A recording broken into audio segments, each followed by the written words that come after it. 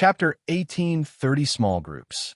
Chapter 1830 Small Groups. There's really no secret, Yuan said, shaking his head. If you don't want to believe me, there's nothing I can do. He glanced at them briefly before adding, Now, if you'll excuse me, I have to go work on my quotas. Without waiting for a response or giving them a chance to press further, Yuan turned and walked away, leaving the group behind. Once Yuan left, the people who stopped him approached the young man and asked, What privilege did you sell that young man just now? I'm sorry, but I cannot disclose such information, said the young man. Then do you sell privileges that can strengthen our bodies? One of them asked. No, we do not have such privileges. Hearing this, the people began speculating how Yuan acquired his strength. Although he is not a cultivator, he didn't say that he hadn't started cultivating. There's a good chance he's already fully memorized the cultivation technique and began cultivating. That would explain his overwhelming strength. That's quite hard to believe, honestly. It's only been 3 weeks since we arrived at the hidden domain. Most of us have barely memorized 10 pages, let alone the whole thing, and I do not believe he's more talented than all of us. Even if he used all of his points to memorize the cultivation technique quicker, I doubt he has enough to fully memorize the technique. What if he had help from others? With enough assistance, any of us could afford it.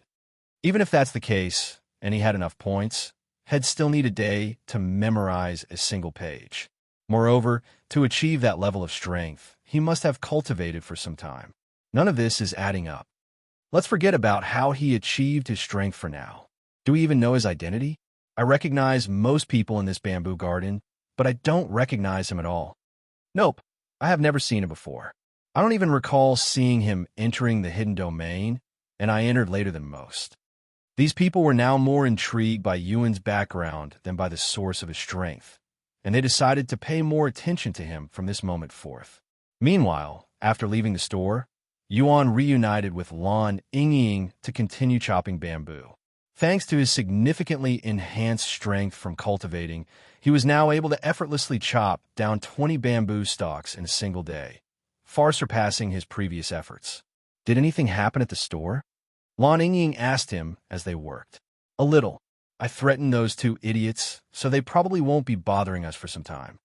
Only for some time? So they'll be back? Idiots like them tend to return once they regain their confidence. However, if they do, I won't let them go a second time. I only let them go with a warning this time, because there might be consequences for hurting other participants. Once I become a cultivator, that should no longer be an issue. Are you close to reaching Spirit Apprentice? Lan Yingying asked. Yuan nodded. Yes, I should reach Spirit Apprentice in 2 weeks, right at the end of the punishment period. Are you going to immediately join the Immortal Monastery after becoming a cultivator? She then asked. And leave you here alone? No, I won't do that. But no buts. I will stay here until I am certain of your safety. Lan Yingying understood Yuan well enough to know there was no point in trying to change his mind, so she chose to accept it. While she felt a bit frustrated with herself for slowing him down, a small part of her was also happy that he was going to stay by her side. After dinner, Yuan returned to his living quarters and began his cultivation. And for the rest of the week, he would only emerge from his room to eat breakfast and dinner with Lan Yingying, since he had already finished his quota. Time flew by, and before they knew it, 2 weeks had passed. During this time, more and more people started working together, forming small groups. Yuan was approached by many people, as his reputation had long spread, but he refused to join anyone. When these people failed to recruit Yuan, they went after Lan Yingying, since she was the closest to him. When Lan Yingying told Yuan about this, he actually advised her to join a group. After all, he'd feel more at ease if she had a group in case he was forced to leave after becoming a cultivator. Lan Yingying took Yuan's advice and joined a small group with 2 other female participants, both of whom were also divine beasts. What is your relationship with Xiaoyang? I always see the 2 of you together, asked by Zexian, who was an earth-sundering rock from the 7th heaven. I am the young master's contracted beast. He's a beast tamer, said Lan Yingying. What family is he from? Asked the other beast in the group, a young phoenix named Yin Yiling. She was from a phoenix clan in the 8th heaven. He's actually from a hidden family, so even I don't know what his real background is. Seriously? What made you form a contract with him? I wouldn't be able to trust someone I know nothing about. I don't care about his family background since I know the young master himself very well. After all, I formed a contract with him, not his family. The young master saved not only my life, but also my family's as well. I am forever in debt to him. What about the two of you? Have you ever thought about forming a contract? Lan Ying then asked. Of course not. My family would kill me if I formed a contract with humans, Yin Yiling said, her expression twisting with disgust at the very thought. We phoenixes are far too proud to degrade ourselves like that. Even those with weaker bloodlines wouldn't consider such a thing. I've thought about it before, but I never seriously considered it, Bai Zian said calmly. There's simply no one worthy. Is that so? Chapter 1831, 10,000 points. Chapter 1831, 10,000 points. While Lan Ying was chatting with her new friends, Yuan was on the verge of becoming a cultivator inside his room. After dedicating just over a month to cultivation and using every single point he had, along with Lan Ying's points, to enhance the spiritual energy around him, Yuan finally absorbed enough to attempt a breakthrough. However, simply accumulating enough spiritual energy didn't guarantee a successful breakthrough. Without sufficient talent or understanding, there was a significant chance that one would need multiple attempts to succeed. Failing to break through came with a cost. Each failure resulted in the loss of a portion of the accumulated spiritual energy, forcing the individual to absorb even more to try again. This was one of several reasons why it had taken Tian 3 years to become a cultivator. Not only did he lack talent, but he also had zero knowledge of cultivation, causing him to fail several times in trying to achieve Spirit Apprentice. As for Yuan, while he definitely does not lack the experience or knowledge, his current body lacked talent, so there was a decent chance he'd fail to break through. If he were to fail to break through, he'd need to wait another week for a second attempt. Fortunately, Yuan managed to successfully break free from his mortal shackles on his very first attempt, advancing to the first level of Spirit Apprentice. After successfully becoming a cultivator, Yuan immediately felt his body grow stronger and his senses sharpen. However, the improvement was far from what he desired. Compared to when he first became a cultivator in his real body, the growth was so minimal that it was barely noticeable. Although the results are somewhat disappointing, it's still better than when Tian became a cultivator. Yuan mumbled with a bittersweet smile. Now that he'd become a cultivator, Yuan had to see if the trial would automatically move him out of the bamboo garden. However, when many minutes passed without anything happening, Yuan was convinced that he needed to reveal the truth to Senior Zhou in order to move on from this trial. The following morning, Yuan and the others gathered outside as Senior Zhou prepared to make an announcement. As I thought, he is just a mortal, Yuan thought to himself after seeing Senior Zhou again. Now that Yuan had become a cultivator and could sense spiritual energy clearly, he confirmed that Senior Zhou was just a mortal like the others present. However, there was a small amount of spiritual energy in Senior Zhou's dantian, indicating that he was at least cultivating. This was great news to Yuan since Senior Zhou would not be able to tell that he had already become a cultivator, allowing him to stay in the bamboo garden for as long as he wanted. Looks like everyone here has successfully fulfilled their quotas this past month, including those who had their quotas doubled as punishment, said Senior Zhou as he scanned the crowd. I've mentioned this before, but your quotas will gradually increase the longer you stay in the bamboo garden, Senior Zhou continued. Starting today, everyone will need to collect 30 bamboo instead of 20 and fill 5 water pots instead of 2 to meet their quotas. The announcement caused a visible reaction among the participants, with many expressions shifting to frustration as they processed the increased demands. Any questions? Someone immediately raised their hand and asked, since our quotas increased, does this mean the amount of points we acquire will also increase? Senior Zhou smiled and responded, I'm glad someone finally brought this up. While your points will remain unchanged, there are ways to acquire more points. If you have already fulfilled your quotas for the week, you can continue to gather more materials for bonus points. You will get 1 extra point for every 5 bamboos you gather and 1 point for every 10 water pots you fill. What? We could have done that this entire time. Why didn't you say so earlier? Someone exclaimed after hearing this information. You never asked, Senior Zhou calmly responded, dumbfounding many people present. Are there any more ways to earn extra points? Another participant inquired. There are, but these options will only be available once you become a disciple of the Immortal Monastery. Hearing this, Yuan asked, when we become a cultivator and leave this place, will we be able to return? Unfortunately, we are quite far away from the Immortal Monastery. Once you leave the bamboo garden, you'll no longer be able to return. Do we have to leave the moment we become a cultivator? Lan Ying then asked. No, but I don't see why you would want to remain here when you can do so much more at the Immortal Monastery as a disciple. Speaking of becoming a disciple, has anyone here started cultivating yet? Nobody raised their hands. Senior Zhou let out a weary sigh and said, looks like I drew the short straw. The other groups already have several individuals who've started cultivating, but we're the only ones who haven't made any progress yet. What other groups? Many people subconsciously blurted out at once. What else but the other 19,000 people who came here with you? I've been wondering about the others ever since we arrived. Where are they? Will we be able to see them? The others are located in their own bamboo garden, and no, you're not allowed to contact them. You will only be able to do so once you've arrived inside the Immortal Monastery. The participants began mumbling to each other after learning of this information.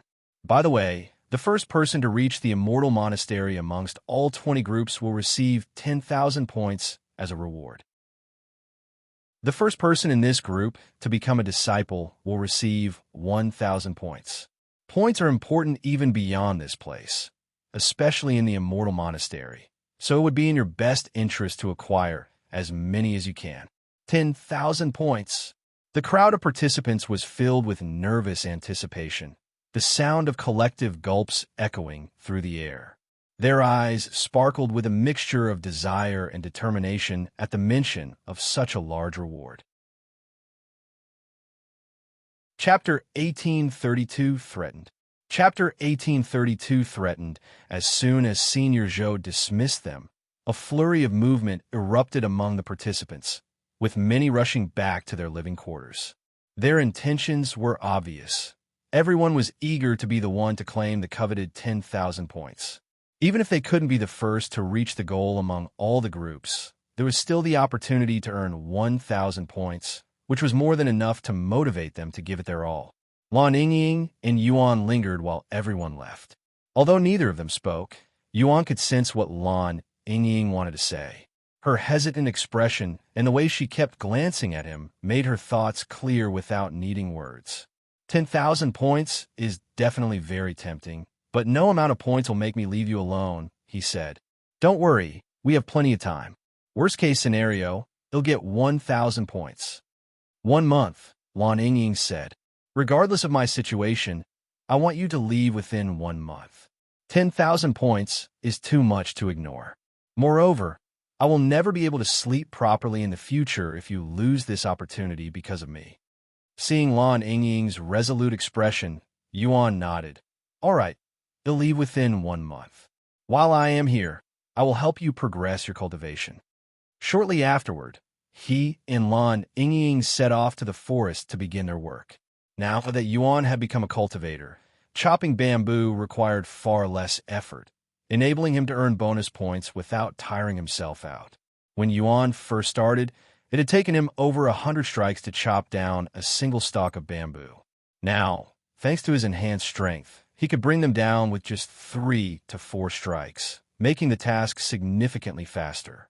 In just half an hour, Yuan completed his weekly quota for the bamboo, as well as Lan Ying's portion.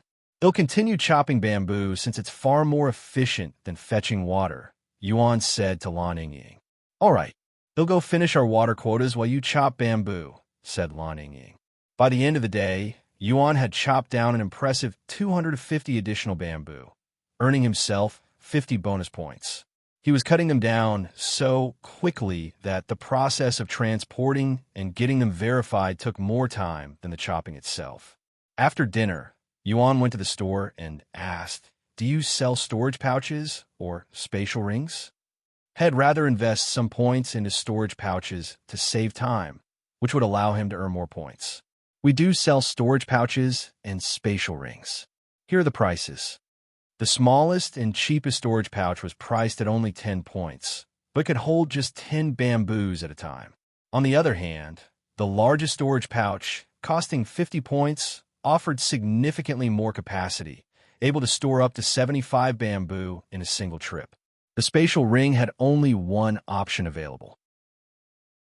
It cost 100 points, but allowed him to carry up to 200 bamboo at once. Yuan decided to purchase the spatial ring. Of course, since he didn't have enough points at the moment, he had to come back after earning 50 more points. The following day, Yuan returned to the store and purchased the spatial ring without hesitation. With the spatial ring in his possession, Yuan's productivity soared. He could now chop and transport over 500 bamboos a day, earning him more than 100 points daily. I can earn 100 points a day just from chopping bamboo. If I continue this every day for a week, I will almost have enough to match the reward for being the first in this group to graduate from this trial. Realizing this, Yuan wondered if he should even bother being the first to leave early. Of course, there was also the possibility that there may be other rewards for being the first to become a disciple, something Senior Zhou might fail to mention or purposefully didn't disclose. Moreover, there might be faster ways to acquire points as a disciple of the Immortal Monastery. After pondering for some time, Yuan decided to wait a little longer before he came to a decision. After all, he already decided to stay in the bamboo garden for at least a month. For now, he wanted to focus on earning as many bonus points as possible. By the end of the week, Yuan had amassed a little over 600 points just from chopping bamboo. Naturally, this attracted the attention of every participant in the bamboo garden, and there was not a single individual who wasn't shocked to learn about it. What? He's earning 100 points a day from chopping bamboo? That require him to chop 500 bamboos a day. That's impossible. I'll watch him load off 200 bamboos at once. He even has a spatial ring, which costs 100 points at the store. Fuck, most of us are struggling to finish our quotas, and he's out here earning 100 points a day? There's no way he's not a cultivator already. Why wouldn't he leave if he's already a cultivator? Does he plan on chopping bamboo for 4 years to collect as many points as he can? That seems pointless unless he came to the hidden domain specifically to collect points for some reason. After learning how many points Yuan was earning, nearly every individual in his group approached him in hopes of acquiring some of his points. Naturally, Yuan refused to help anyone, except for a few individuals. Not only did Yuan help Lan Ying memorize the cultivation technique with points, as well as purchase many days of increased spiritual energy at her home, he also helped out the 2 divine beasts in her group with their cultivation technique. Of course, the other participants were not willing to accept Yuan's rejection and began threatening him together. A few days later, a massive group of people approached Yuan and surrounded him. There are almost 1,000 of us here. Even if you've already become a cultivator, do you really think you'll be able to defeat all of us by yourself? Duan Xiao returned to threaten him after learning of the situation and receiving the other support. Chapter 1833 Massacre in the Bamboo Garden. Chapter 1833 Massacre in the Bamboo Garden. Despite being surrounded by hundreds of people, Yuan remained calm. He looked directly at Duan Xiao and spoke nonchalantly. I knew you'd come back to cause trouble, but even I couldn't have anticipated it would be this soon. You can act calm all you want, but we all know you can't defeat so many of us by yourself. Duan Xiao laughed out loud. If Yuan had his original body, he would have definitely been able to defeat all of them, even 10,000 of them alone. However, his current body lacked the talent and abilities his original body possessed, so Duan Xiao was right. Even if Yuan was a cultivator and his opponents were mere mortals, he would not have the energy to defeat so many at once.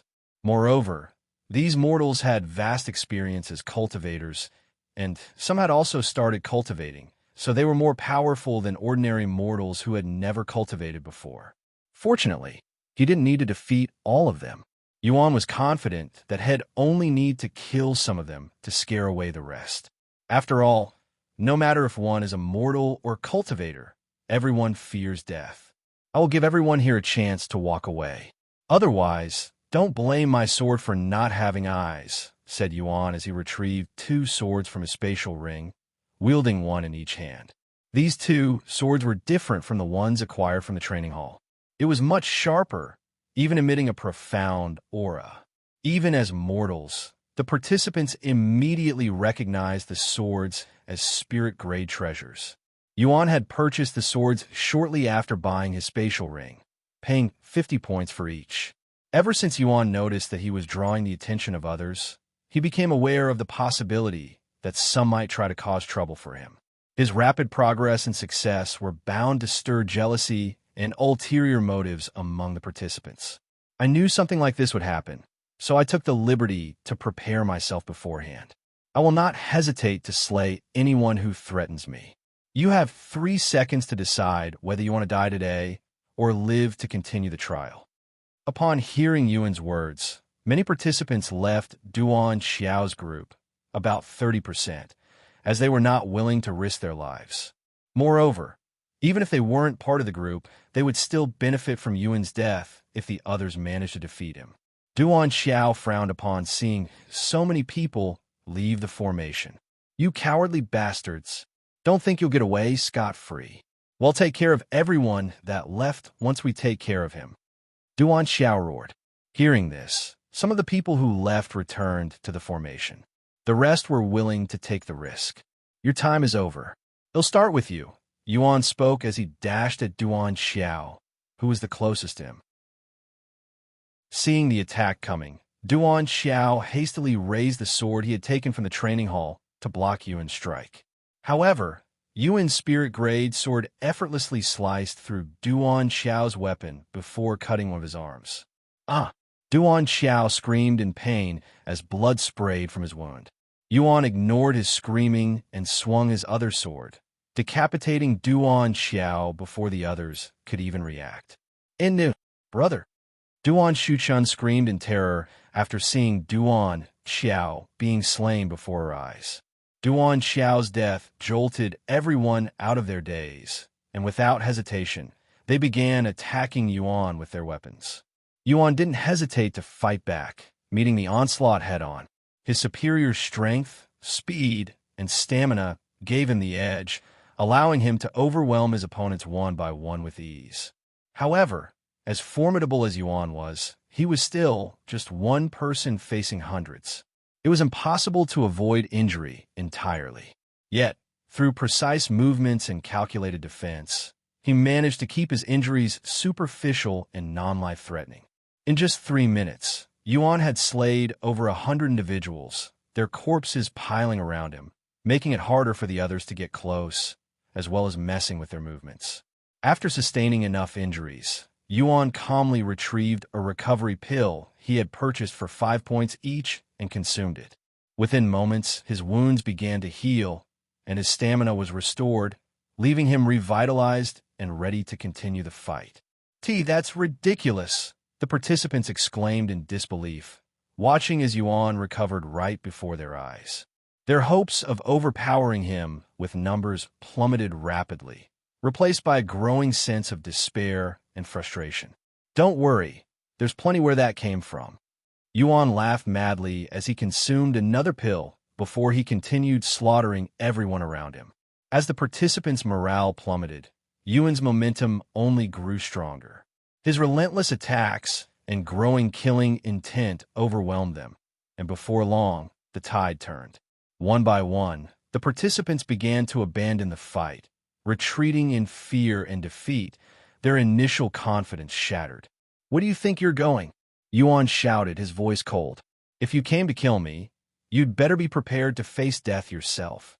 Showing no mercy, Yuan pursued those attempting to flee, cutting down anyone who stood in his path. Please.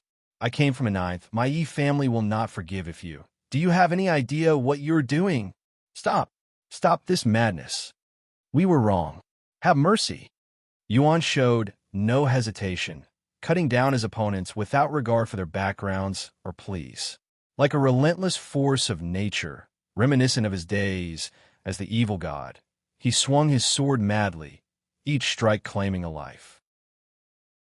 By the time he stopped, over 90% of the group had been slaughtered, their bodies strewn across the area outside the living quarters. The ground was soaked with blood, forming a gruesome pond that bore witness to the carnage. The once bustling space was now a haunting scene of silence and death. What in heaven's name happened here? Senior Zhou arrived at the scene just as Yuan ended his slaughter, his face filled with shock and terror. Chapter 1834 Massacre in the Bamboo Garden 2. Chapter 1834 Massacre in the Bamboo Garden 2. When Senior Zhou arrived at the scene, he was immediately struck by an overwhelming sense of fear, unlike anything he had ever experienced. The sight of the piled corpses and the thick, metallic stench of blood in the air hit him like a wave. His stomach churned violently, and he felt his knees, vomiting everything he had eaten as the grisly reality of the massacre set in. They ganged up and threatened me, so I killed them in self-defense. Is that an issue? Yuan asked in a nonchalant voice, acting like Head only killed a few insects. I expected some casualties from infighting, Senior Zhou said with a heavy sigh, his voice tinged with frustration and disbelief. But you killed nearly everyone in Group 8. He rubbed his temples in a stressed manner, as though trying to process the sheer scale of the slaughter that had unfolded before him. Whatever. It's not against the rules to kill other participants, and it's not like I can punish you, who is already qualified to be a disciple. So, when will you enter the Immortal Monastery? Once I take care of those that got away, Yuan calmly responded. A few individuals had gotten away due to the sheer amount of people he had to fight, but had already made up his mind to kill everyone who ganged up on him. You're still going to kill more? Senior Zhou was speechless, but there was truly nothing he could do. Once a servant qualified to be a disciple, even if they hadn't become a disciple yet, they were automatically above his authority, so Yuan could kill everyone in the bamboo garden and nothing would happen to him. Yuan left the scene shortly after, determined to hunt down those who had managed to escape. Those who had backed out of the fight early let out sighs of relief as they realized Yuan was ignoring them. However, the terror he had instilled in them was overwhelming. None of them dared to even glance in his direction, afraid that the slightest provocation might make him change his mind and turn his blade toward them. Meanwhile, Lan Yingying and her group had been cultivating inside their room this entire time, so they were unaware of the massacre that had taken place, that their competition had decreased by over 90% in just a single day. After eliminating the remaining threats, at least those who weren't hiding inside their homes, Yuan calmly returned to the forest and resumed chopping bamboo, as if the earlier carnage had been nothing more than a passing inconvenience. By the time Yuan returned, all traces of the massacre had vanished. The corpses were gone, and even the blood-soaked soil appeared completely untouched, as if it had never been disturbed. At dinner, Lan Yingying looked around with raised eyebrows. Did something happen? There's hardly anyone here, Lan Yingying asked Yuan. I killed most of them, Yuan calmly answered. Lan Yingying's eyes widened. Yuan explained the situation, leaving her speechless.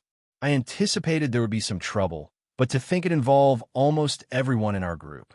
Are you okay? Honestly, it was a tough fight. If it weren't for the recovery pills and my spirit-grade swords, I would have probably died today, he chuckled. Lan Yingying's jaw dropped. She couldn't fathom how he could laugh about almost dying. What about those who died? Will they be forced out of the hidden domain in their real bodies, or? Lan Yingying asked. Who knows? But we should assume dying in this trial means dying for real, Yuan said. Meanwhile, Yin Yiling and Bai Zian from Lan Yingying's group were bewildered after learning of the situation. Heavens! He killed everyone. Yin Yiling almost couldn't believe her ears. He even chased after those who fled? How brutal! I'm glad I wasn't there. Bai Zian sighed in relief. In fact, the events that transpired in Group 8 were so shocking and ruthless that news of the massacre quickly spread to the other groups. Everyone who heard about it was left stunned, unable to comprehend the scale of what had occurred or the ruthless strength of the one responsible. Group 8? Isn't that Yuan and Lan Yingying's group? I hope they're fine. She merely muttered to herself after hearing about it. No, knowing Yuan, he's probably the one who did the massacre. In the days that followed, the atmosphere within Group 8 was eerily quiet and peaceful. The survivors of Yuan's massacre avoided him with absolute dread, treating him as if he were the plague itself. Those who had managed to survive by hiding in their living quarters found themselves paralyzed with fear. Many chose to fail their quotas rather than risk stepping outside and potentially crossing paths with Yuan again, their terror overshadowing any sense of duty or consequence. At the end of the week, Senior Zhou summoned everyone for the usual gathering to announce those who had failed to meet their quotas. This time, there were 5 names on the list, all individuals absent from the gathering. Regardless of your circumstances, failure to fulfill your quotas will result in punishment. Those on this list will have their quotas doubled for 1 month, and they will also be restricted from cultivating for 1 month. Senior Zhou dismissed everyone once he finished his announcement, but he stayed behind to speak with Yuan this time. When are you going to leave? He asked Yuan. I'll leave soon. You said that last week. At this rate, you'll lose your advantage and 10,000 points. So someone is close to becoming a cultivator, huh?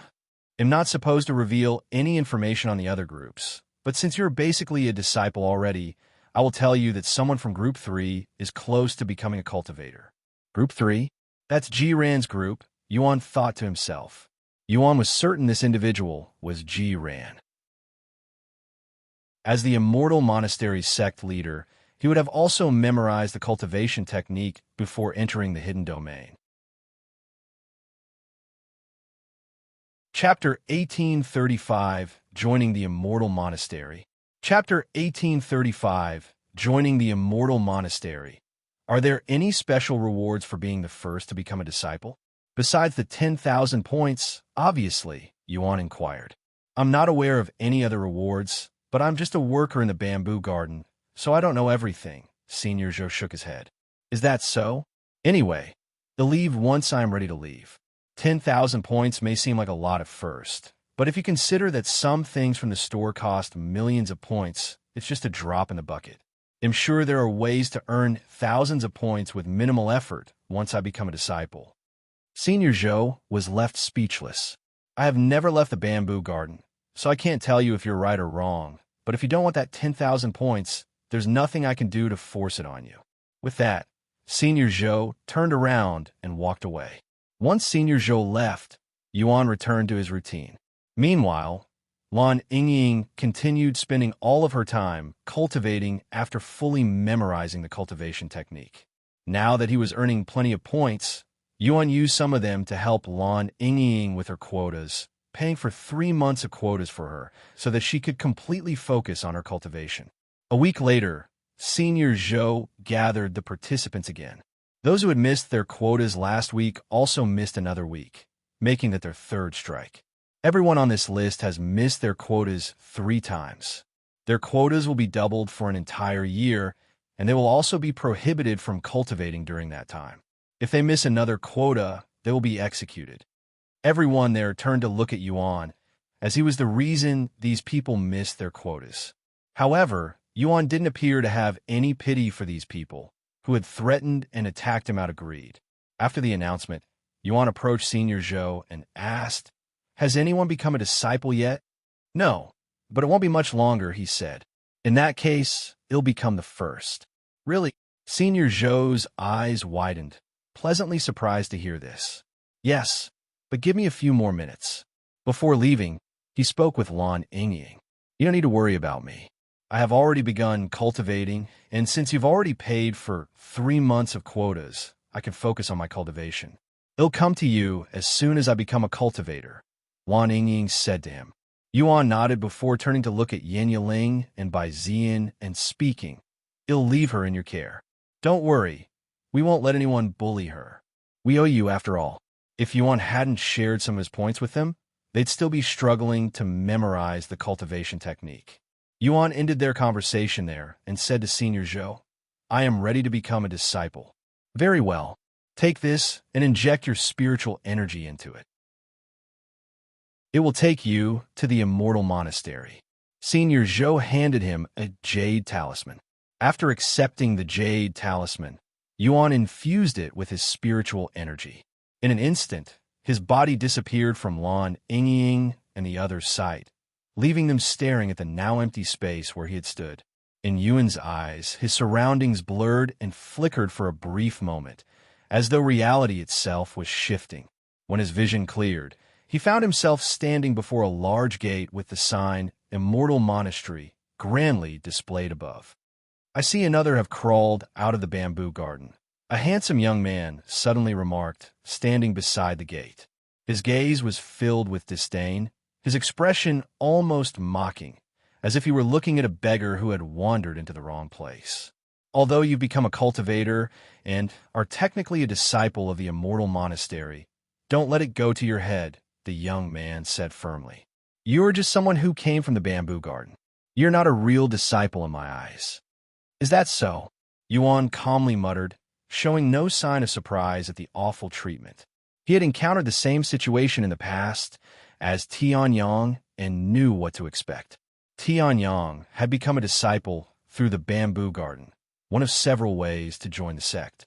However, this method was widely looked down upon by other disciples, especially those who entered through more proper avenues, such as entrance examinations or direct recruitment by the sect. The bamboo garden was generally reserved for individuals from ordinary backgrounds, typically those lacking the talent, resources, or connections needed to pursue the more proper and respected methods of joining the sect. As a result, disciples who came from the bamboo garden were often viewed as inferior and bullied by their peers. If you want to survive in this place, you better walk with your head lowered and treat the real disciples as if they're your ancestors. Otherwise, you won't last long in this place. Thank you for the advice. I'll make sure to keep that in mind. Humph. The young man said nothing further, simply turning around and walking away, his disdainful demeanor lingering in the air. Once he was completely out of sight, Yuan's attention shifted to a small figure quickly approaching him from a distance. The person's hurried movements and slightly panicked expression immediately caught Yuan's attention. Unlike the young man clad in a disciple's uniform, the small figure wore the plain attire of a servant.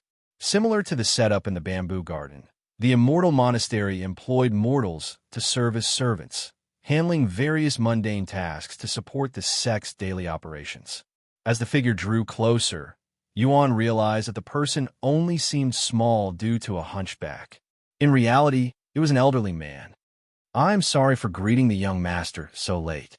I didn't dare come out until, it's fine. I understand. That guy just now was very menacing, after all. Yuan showed a warm smile, catching the old man off guard. After snapping out of his daze, the old man straightened slightly, as much as his hunched back allowed, and introduced himself. This humble one's surname is Zhai, he said with a respectful tone. I will be assisting you in settling into the sect. Chapter 1836 Golden Spirit Pill. Chapter 1836 Golden Spirit Pill. You can call me Old Jai. Please, follow me, young master.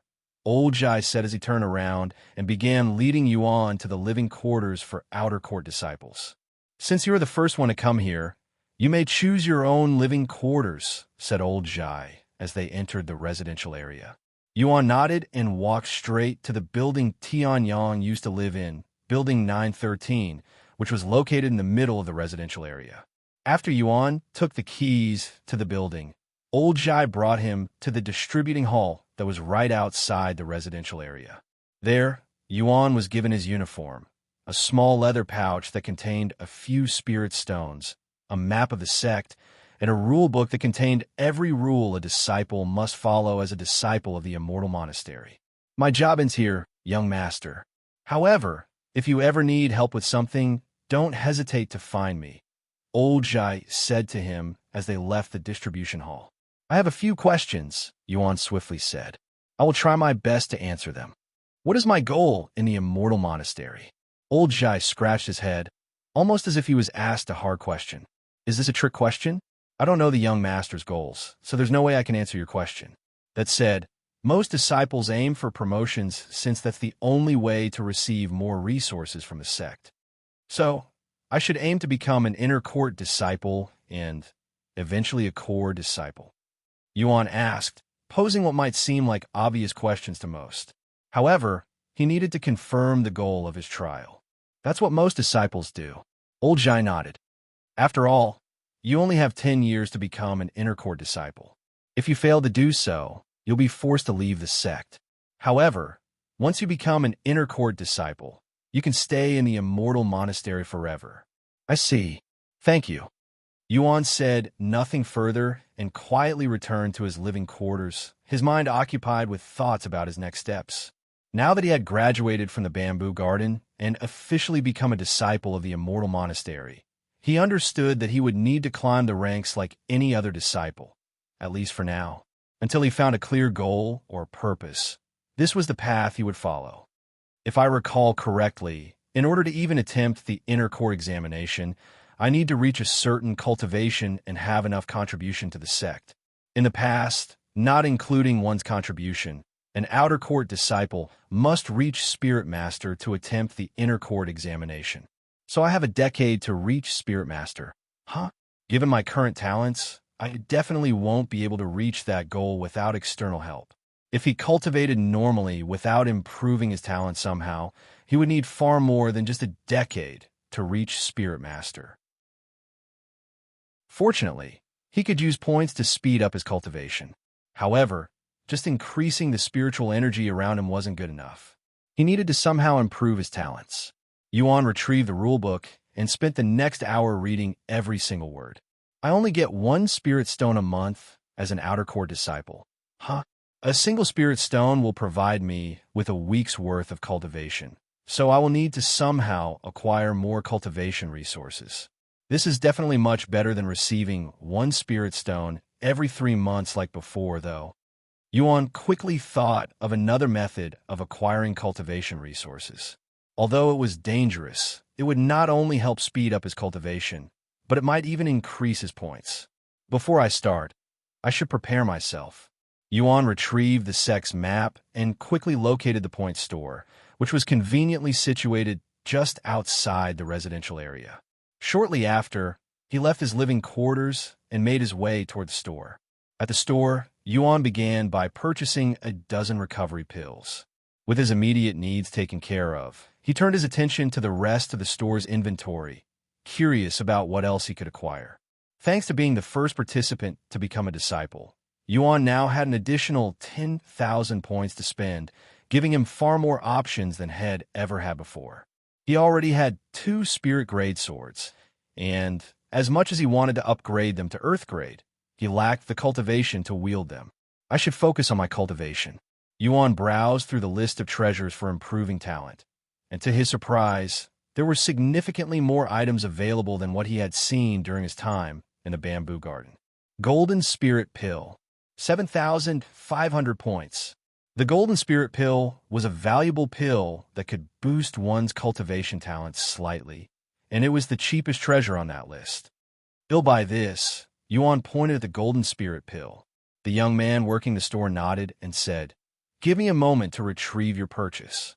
He disappeared behind the store and returned a few moments later with a pill box in his grasp. "I have deducted 7,500 points from you. ID 913, Outer Court Disciple Xiaoyang." Yuan tossed the pill box inside his spatial ring and immediately left. Upon returning home, Yuan took out the Golden Spirit Pill and, without hesitation, tossed it into his mouth. The pill dissolved almost instantly, transforming into a golden liquid that flowed smoothly down his throat. A warm, invigorating sensation spread through his body as the pill's potent energy began to take effect. Once Yuan fully digested the pill, his cultivation went up a level, reaching the 2nd level of Spirit Apprentice. He cultivated normally to test out the pill's result, and sure enough, his cultivation speed had tremendously improved, at least compared to his initial cultivation rate. Although it was far from his goal, it was a start. Chapter 1837 Visiting the Hunting Grounds. Chapter 1837 Visiting the Hunting Grounds. After consuming the Golden Spirit Pill, Yuan wasted no time and left home, making his way to his new training area, the Hunting Grounds, where disciples go to hunt magical beasts. The Hunting Grounds was located about half an hour away from the residential area. While the surroundings were dense with trees and had the appearance of untamed wilderness, Yuan was still very much within the Sect's boundaries. As he reached the entrance of the Hunting Grounds, Yuan was stopped by the Sect elder guarding it. "Hold it right there. You're only a second-level spear apprentice. The weakest magical beast you can find in the Hunting Grounds is at the 5th level. You should come back once you increase your cultivation some more," the Sect elder warned Yuan. "I'm aware of my lack of cultivation, but I still wish to enter the Hunting Grounds right now," Yuan said with a stern expression on his face. The Sect elder narrowed his eyes and said, "What's the rush? You look like you became a disciple only very recently. You're almost guaranteed to die if you enter the Hunting Grounds in your current state. I may not look like it, but I actually have a lot of experience with magical beasts. It'll be fine as long as I am extra careful. If I die, then so be it. It just means I wasn't fated to live long." After a brief silence, the Sect elder stepped aside, his expression tense as he lowered his head without uttering another word. It was as though he was trying to erase Yuan's presence from his mind, pretending that Yuan no longer existed in his world. "Thank you," Yuan said as he walked past the Sect elder and into the Hunting Grounds. As Yuan stepped into the Hunting Grounds, the atmosphere shifted dramatically, almost as if he had crossed into another world. The air was thick with the scent of blood and the presence of wild beasts, an overwhelming mix that assaulted his senses. As he ventured deeper, the growls, roars, and movements of creatures echoed from every direction. Most disciples stepping into the Hunting Grounds for the first time would tremble in fear, their nerves betraying their unease. Even those who managed to suppress their trembling couldn't escape the sinking feeling in their stomachs. Yet, Yuan moved through the terrain with complete tranquility, his face showing no trace of fear or discomfort, as if he were merely enjoying a casual stroll in a park. It didn't take long for Yuan to encounter his first magical beast, a four-legged creature that resembled a pig. However, its appearance was far from ordinary. Its skin was a deep crimson red, and patches of black scales covered its rotund body, giving it an almost armored look. It didn't take long for Yuan to encounter his first magical beast, a four-legged creature that resembled a pig. However, its appearance was far from ordinary. Its skin was a deep crimson red, and patches of black scales covered its rotund body, giving it an almost armored look. Yuan tightened his grip on his spirit-grade sword, his eyes fixed on the magical beast. He remained still and focused, his body poised to react as he patiently waited for the creature to make the first move. The magical beast, which had been eyeing Yuan with caution, suddenly sprang into action. It kicked off its powerful hind legs, propelling itself straight toward him with surprising speed. Yuan, however, remained composed, not rushing to dodge. He waited until the very last moment, when the beast was almost upon him, before sidestepping with precise timing, effortlessly avoiding the creature's charge. Yuan had strategically positioned himself in front of a tree, so when he dodged, the magical beast crashed directly into it. If it had been an ordinary animal, the collision would have undoubtedly left it incapacitated. However, this was no ordinary creature. It was a magical beast with cultivation at the 5th level of Spear Apprentice. The impact didn't just shake the tree. It completely knocked it down, sending splinters flying as the beast merely suffered a slight daze. Yuan didn't give the beast any chance to recover. Almost simultaneously with his dodge, he swung his sword in a swift, precise arc. The sword struck the magical beast squarely on the neck, but its tough, scaled skin prevented Yuan from decapitating it. The blade bit into the creature, but not deeply enough to deal a fatal blow. To Yuan, it felt as if he were back in the bamboo garden, trying to chop down the spirit bamboos as Immortal. Realizing it had been struck, the magical beast let out an enraged roar that echoed through the forest. Its fiery eyes locked onto Yuan as it turned and charged at him once more. This time, the beast moved with even greater speed. A trail of blood followed in its wake, staining the ground as it barreled toward Yuan with reckless ferocity. Despite the magical beast being 3 levels above his cultivation, Yuan remained completely nonchalant. He didn't feel the slightest hint of threat from the creature. In the end, its attack was exceedingly straightforward, lacking any complexity or strategy. Yuan easily sidestepped the charge with precise timing, making it appear almost effortless before striking it in the same spot again, deepening its wound.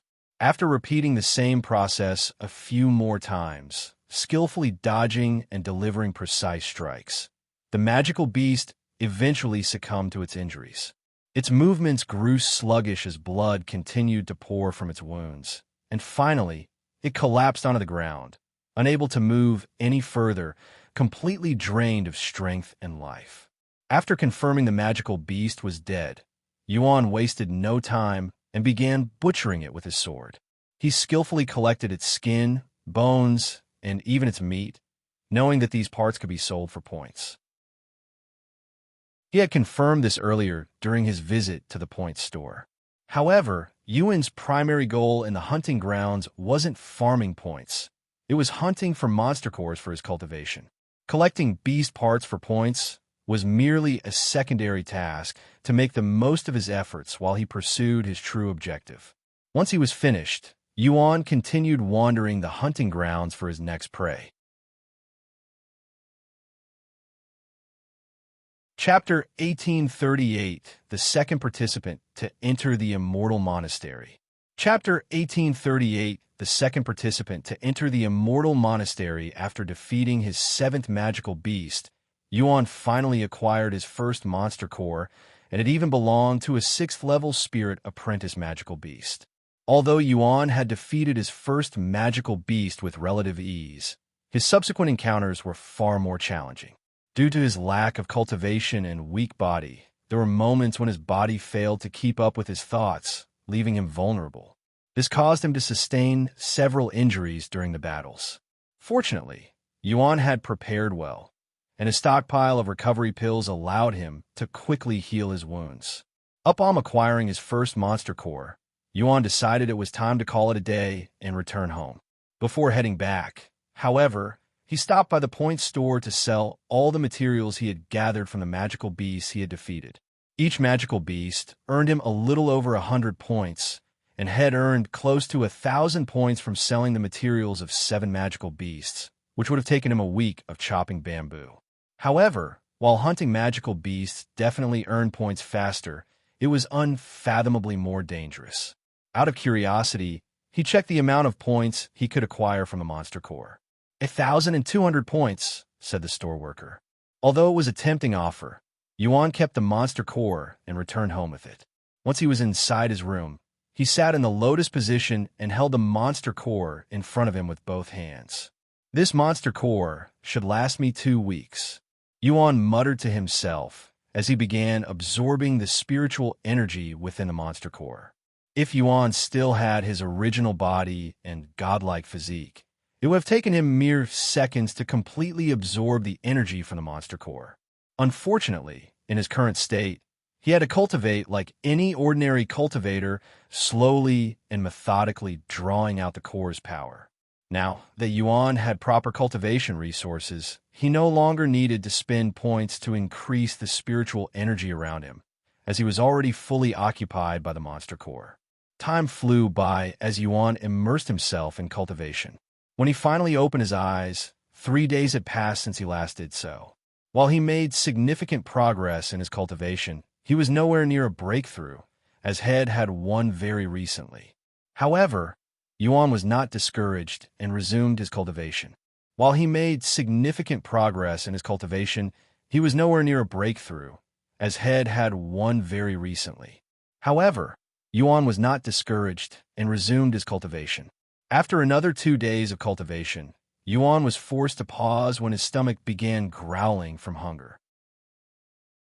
While being a cultivator allowed him to partially sustain himself with spiritual energy, he wasn't yet at a level where he could absorb it quickly enough to fully replace the need for food. As a result, he still experienced hunger, though at a much slower rate than before. As a disciple, Yuan no longer needed to visit the cafeteria for his meals.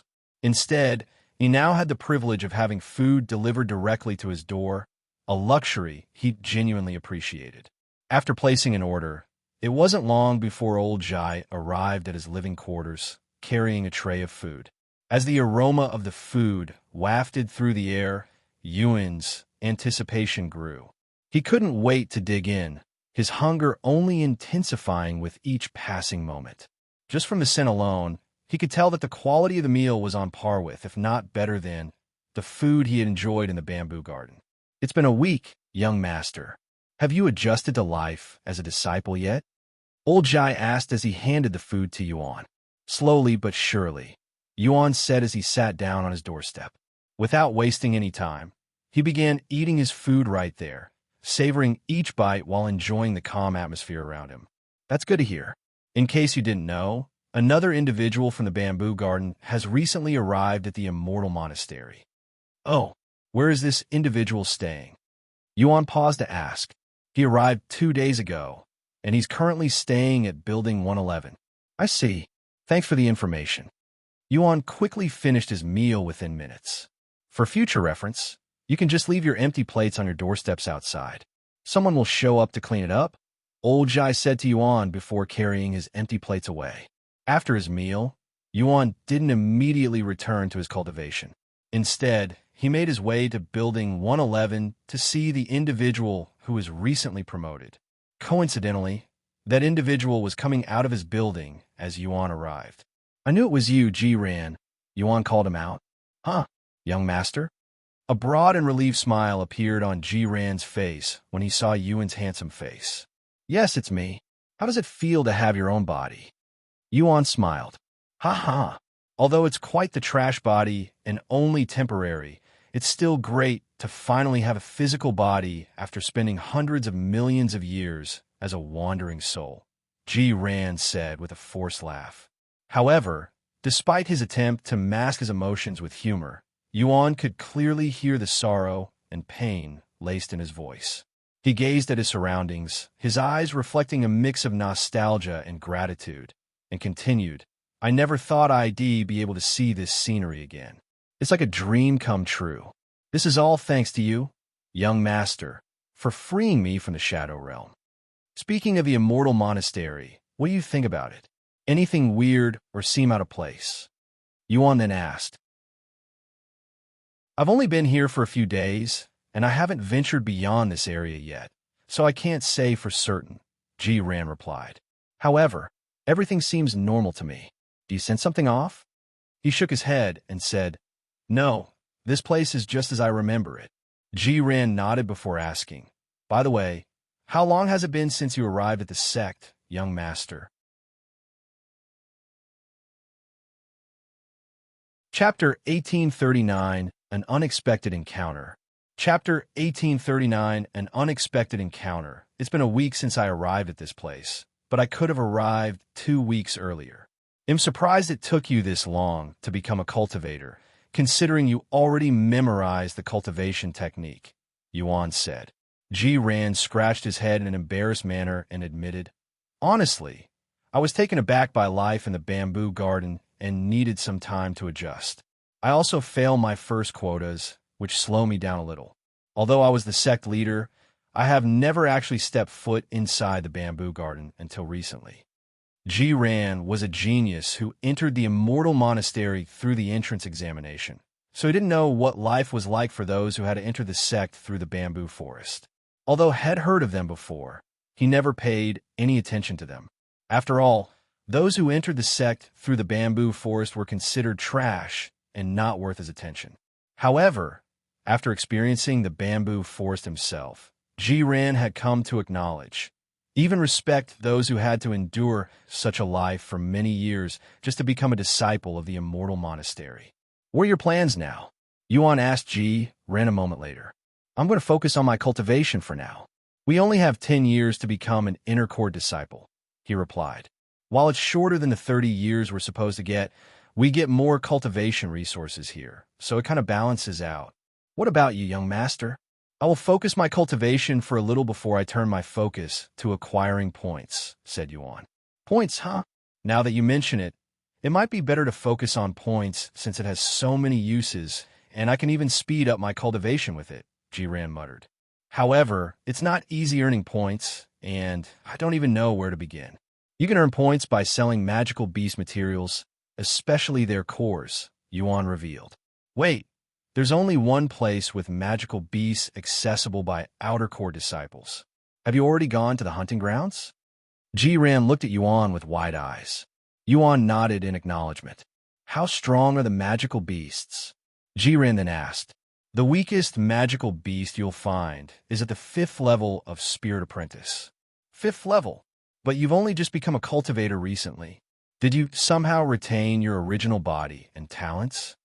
Jiran exclaimed with a shocked face. No, but I did purchase a golden spirit pill with my points. 5th level? But you've only just become a cultivator recently. Did you somehow retain your original body and talents? Jiran exclaimed with a shocked face. No, but I did purchase a golden spirit pill with my points. How many points did that cost you? 7,500. That's too expensive. I only have a little over 1,000. Jiran sighed. After chatting for a little longer, Jiran left to visit the point store while Yuan returned home to continue his cultivation. 2 weeks later, Yuan finally finished absorbing all of the spiritual energy from the monster core. However, he was only able to break through a single level, reaching the 3rd level Spirit Apprentice, and he was barely able to do so. Although he still had 5 Spirit Stones, Yuan decided to save them just in case. Since he had the capability to hunt magical beasts and monster cores, he wasn't desperate for cultivation resources. After taking a shower and filling his stomach, Yuan headed back to the hunting grounds for another hunting session. As he approached the entrance, his eyes fell on someone exiting the area. It was Ren, and his appearance was nothing short of pitiful. His clothes were tattered and roughed up, and his body was smeared with blood, giving the impression that he had been through a brutal ordeal. Why, young master? Ren almost instinctively hid his face after encountering Yuan. You don't look so good, Yuan teased with a smile. He sighed. I thought I would be able to hunt magical beasts since you were able to do it. However, even with my experience, there's no point if my body doesn't listen to me. I will need to temper my body before I can even think about returning to this place. Good luck, young master.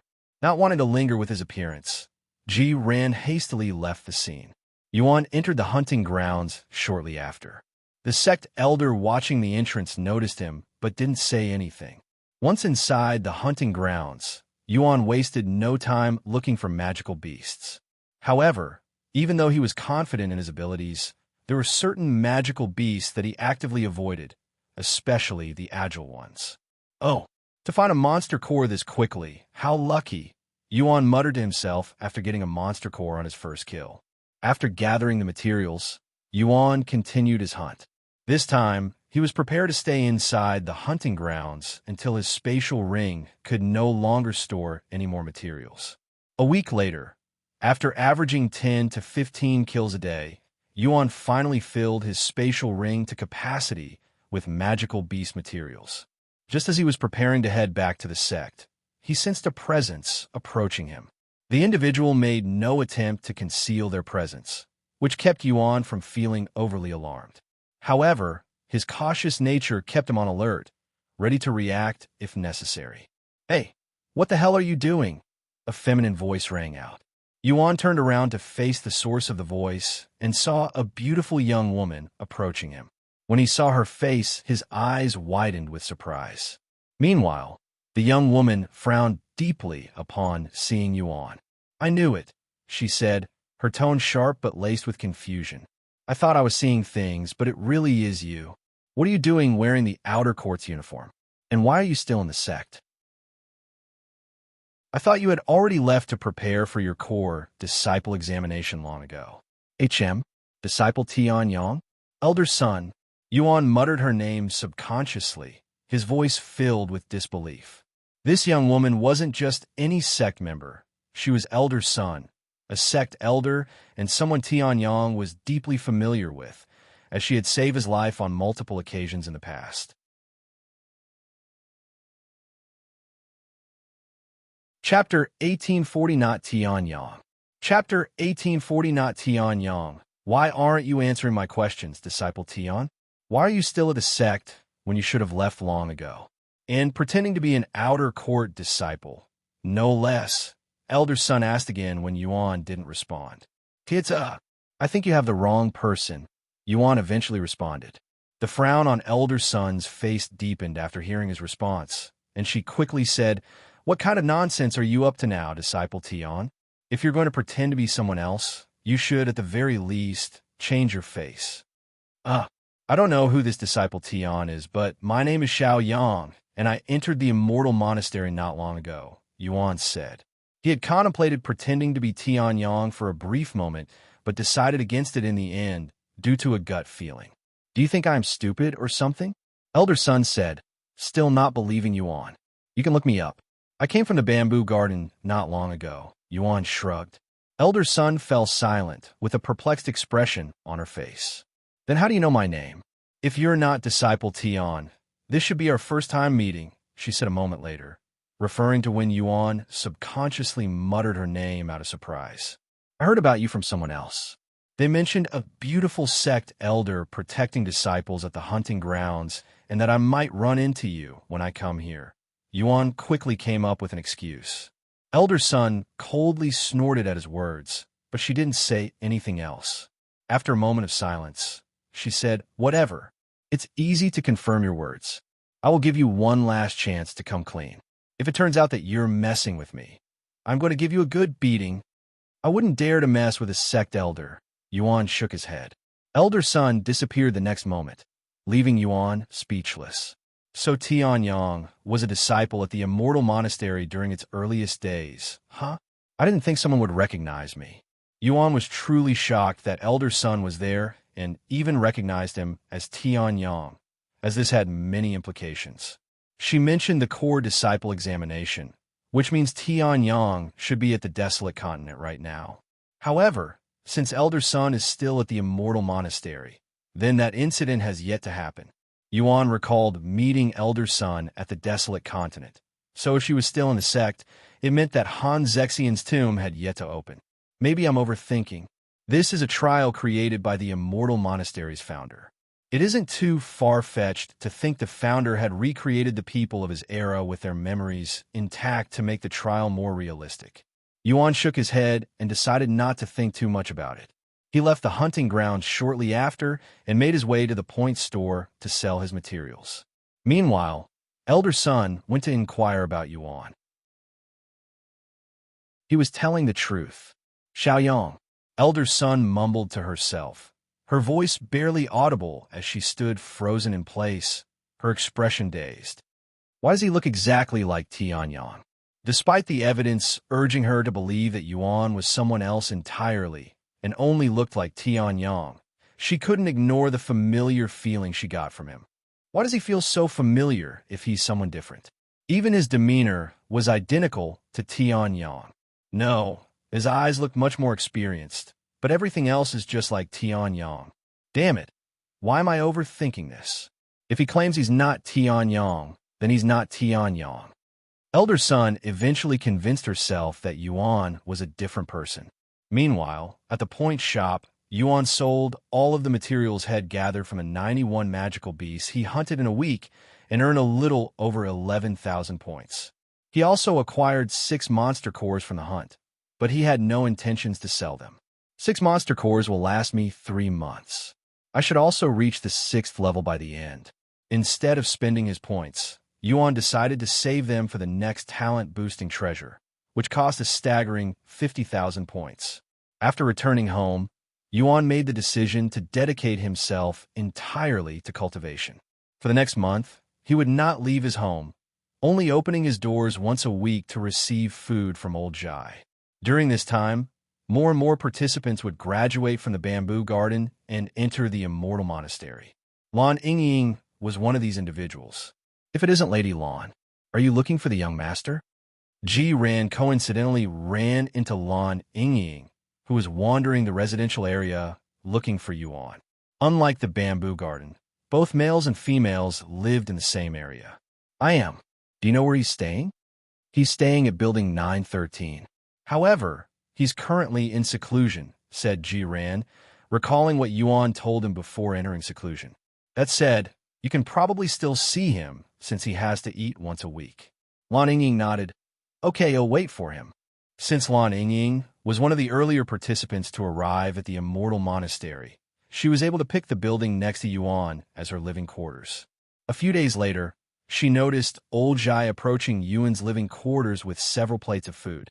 Seeing this, she hurriedly rushed outside and waited for Yuan to grab the food. Sure enough, when Yuan opened the door for the food, he noticed Lan Yingying standing outside his building. He smiled after seeing her and said, I'm glad you made it out of the bamboo garden safely. Did anything happen while I was gone?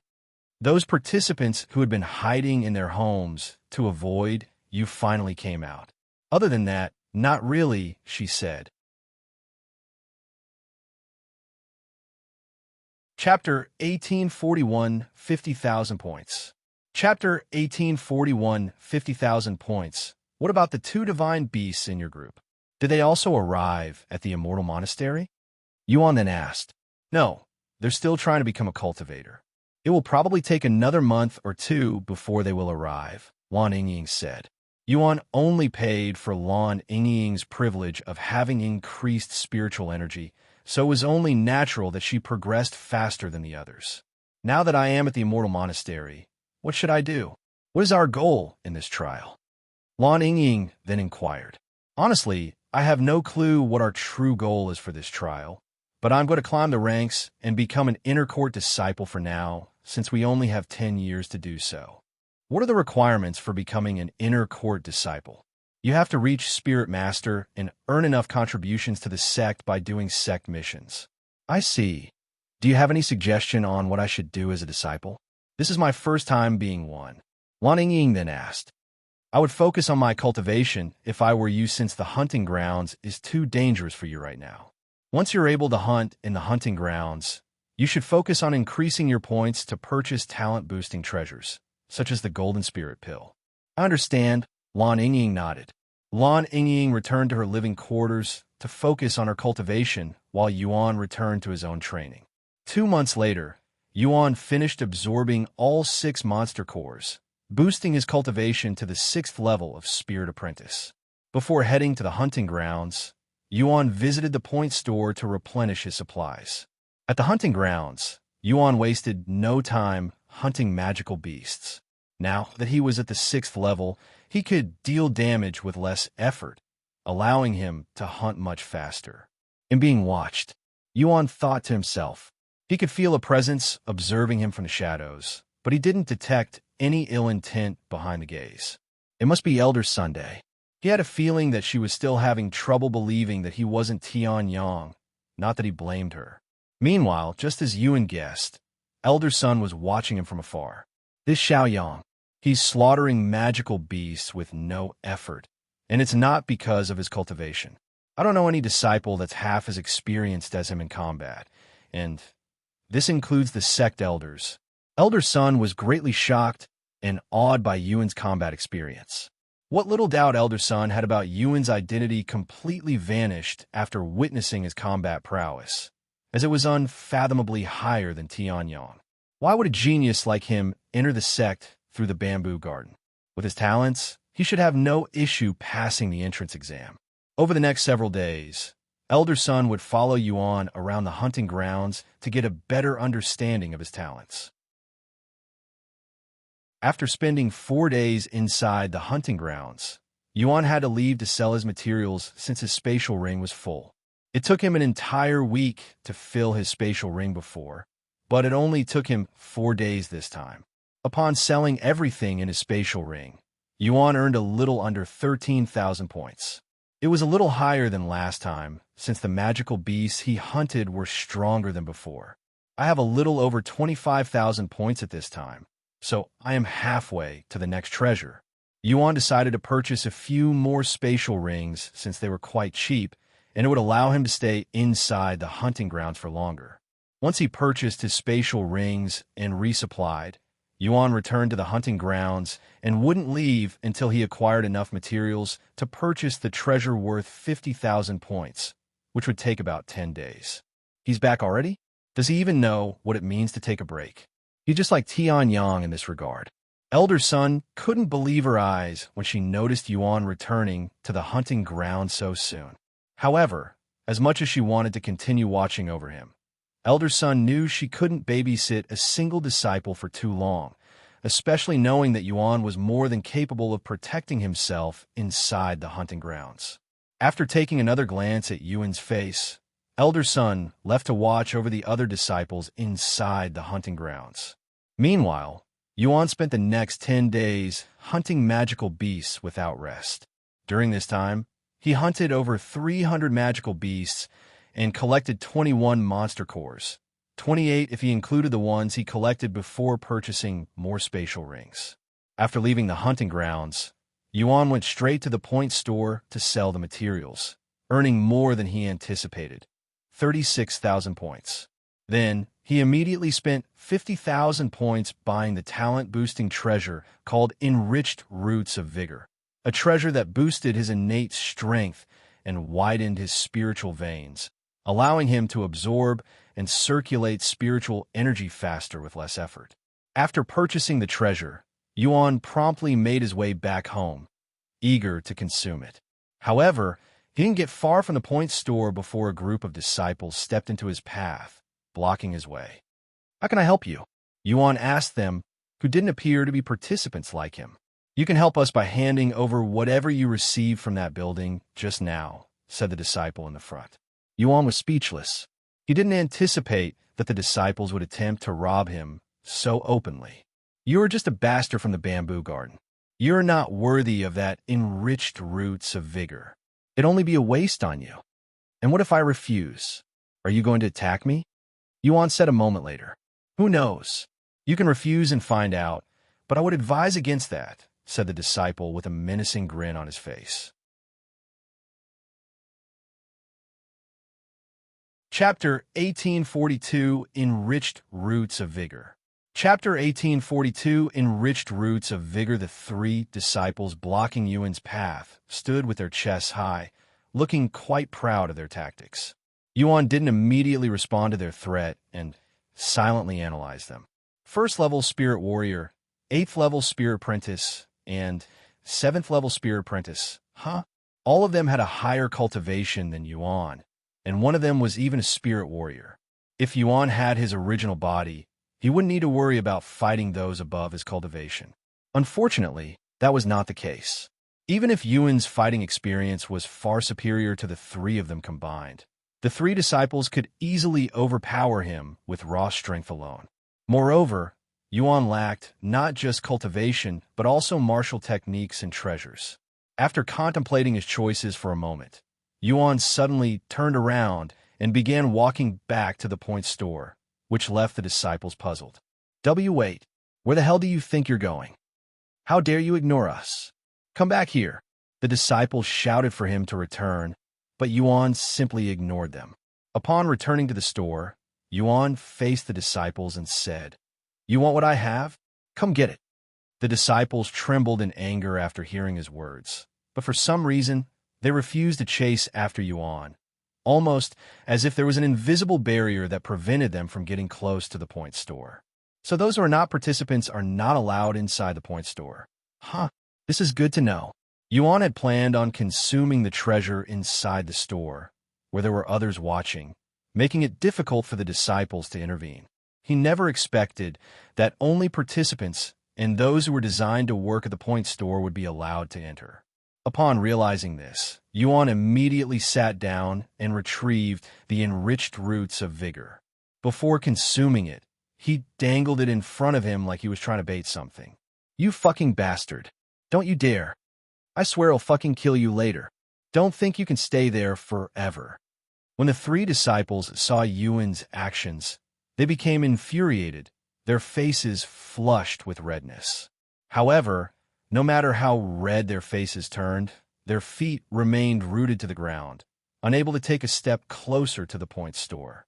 Once Yuan confirmed that they were definitely unable to approach the point store, Yuan consumed the enriched roots of Vigor and began cultivating with the disciples as spectators.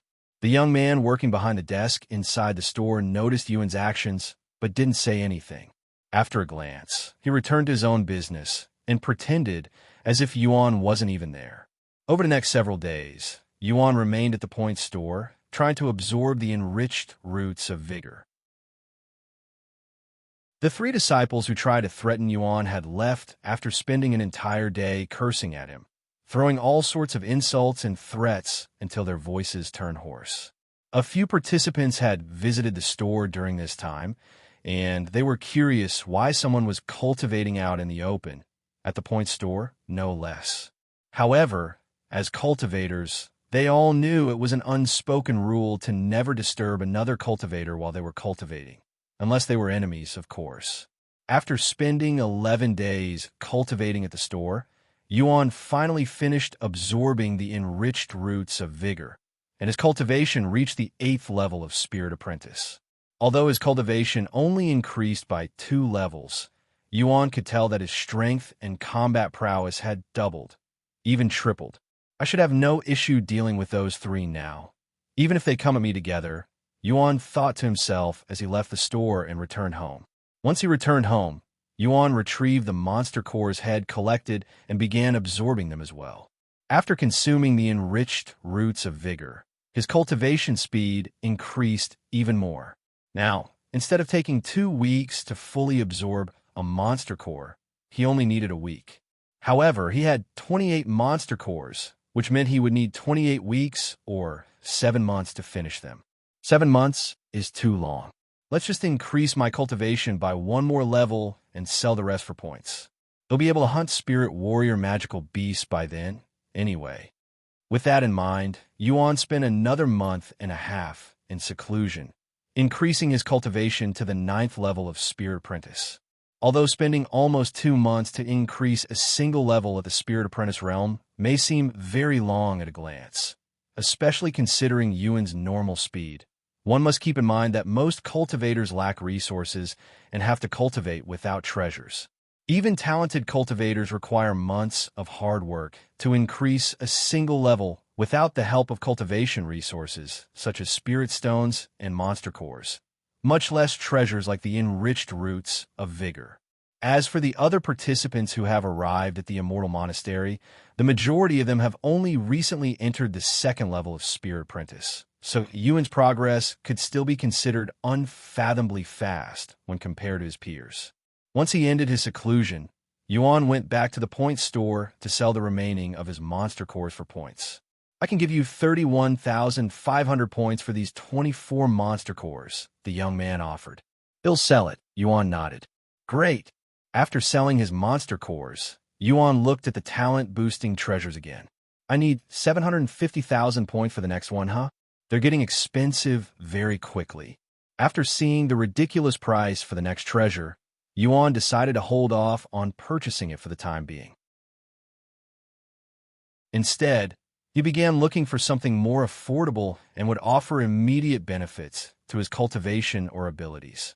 Eventually, he came across a certain pill, one that would immediately push his cultivation straight into the next realm. I will buy a Spirit Warrior Advancement pill, Yuan said. That will be 10,000 points, said the store clerk.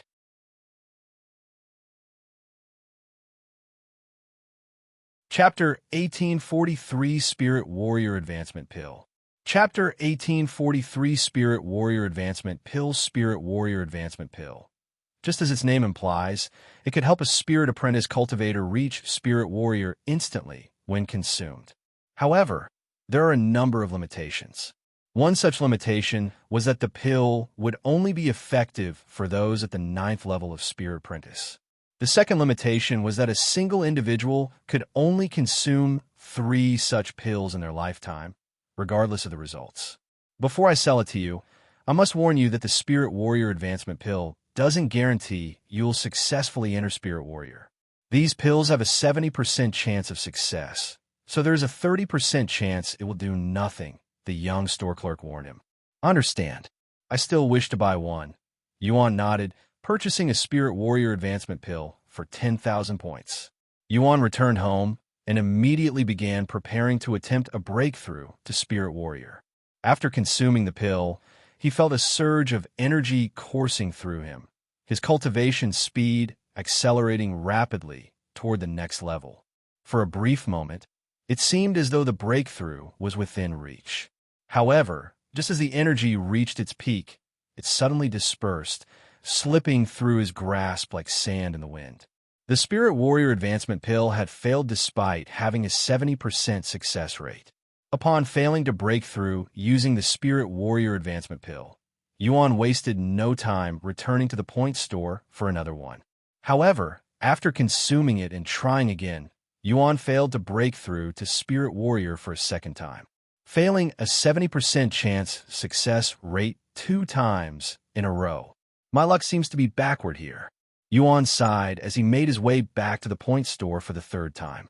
After purchasing a 3rd Spirit Warrior advancement pill, Yuan returned home to try to break through for his final time.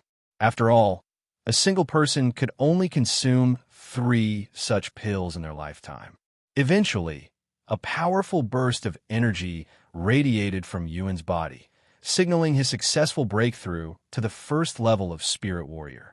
As the energy stabilized within him, Yuan released a sigh of relief.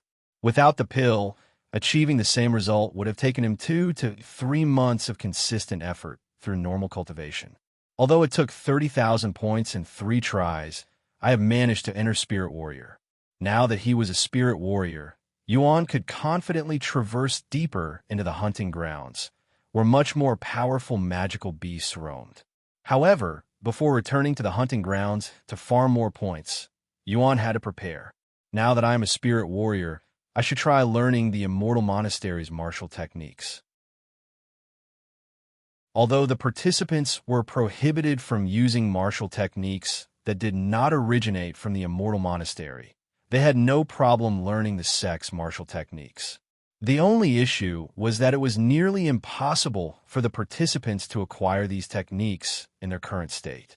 Yuan and the participants confirmed that they were able to purchase the Immortal Monastery's techniques with points after arriving at the Immortal Monastery. However, even the basic ones required tens of thousands of points, which was simply not feasible for the majority of the participants. As for Yuan, he didn't need to spend any points on purchasing these techniques because he already had memorized several of them. The only reason he hasn't tried to use them was due to a lack of cultivation. Now that he reached Spirit Warrior, he could start using them properly. Yuan made his way to the training grounds, a spacious outdoor area specifically used by disciples for training martial techniques. When Yuan arrived, there were dozens of disciples already training. At a glance, he observed a diverse array of techniques being practiced, some focused on swordsmanship, others on hand-to-hand combat, or even niche weapons like sickles and fans. The variety of methods on display made it seem that the Immortal Monastery didn't adhere to a single teaching style like most sections. Instead, it seemed to encourage disciples to cultivate and hone techniques that suited their individual strengths and preferences, fostering a more versatile and adaptive environment. However, Yuan knew the truth behind this apparent freedom. While it was true that the Immortal Monastery didn't enforce a specific style, this wasn't due to a philosophy of allowing disciples to choose their paths freely. Instead, it was because of the Sect's unique cultivation techniques, which were designed to enhance and complement all styles equally. This adaptability was the Sect's greatest strength. It didn't matter what techniques or fighting styles the disciples practiced. The Immortal Monastery's methods ensured that every approach could reach its full potential, creating a foundation that benefited all who trained within its walls. The Immortal Monastery was renowned for one defining feature: its technique-amplifying techniques. If one observed the training grounds closely, they would notice a faint red and black aura emanating from every disciple's weapon. This distinct aura was the result of the Sect's core cultivation method, the Peerless Immortal Technique, a mythical technique unique to the Immortal Monastery. This technique was the cornerstone of the Sect's reputation, enhancing the effectiveness of any technique. It allowed disciples to push all of their abilities to unimaginable levels, making even the most basic techniques formidable in combat. The Peerless Immortal Technique. While it has an impressive name, it's a relatively simple technique that basically amplifies the strength of all techniques. What truly differentiates the Peerless Immortal Technique from other strengthening techniques is its diversity and its seemingly endless potential. Yuan recalled Tian Yang's knowledge of the technique. Typically, when a cultivator masters a specific weapon or technique, learning another would require them to start from scratch.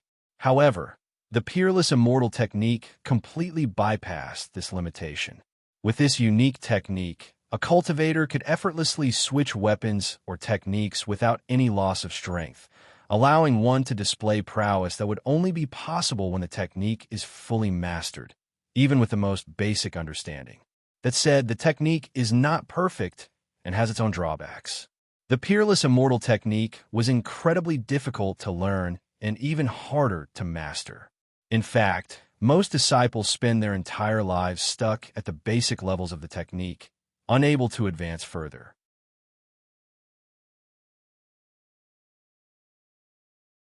Chapter 1844 Peerless Immortal Technique.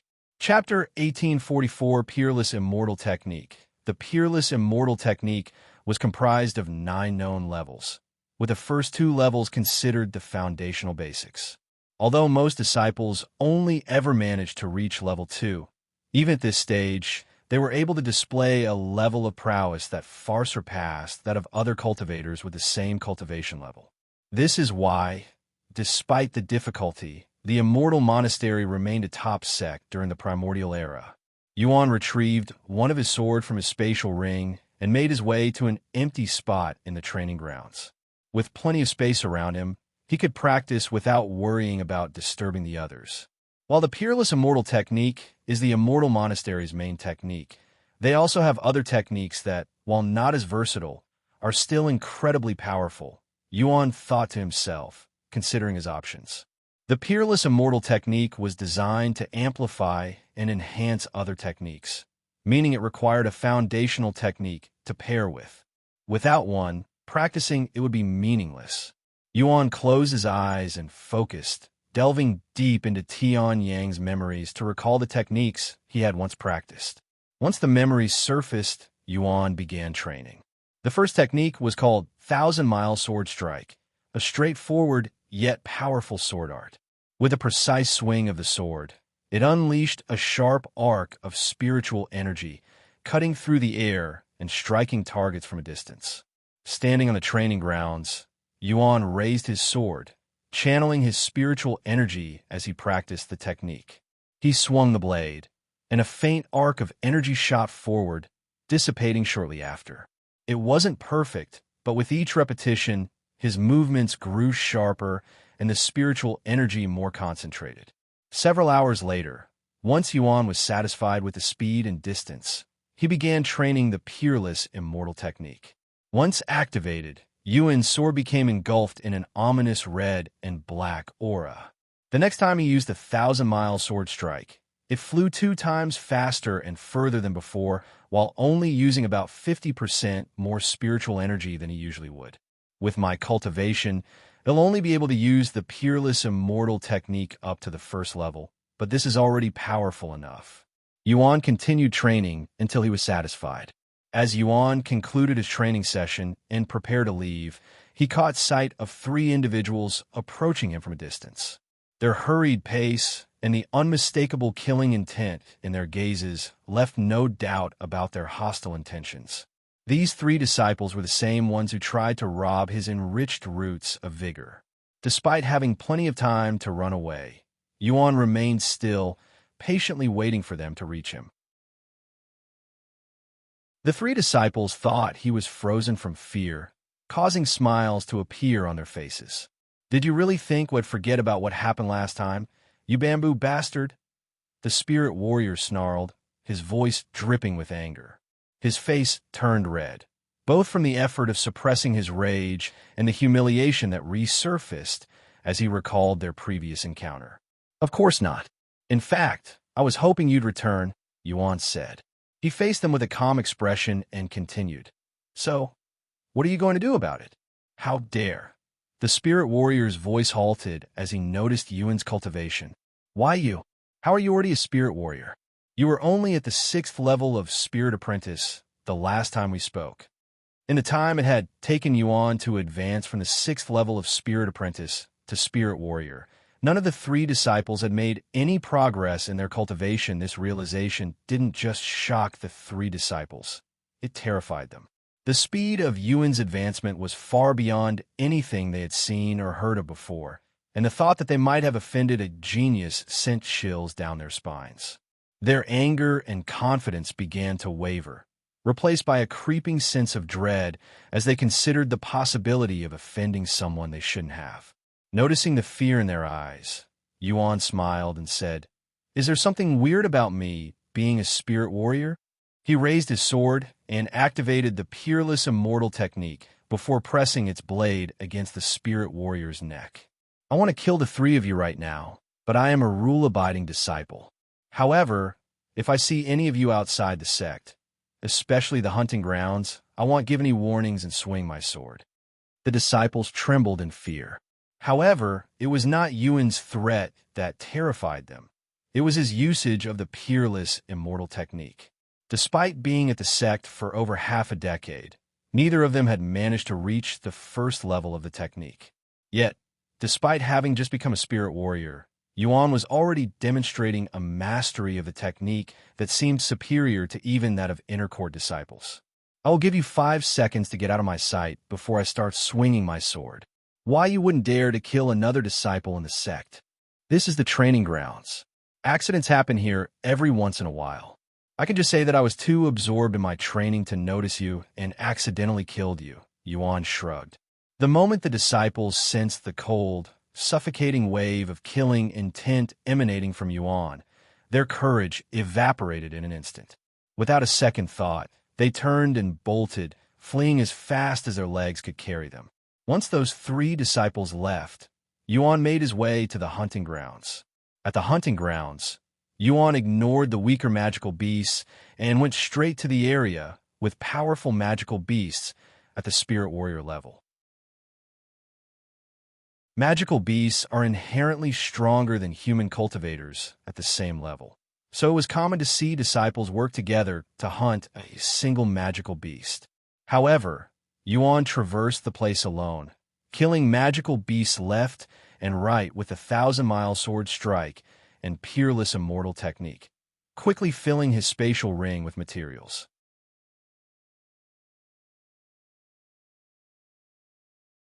Chapter 1845, A Rumor. Chapter 1845, A Rumor. Senior sister's son, have you heard? There's a monster hunting all of the magical beasts in the hunting grounds. A female sect elder approached Elder Sun while she was patrolling the outer areas of the hunting grounds. "Huh, monster? What are you talking about?" Elder Sun raised an eyebrow at this news. "There's a rumor going around saying that an outer court disciple is hunting spirit warrior magical beasts alone and at an incredible rate. I don't know how credible this information is, but according to the sect elder who witnessed it, this outer court disciple could utilize the Peerless Immortal technique even better than many inner court disciples." An outer court disciple doing better than inner court disciples with the Peerless Immortal technique? When did our sect acquire such a genius? Elder Sun asked with raised eyebrows. "Who knows? We don't even know if this person really exists. Why don't you go take a look and confirm it yourself?" Elder Sun asked. "That's what I plan on doing. Want to come with me?" "I would love to, but I don't want to give the sect leader any reasons to lecture me." Elder Sun sighed out loud. "Oh, right. You were lectured for paying too much attention to a certain disciple a few years ago. What happened to him?" "He's on his way to becoming a core disciple. He left the sect some time ago to train." "A core disciple? I guess there's a reason you were paying so much attention to him. Everyone thought you had fallen for a disciple back then. Do you have any idea how shocked we were?" That's absolute nonsense. He's akin to a little brother to me, one who is always in trouble and requires my help. He would have died long ago if it weren't for me. Elder Sun shook her head. Although her words may sound a little egotistical, it was very true. Tian would have died long ago if it weren't for her constant support, not to mention the amount of time she had to save him in the hunting grounds. Whatever you say, senior sister. Anyway, I'll go check out this monster and report back to you once I confirm or expose the rumors. With that, the female sect elder left Elder Sun and went deeper into the hunting grounds. At the same time, Yuan was just leaving the hunting grounds after filling his spatial ring with materials. A single magical beast earned him around 100 points before, but now they were earning him around 500 points. As for the monster cores, they would also earn him 5 times more than previously if he sold them.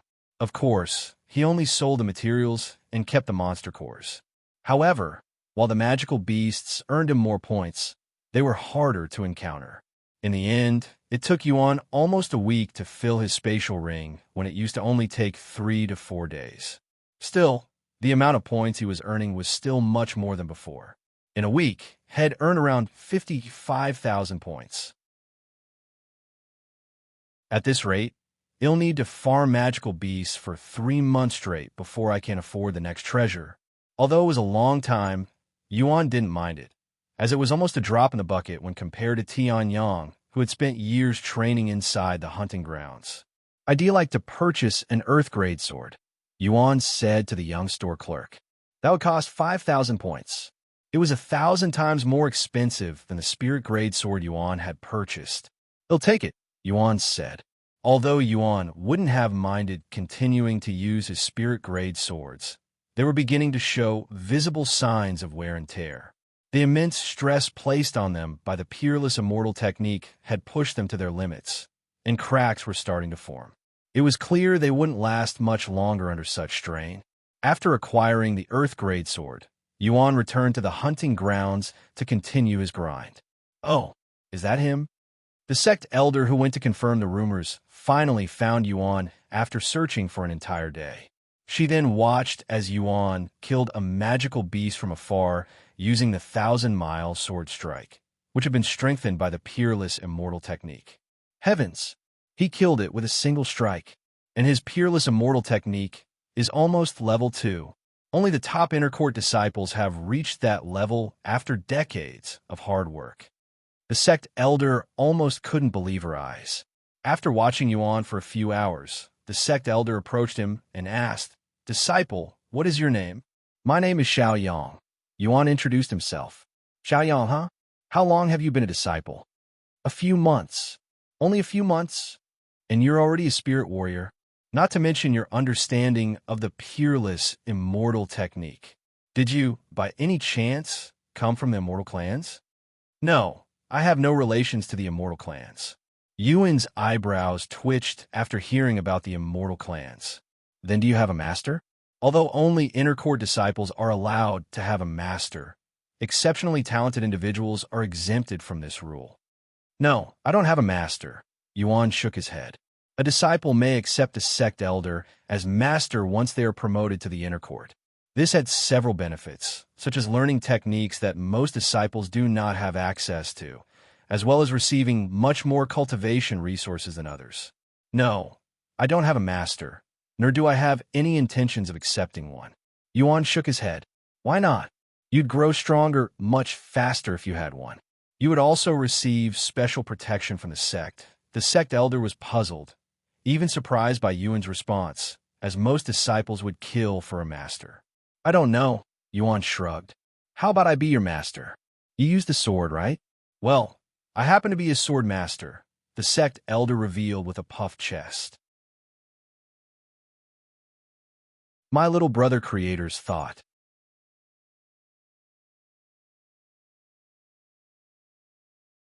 Chapter 1846 Soul Refining Elixir.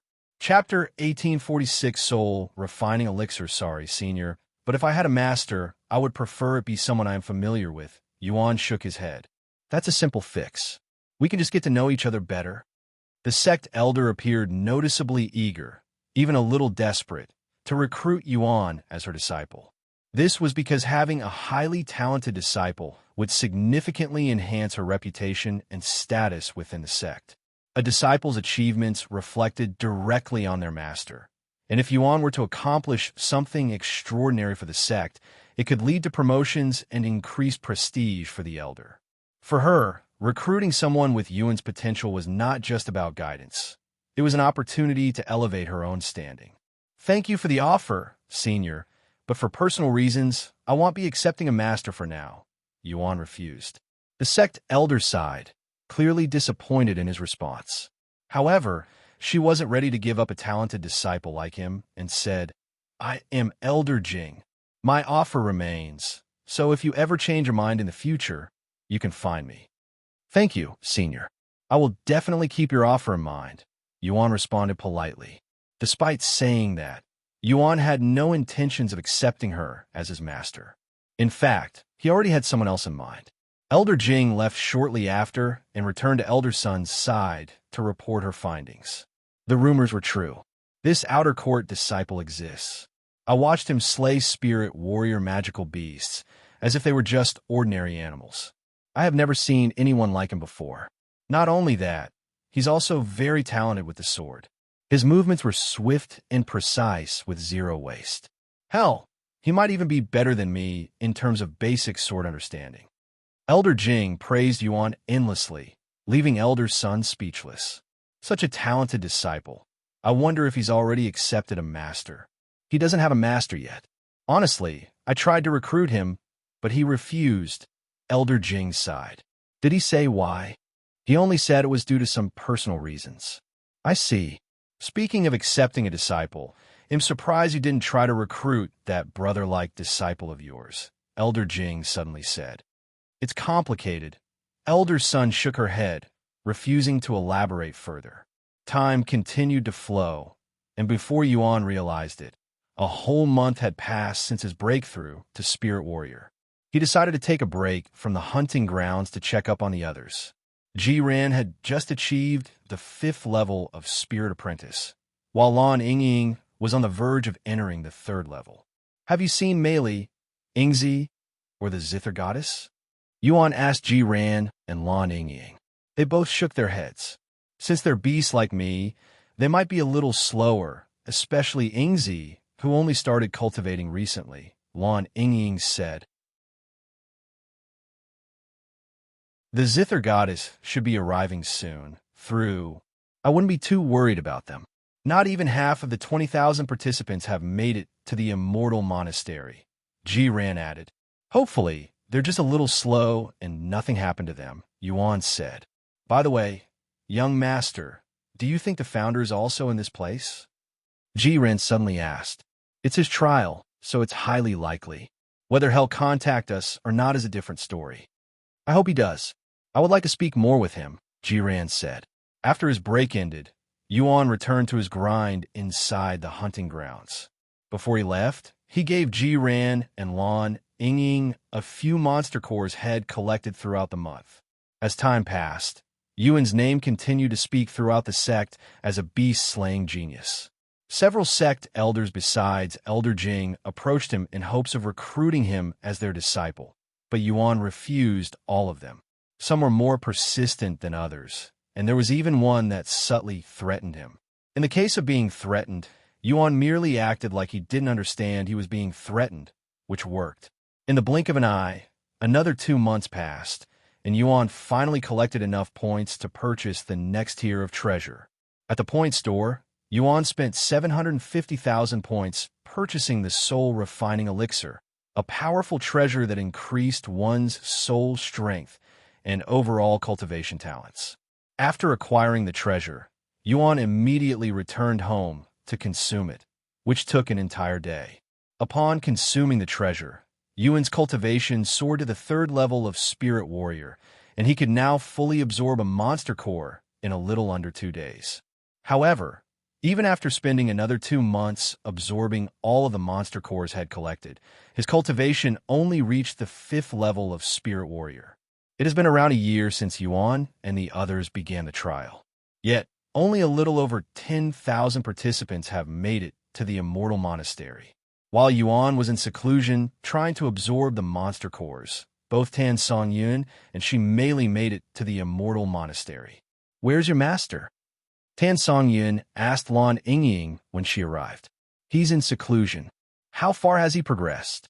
"He was at the first level of Spirit Warrior right before entering seclusion." "He's already reached Spirit Warrior? How's that possible?" Tan Songyun exclaimed in a shocked voice. "You will have to ask him." Lan Yingying shook her head. Shi Meili showed up at the Immortal Monastery a month after Tan Songyun. "How long have you been here?" Shi Meili asked. "About half a year." "That long? How?" "It was mostly with the young master's help." "Yua, Xiaoyong? Where's he right now?" "Cultivating inside his room. He lives next door, by the way." After learning about Yuan's living quarters, both Shi Meili and Tan Songyun decided to live nearby. "By the way, I heard a massacre had occurred in your group." "Was that?" Shi Meili asked. "Yes, this is what happened." Lan Yingying explained the situation, leaving her speechless.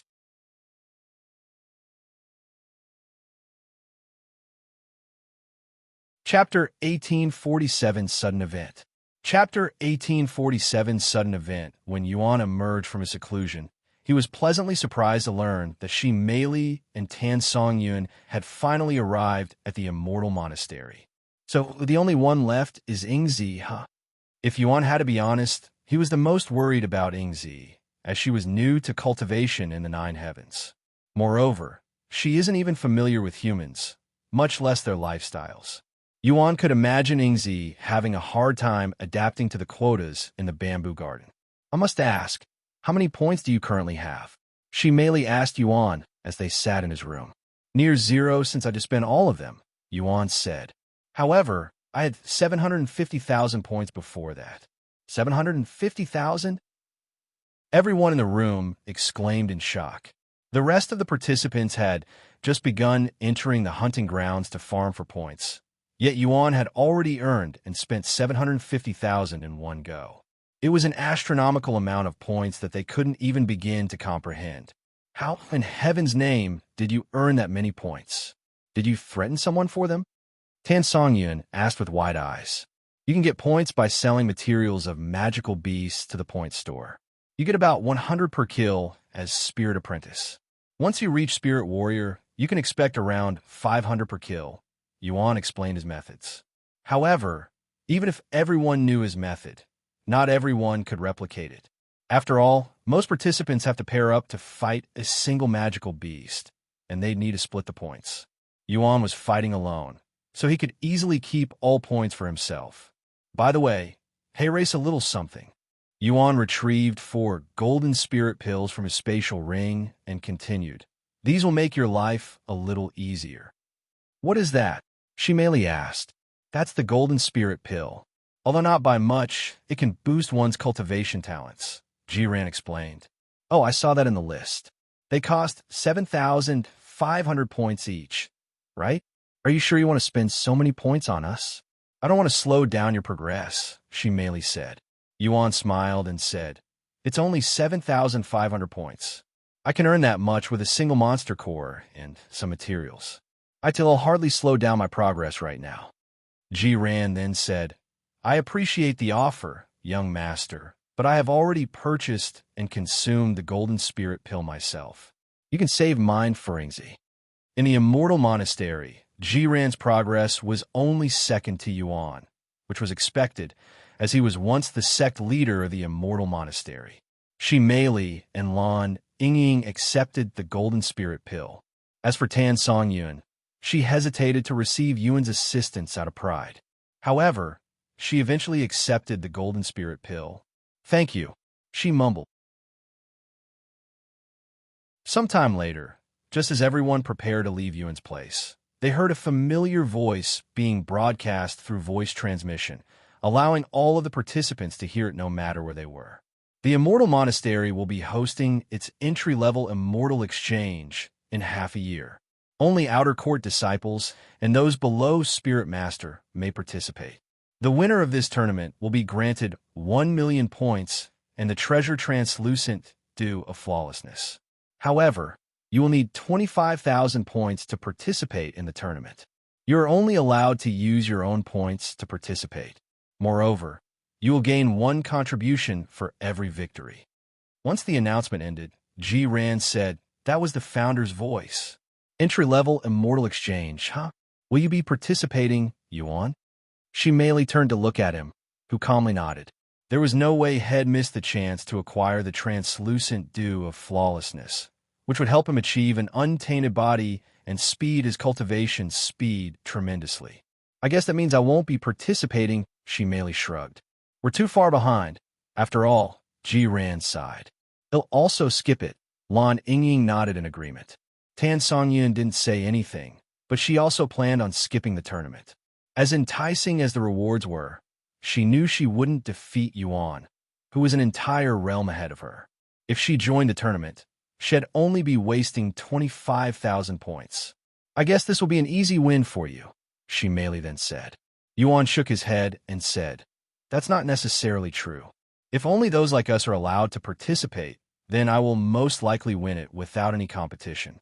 However, they didn't say anything about only allowing us to participate, so it's safe to assume the other disciples will also be participating. The young master is right. The founder wouldn't give such a generous reward so easily, Ren said.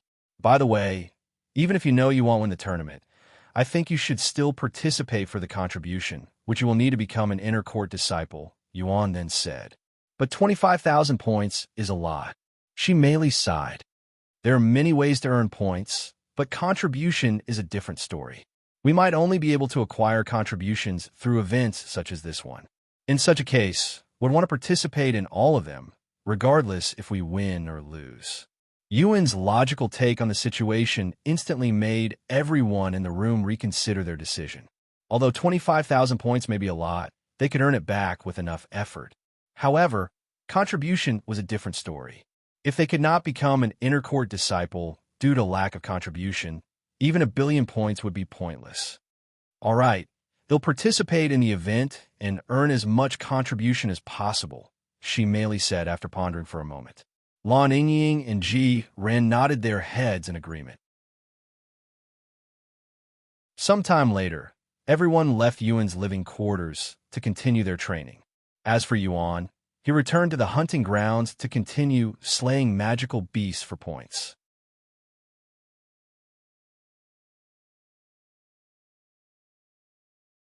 Chapter 1848 Half a Year.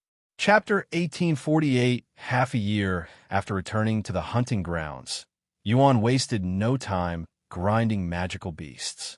After the soul-refining elixir, the prices of talent-boosting treasures in the point store no longer experienced extreme price hikes. However, they were still far from affordable, with most of them priced between 1 million and 5 million points.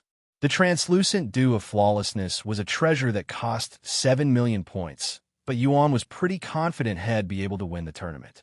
With 6 months before the tournament, I only have enough time to purchase 2, maybe 3 treasures if I sell all of my monster cores.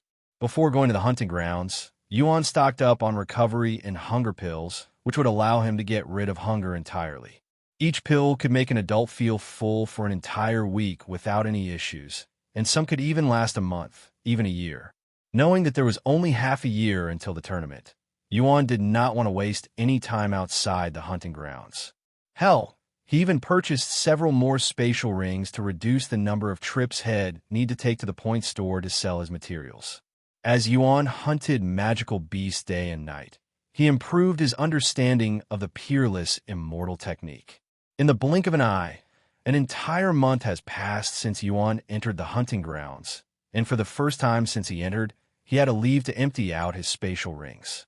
At the point store, Yuan placed a dozen spatial rings on the table before the young clerk, causing him to raise an eyebrow. "I'd like to sell everything for points," Yuan said. "Please give me a moment to confirm the contents." The young clerk accepted the spatial rings and inspected their contents. A few minutes later, he said, "I can give you 320,000 points for the materials and 90,000 points for the monster cores." "Deal." After selling the materials, Yuan purchased some more recovery pills before heading right back to the hunting grounds. Due to the upcoming tournament, Yuan noticed a lot more people were at the hunting grounds when he entered it. However, the majority of them were in the outer areas, and as Yuan entered deeper into the hunting grounds, he stopped encountering participants and would only encounter real disciples. For the second month, Yuan earned a total of 450,000 points, bringing his total to 860,000 points.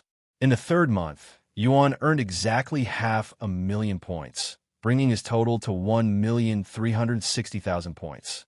After collecting over 1,000,000 points, Yuan stopped farming magical beasts to purchase a treasure and consume it. After carefully considering all his options, Yuan decided to purchase the refined dragon blood pill, an exceedingly powerful pill infused with the blood of a true dragon. This pill granted the consumer immense physical strength and significantly enhanced resilience, bestowing them with a body akin to that of a dragon.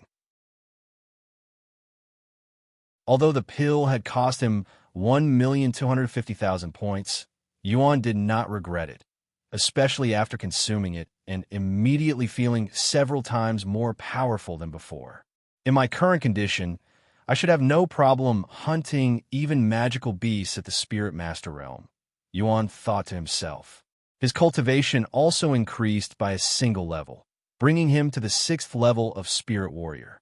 However, even without factoring in his techniques, his raw strength alone had already reached the level of a 1st-level Spirit Master. This breakthrough also allowed Yuan to push the Peerless Immortal technique to the beginning of its 2nd level. When used, it could amplify the prowess of its targeted technique by 5 times. Once he was prepared, Yuan returned to the hunting grounds. Once he arrived, he went right past the outer area and even the inner regions, only stopping when he reached the deepest parts of the hunting grounds, where magical beasts at the Spirit Master realm roamed. The core region of the hunting grounds was so dangerous that most outer court disciples avoided it, and only inner court disciples would dare to traverse this land. However, in Yuan's eyes, these magical beasts were no different than the ones roaming around the inner region, as he'd still kill most of them with a single strike. The only issue was that he needed to use the majority of his spiritual energy to take down a single magical beast. So after every kill, he'd need to consume a spirit recovery pill. A month later, he returned to the point store to unload his materials.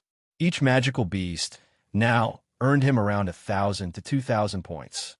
Although the price of materials didn't increase too much, the monster cores were an entirely different story. A single monster core could earn him anywhere from 10,000 points to 50,000 points, depending on the rarity and quality of the monster core. In the end, Yuan earned a grand total of 1,750,000 points. This allowed him to purchase another treasure, and he purchased the Phoenix Rising Pill, a potent treasure that increased his recovery rate, resistance to fire, and Danshan's capacity. It also cost him 1,500,000 points. After spending 3 days absorbing the treasure, Yuan's cultivation reached the 7th level of Spirit Warrior. He then wasted no time returning to the hunting grounds and immediately began grinding again. In the 5th month, Yuan earned an impressive 2,000,000 points.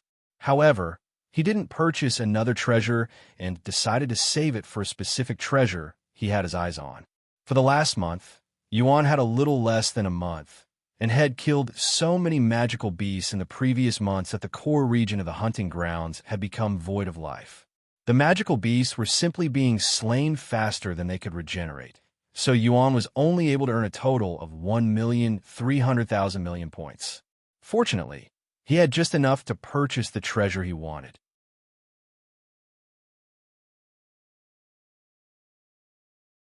Chapter 1849 Fate Altering Pill. Chapter 1849 Fate Altering Pill. With just a week left before the tournament began, Yuan sold all of his collected materials and monster cores to the point store. Using the wealth of points he had accumulated, he purchased the Fate Altering Pill, a priceless treasure from the primordial era known for its unparalleled ability to completely transform an individual's innate talent and constitution for the better.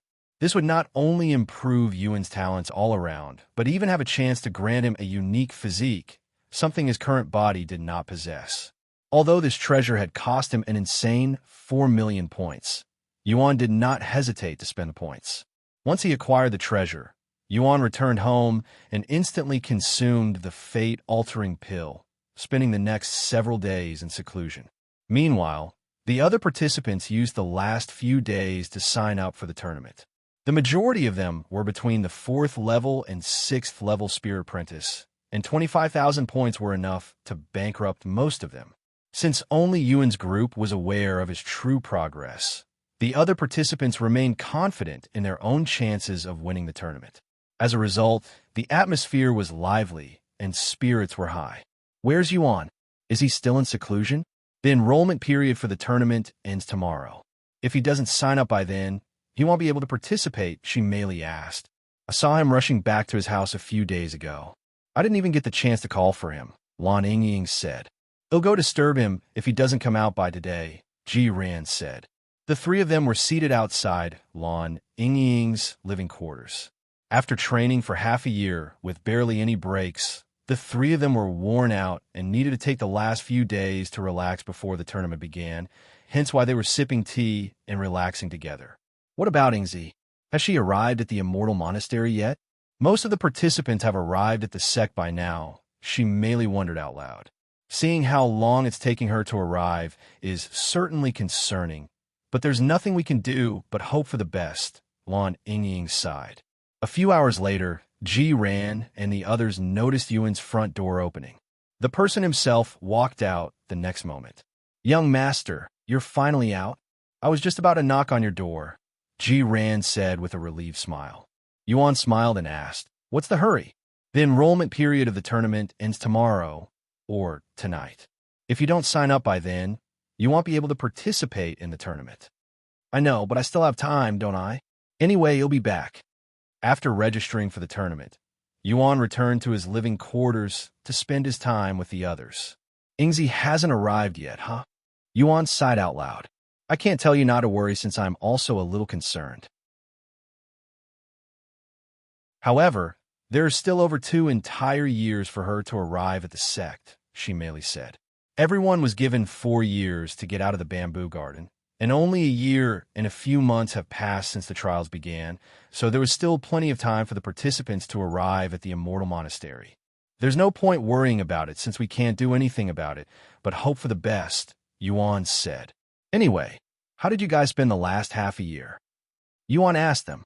He noticed that Lan Yingying was at the 9th level of Spirit Apprentice, while she merely was at the 7th level. Ji Ran had already become a spirit warrior, even reaching the 2nd level. We spent half of that time cultivating the monster cores you gave us, and the other half inside the hunting ground for points. Since we're a 3-man group, we needed to collect 75,000 points, Lan Yingying said. 3-man? You hunted with them? Yuan looked at Ji Ran with raised eyebrows. He was sure that Ji Ran was going to do things alone. It's not me, Ji Ran shook his head. We went hunting with Sister Song Yun, said she merely. Sister? Since when have you gotten so close? Yuan's eyes widened with surprise. He also anticipated Tan Song Yun would be hunting with her fellow faction members, but that didn't seem to be the case. Where is she right now? Yuan then asked. Cultivating inside her room. I see. By the way, did the two of you study the technique I recommended to you before? Yuan asked a moment later. The Peerless Immortal technique? Yes, we went to the library to acquire the technique right afterward. However, it's a very difficult technique. I am barely scratching the surface, even after having it for half a year. That said, I only spend a little time studying it every day. They'll spend more time on it after the tournament, she merely said. Every disciple of the Immortal Monastery is granted the privilege of learning the Peerless Immortal technique for free. So Lan Yingying and she merely were able to acquire it without any issues or spending points. Moreover, unlike the cultivation technique, they were unable to spend points speeding up their memorization progress. Fortunately, the founder did not alter the Peerless Immortal technique in any way, allowing everyone to study it without any artificial difficulty. However, Even without altering its difficulty, the Peerless Immortal technique would still challenge the geniuses and experienced cultivators doing the trial. That said, since there were no guidelines or instructions that recommended the participants to learn the technique, it was unknown how many participants actually picked up the Peerless Immortal technique to study. It's a difficult technique, but it'll be worth it. Trust me, Yuan said. He then looked at Ren and asked, just wondering, but what level of the technique did you reach? Ren quickly said, I reached the 6th level before being imprisoned in the Shadow Realm. It hasn't advanced since then, for obvious reasons.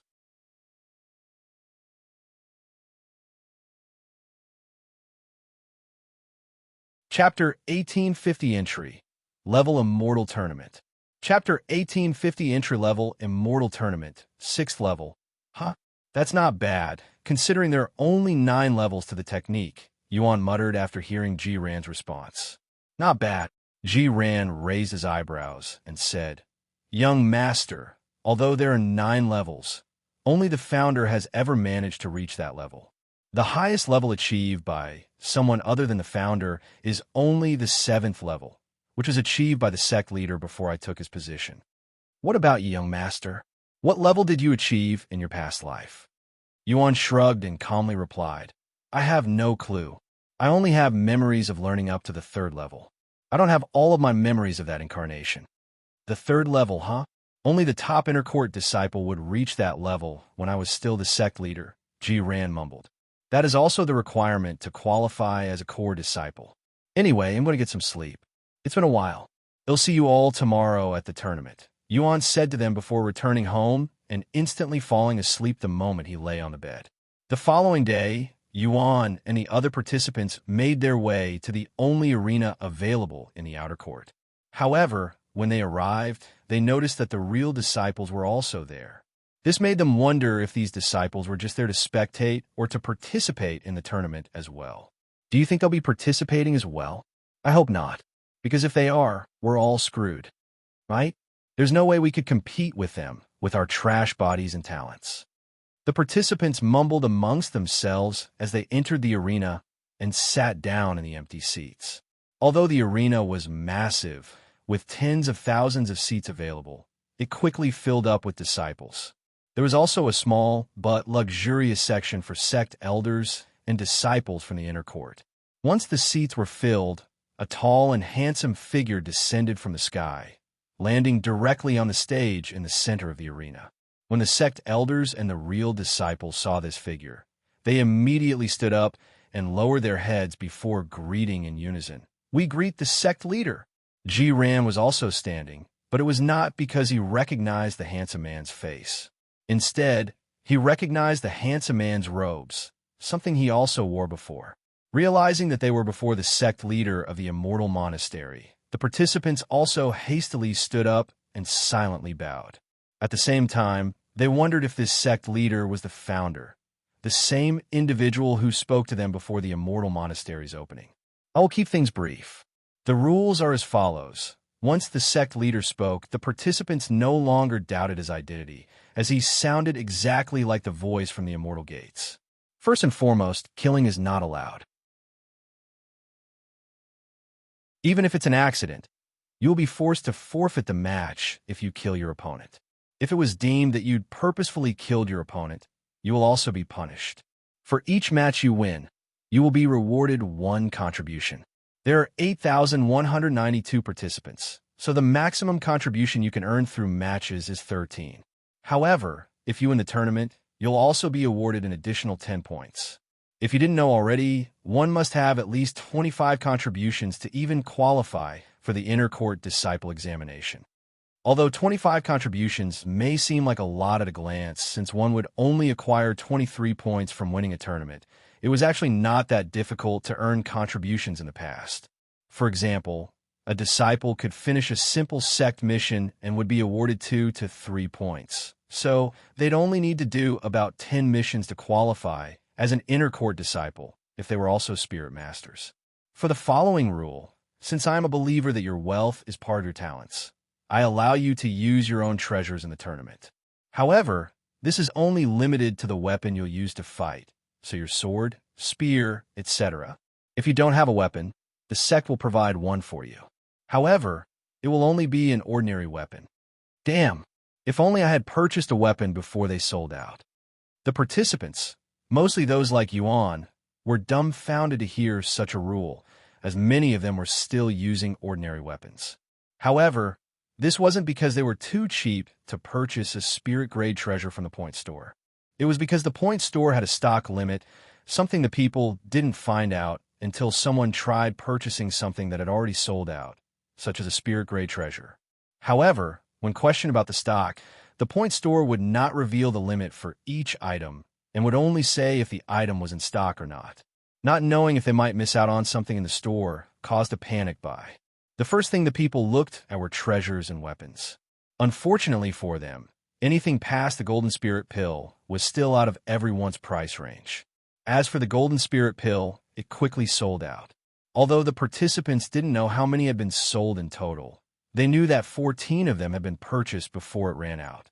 Unbeknownst to them, Yuan had purchased 5 of them, and Ji Ran had also purchased one, meaning there were only 20 Golden Spirit Pills in stock. This amount was incredibly small, especially considering there were over 10,000 participants. Yuan wasn't aware of the stock limit, so his eyebrows raised after hearing the people around him complain about it. He turned to look at Lan Yingying and asked, "What are they talking about? What is sold out?" "You didn't know? The items in the point store have purchase limits, so once an item is bought out, it can no longer be purchased again," she revealed.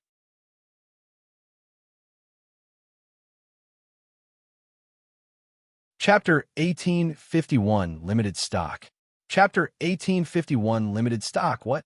There's a stock limit to the items in the point store? Yuan was genuinely surprised to learn about this information. All of the spirit-grade swords have been sold out for some time now. Luckily, we all managed to purchase one, Lan Yingying added. I purchased a spirit-grade spear, and they are still in stock due to low demand, Shi Meili added. Swords are the most popular and widely used weapon, so it wasn't shocking for them to run out of stock so quickly. What about treasures? Yuan then asked. Well, the Golden Spirit Pill is sold out. The enriched roots of Vigor and soul refining elixir are still available. As for the rest, nobody even bothered asking about them since they're way out of our league. I see. I should buy as many as I can before they run out of stock then. Yuan mumbled to himself. Even though the treasures would only work once for each individual, he wanted to secure the most powerful treasures for his own people. The sect leader continued speaking. Once the tournament begins, the fighters' numbers will be called. Those who have been called will be given 10 seconds to enter the stage. Failure to enter the stage on time will result in an automatic loss. When the participants signed up for the tournament, they were each given a number. Sometime later, the sect leader flew off the stage and to his personal seat, which was atop the entire arena, giving him a full view of everything in the presence of a god. Soon, a sect elder acting as the judge entered the stage and announced the beginning of the tournament. There were over 8,000 participants in the tournament, and since there would only be 2 fighters at a time, the tournament was guaranteed to take a long time. Moreover, the numbers called seemed to be random, so none of the participants dared to leave the arena, fearing they might miss their turn. Numbers 99 and 1,209, the sect elder called. Not even a second later, 2 disciples jumped from the spectators' area and onto the stage. Once the fighters retrieved their weapons, the sect elder officially started the match. For the first several fights, everyone at the arena was watching with excitement, including the participants. But as time passed and more fights happened, the noises calmed down and the participants began cultivating. Soon, there would only be loud cheers every so often when something amazing happened, or it was a popular disciple's turn to fight. As much as the participants wanted to shut down their senses and cultivate in complete silence, they didn't dare to, as it would also block them from hearing their number being called out. The people doing the trial also realized that they would not only have to fight real disciples from the Immortal Monastery, but there was also a chance they would encounter a spirit warrior as their opponent. Eventually, someone from Yuan's group was called. Number 3,333 and 4,099. That's me. You'll see you guys later. Shi Meili suddenly stood up and said, Good luck, Yuan and the others said to her. Shi Meili nodded at them before jumping onto the stage. Her opponent was a young man at the 9th level of Spirit Apprentice, 2 whole levels above Shi Meili. By now, over 100 matches have occurred, and in these matches, a dozen of them were fought by those who came from the Bamboo Garden, commonly known as Bamboo Disciples by the other disciples. As for the result of these dozen matches, only a single one of them managed to win because they got lucky with their opponent. Shi Meili would be considered unlucky by the others since her opponent was of higher cultivation than her. Even though it was only 2 levels, one must consider that Shi Meili was in a mediocre body with mediocre talents. Someone without talents would have trouble overcoming an opponent a single level higher, much less 2 levels. Fortunately for the Bamboo Disciples, most of the outer court disciples were as mediocre as them, and they lacked the knowledge and experience the Bamboo Disciples had. On the stage, Shi Meili wielded her spirit-grade spear while her opponent wielded a spirit-grade sword. Begin! The Sect elder wasted no time starting the fight. Shi Meili and the disciple clashed the next moment. A spear, huh? You don't see that weapon often, the disciples murmured to each other. While the spear may have existed for many thousands of years, very few people actually mastered the spear during the primordial era, and compared to sword's popularity and vast knowledge, it was almost non-existent, hence why the disciples were surprised to see Shi Meili's weapon. As for her opponent, he also wasn't familiar with the spear and thus didn't know how to deal with it. Shi Meili, on the other hand, has over 10,000 years of experience with the spear. In the blink of an eye, Shi Meili dominated her opponent before he could even display any techniques. Wow, that Bamboo Disciple is definitely better than the others I've seen so far. She's also very pretty. Maybe I should try courting her. The disciples no longer looked down on Shi Meili after her domineering display, with some even falling for her. After the fight ended, which didn't even last 3 minutes, Shi Meili returned to her seat. Great job, Yuan said. It felt like I was bullying a child, Shi Meili said in a somewhat embarrassed manner. While she was over 10,000 years old, the outer court disciples of the Immortal Monastery were mostly between 16 and 30 years old. Don't think too much about it. A win is a win, Yuan said with a calm smile. Several matches later, Lan Yingying was called to the stage. Good luck, Yingying! Shi Meili and the others cheered for her. Upon entering her stage, Lan Yingying faced her opponent, a female disciple wielding a sword, who was also at the 9th level of Spirit Apprentice. If you find any errors, ads pop up, ads redirect, broken links, non-standard content, etc.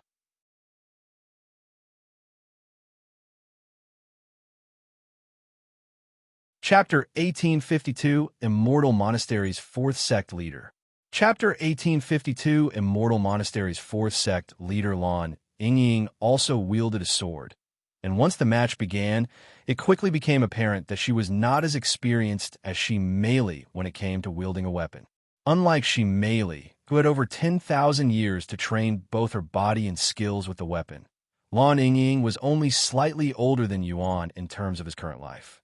Moreover, she was a divine serpent who fought with sacred fire in her own body, so she was almost a complete beginner when it came to weapons. Fortunately, she was able to get used to holding and swinging a sword during her time in the Bamboo Garden. She would also watch Yuan chop bamboo, as he was not just mindlessly striking at them, but practicing sword techniques. Her sword techniques are a little rough. Shi Meili couldn't help but mutter after seeing Lan Yingying fight with the sword. If it weren't for her cultivation and the golden spirit pill, Lan Yingying would have lost quite easily. Moreover, her opponent wasn't too experienced in the sword either, which was the biggest reason that Lan Yingying was able to hold on for many minutes. Looks like I need to teach her some basic sword techniques, Yuan mumbled. Hearing this, Tan Songyin said, if it's just the basics, I can teach her. Are you sure? Yuan looked at her with a surprised face. Why are you looking at me like that? While I may have debts to settle with you, she's completely innocent, and we're friends now, Tan Songyin sneered. All right, I'll leave her in your hands. Yuan couldn't argue with her and nodded. After 10 long minutes, Lan Yingying barely managed to defeat her opponent after the disciple made a mistake. When Lan Ying returned to her seat, her face was slightly flushed red, almost as if she was embarrassed about her performance. "There's no need to be embarrassed. You did very well for someone who's never really trained with the sword," Yuan said. "No, that's not why I am embarrassed." She quickly shook her head before continuing to speak. "I thought I would be able to replicate your movements because I have been watching you fight for years, but when I finally tried it, my body wouldn't listen to me." Lan Ying thought she would be able to wield the sword just fine because she had witnessed Yuan use his sword for many years, so she didn't put as much effort into training the sword. However, she quickly realized her mistake and felt ashamed for it. They'll put more effort into training the sword now. She sighed. "I wouldn't put too much thought into it if it were you. After all, once this trial is over, you'll go back to your original fighting style," she merely said. "While that may be true, we don't know how long we'll be in this trial. I don't want to be a burden, and even if I might never pick up the sword again, I think it's good to have some experience just in case I need to wield a weapon again in the future," she said. Number 7,232 and number 8,000. Sometime later, Ren was called to the stage. Yuan and the others were very confident in Ren's victory, unless he got extremely unlucky and was given an opponent that was far above his cultivation. 6th level Spirit Warrior, Yuan muttered after seeing Ren's opponent. 6th level? That's 4 entire levels higher than him, she merely exclaimed. "I wouldn't worry too much," Yuan said with a smile. Once the match began, she merely quickly understood why Yuan had said such a thing. Despite being 4 levels below his opponent's cultivation, Ren was able to dominate his opponent with ease. The Peerless Immortal technique. He's using the Peerless Immortal technique. Not just that, but his understanding of the technique seems to have reached the 2nd level. How can an outer court disciple who came from the bamboo garden have such talents? The audience exclaimed in shock after witnessing Ren display such a technique. It was not just the disciples who were shocked. Even the sect elders watching were greatly surprised, and many of them began considering accepting Ren as their disciple. That man, he's the Immortal Monastery's 4th sect leader, huh? The sect leader mumbled with a satisfied smile on his face.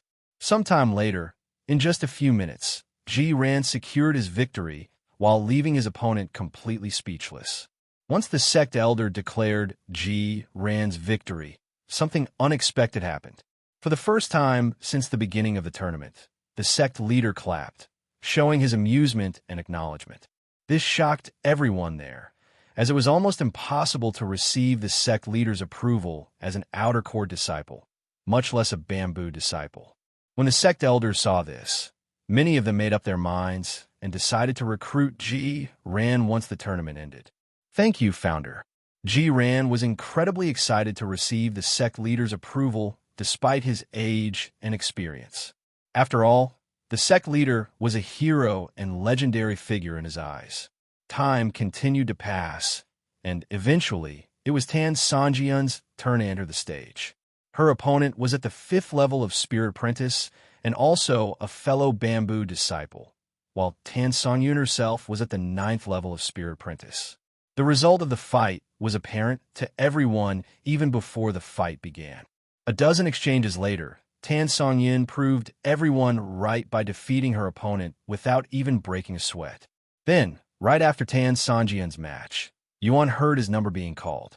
Number 8,171 and number 300. "Good luck. Not that you need it," she merely chuckled. "He'll be back soon." Yuan jumped onto the stage, and his cultivation shocked many disciples, even sect elders. He's at the peak of Spirit Warrior, but he's a bamboo disciple. The audience was also shocked when Ren entered the stage while being at the 2nd level of Spirit Warrior, but it was incomparable to Yuan, who was almost a step away from Spirit Master. The sect leader narrowed his eyes and frowned slightly after seeing Yuan's face, almost as if he found it unpleasant for some reason. "He looks familiar," he mumbled to himself, but he didn't think too much about it.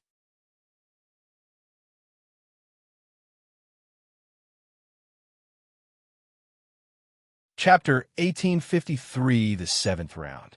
Chapter 1853, the 7th round. Yuan's opponent, a peak spear apprentice, felt his confidence shatter the moment he realized the overwhelming gap between them, his expression turning deathly pale.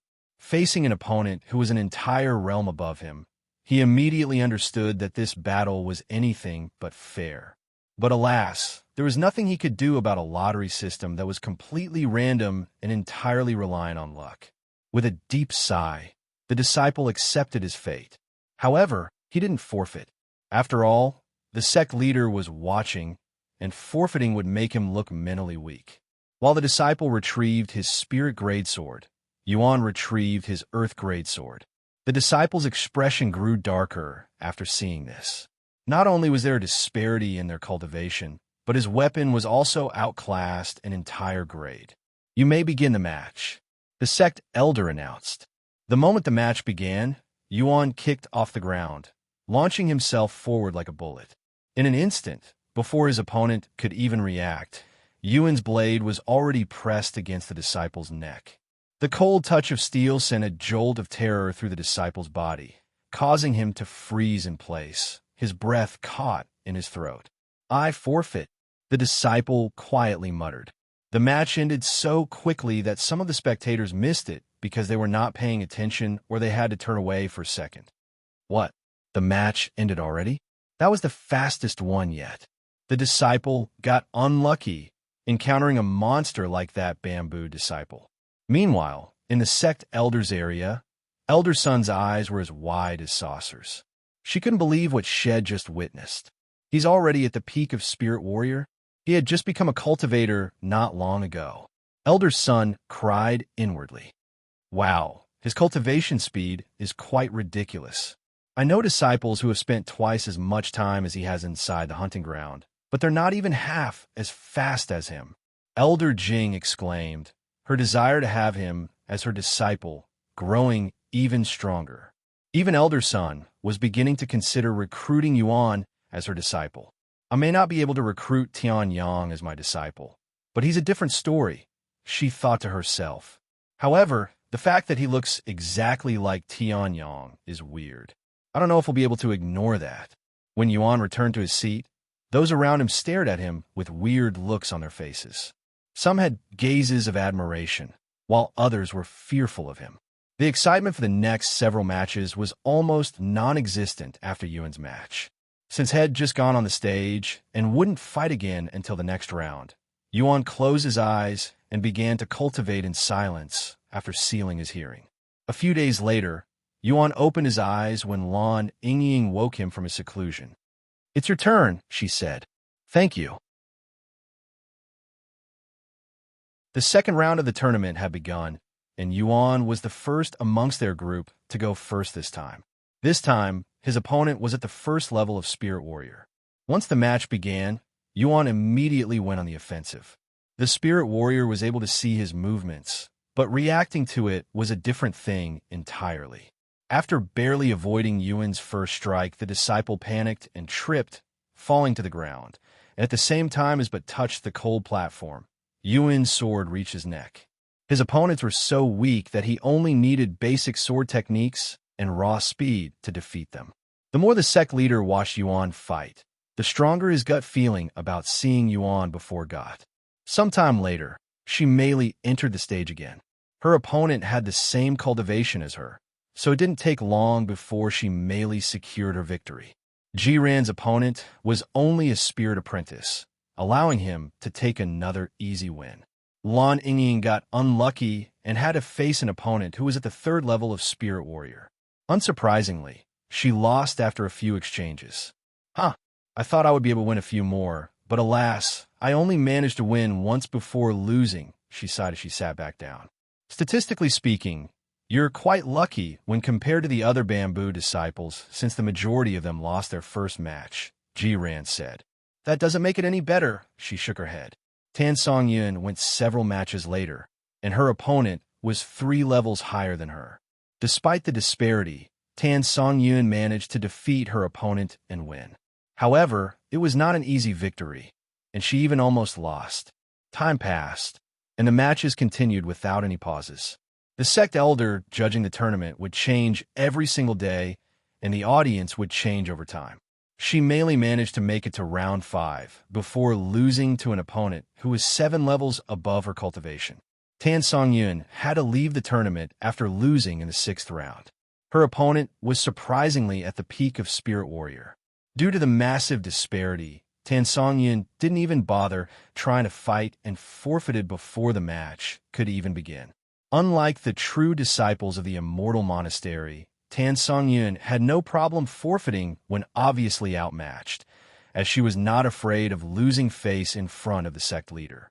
Ren and Yuan continued to win their matches without any issues. Eventually, half a month had passed since the tournament began, and it just reached the 7th round. Number 8,171 and number 121.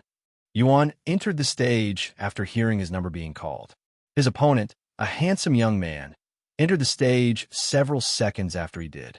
Normally, Yuan would face his opponents with a nonchalant expression. However, this time was different. When Yuan saw his opponent, he immediately frowned, and he could feel his blood heating up from anger. Killing intent. The sect elder on the stage frowned when she noticed that Yuan was emitting clear killing intent, but she didn't say anything since feuds between disciples were common.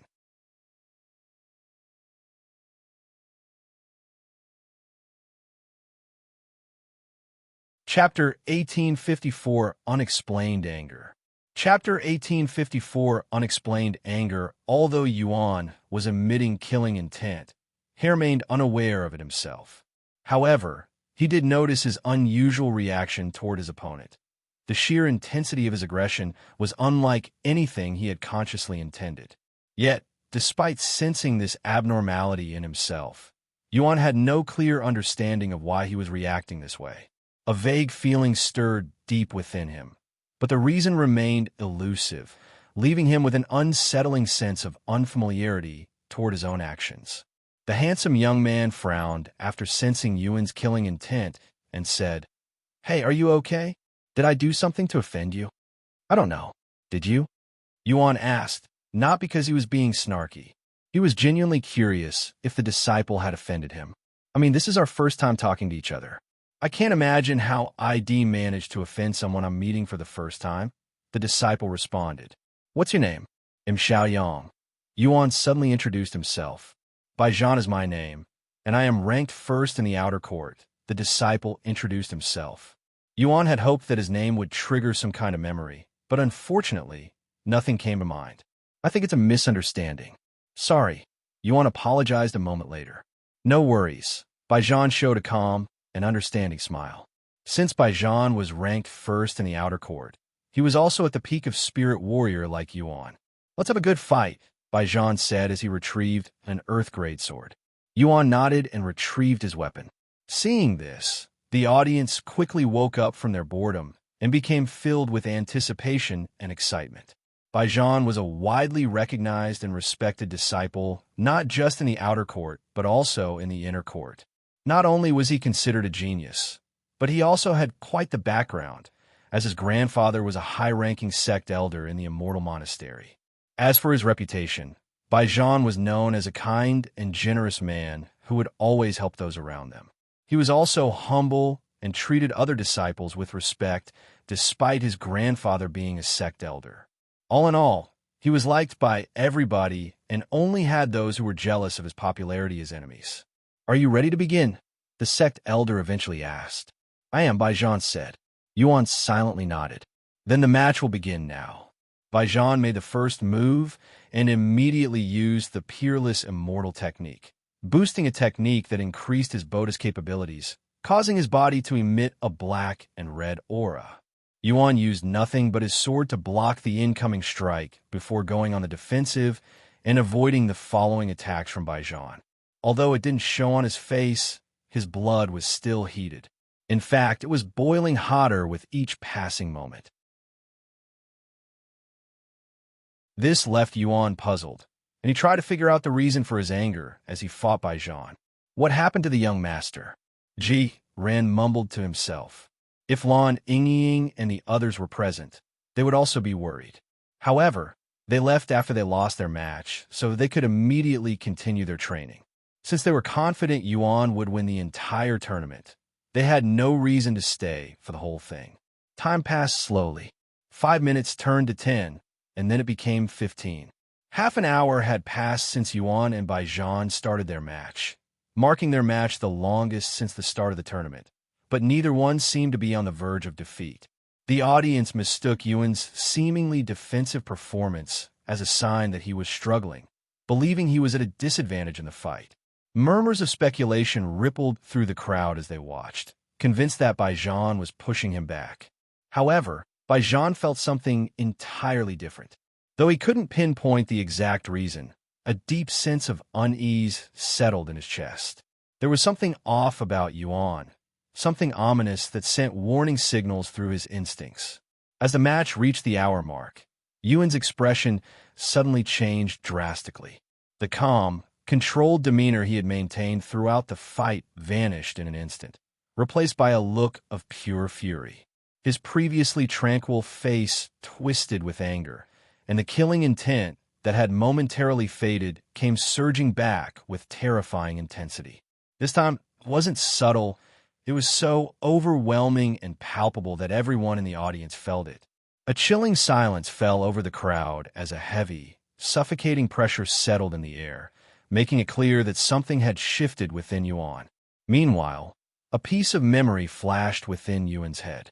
Hey, what are you? Bai began, his voice laced with nervousness as he sensed the drastic shift in Yuan's aura. Before he could even finish his sentence, Yuan suddenly unleashed the Peerless Immortal technique, amplifying his 1,000-mile sword strike to an overwhelming degree. With immense fierceness, Yuan's sword slashed through the air, sending a terrifying arc of spiritual energy hurtling toward Bai reacted just in time, managing to raise his sword to block the incoming strike. However, the sheer, overwhelming force behind Yuan's attack was far beyond what he had expected. The impact ripped Baijan's sword from his grasp, sending it flying through the air before the remaining energy of the strike crashed directly into his body, severing it in half. Everything happened so quickly that neither the audience nor the sect elders had time to react. By the time they fully processed what had transpired, it was already too late. Baijan's body lay split in two on the stage, his blood and organs scattered across the arena in a gruesome display. The silence that followed was deafening. Absolute shock and horror overtook the spectators, their eyes locked onto the carnage before them.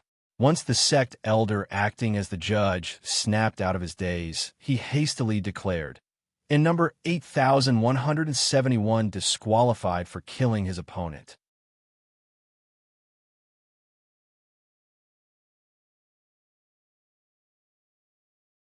Chapter 1855 Punishment. Chapter 1855 Punishment. What? Ren stood up in shock after hearing that Yuan had been disqualified.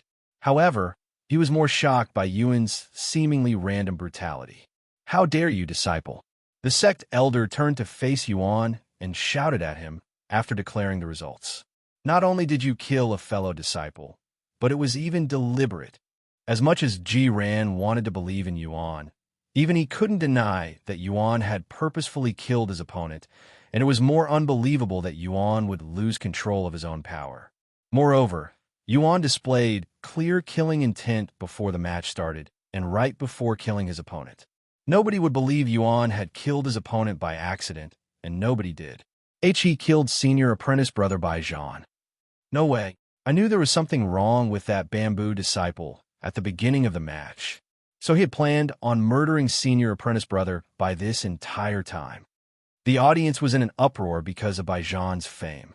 Yuan ignored the audience and faced the sect elder to respond to her question. "I have nothing to say. It's true. I deliberately killed him." Elder Jing and Elder Sun were left speechless after hearing his confession. They wanted to believe it was an accident, but Yuan's confession left no room for doubt. Oh, what a disaster. Even if he's a cultivation genius, he won't be able to get out of this unscathed. I wanted to recruit him as my disciple, too. One of the sect elders around Elder Sun suddenly sighed out loud. Even if the sect leader doesn't punish him, Senior Bai will definitely go after that disciple for killing his grandson. It was widely known that Elder Bai greatly doted and spoiled by Jean, his grandson, so it wouldn't shock anyone if Elder Bai went after Yuan for his actions. It was only a matter of when. Why? Why did you kill him? The sect elder questioned Yuan. He offended me in the past, Yuan calmly responded. What? Sorry, but that's all I can say. Yuan shook his head. That's not good enough. Meanwhile, the sect leader watched everything play out with a slight frown on his face. Suddenly, his eyes widened, and his expression shifted drastically. I remember now. Tian, you bastard. After realizing why he found Yuan familiar, the sect leader leaped from his seat and landed directly in between Yuan and the sect elder. Sect leader. The sect elder immediately took a step back and bowed to him. The sect leader suddenly swung his sleeves, and in an instant, the world around him seemed to freeze.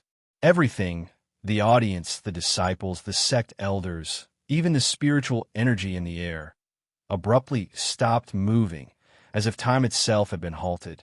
Yuan, however, remained unaffected. Tian, you bastard! What the fuck are you doing here? The sect leader roared, his eyes filled with killing intent. What?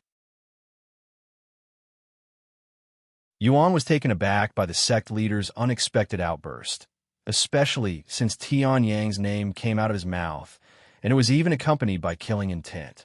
However, despite his shock, Yuan managed to keep a straight face and responded, Tian Yang? Are you talking to me? My name is Xiao Yang, though. Bullshit. You may look a little younger, but you're definitely Tian Yang. The sect leader shouted. How else do you explain your mastery of the Peerless Immortal technique? There's no way you'd manage to reach that level in such a short time. You must have known it prior to coming here. After a moment of silence, Yuan said, It's true. I knew about the Peerless Immortal technique before coming here. However, that's only because I was taught it by sect leader Ren. I am his disciple, after all. What? The sect leader's expression suddenly froze. Ah, you don't recognize me because I had my mask back then, right? I was the one who asked if I could bring my companions, who would not be participating in the trial, with me. Sure enough, Yuan was wearing a mask before entering the immortal gates. However, that mask disappeared alongside his real body, hence why the sect leader didn't recognize him. The sect leader fell silent with a pondering face. Now that I think about it, there's no way he could be Tian Yang. He looks too young, and that bastard should have died long ago. Eventually, the sect leader realized that Head made a mistake. However, he didn't apologize and said, Forget it. Now tell me, why did you kill that disciple? Because he offended me, Yuan said, keeping it vague on purpose. I know you said he offended you in the past. However, you also claimed you'd never met him before. Yuan shook his head and explained, That was actually a lie. That disciple just didn't remember me, and I agreed with him to make him lower his guard. The sect leader narrowed his eyes at Yuan. Eventually, he said, Whatever. I don't care why you killed him, but you will be punished accordingly for breaking the rules. What kind of punishment? Yuan asked. 10 years in confinement, said the sect leader. Yuan raised an eyebrow and said, You expect me to just accept this? I'm not spending 10 years in this trial, so you can just disqualify me from the trial entirely. Because you have something to do in the outside world? Then you should be happy to learn that time in this world flows differently, much slower than the outside world. Although you have spent over a year in this world, in reality, only a little over a month has passed in the outside world. Really? Yuan's eyes widened with surprise after learning this information. What would I gain from making such a lie? I was going to announce this information sooner or later, anyway, revealed the sect leader. Anyway, I will give you 2 choices since you are currently ahead of the pack. 1. You will spend 10 years in confinement, but your time limit to become an inner court disciple will be halted. Or 2. You will spend 2 years in confinement, but that timer will continue to tick even while in confinement, and all points you earn will be reduced by 50% for the next 5 years. Now, which do you choose?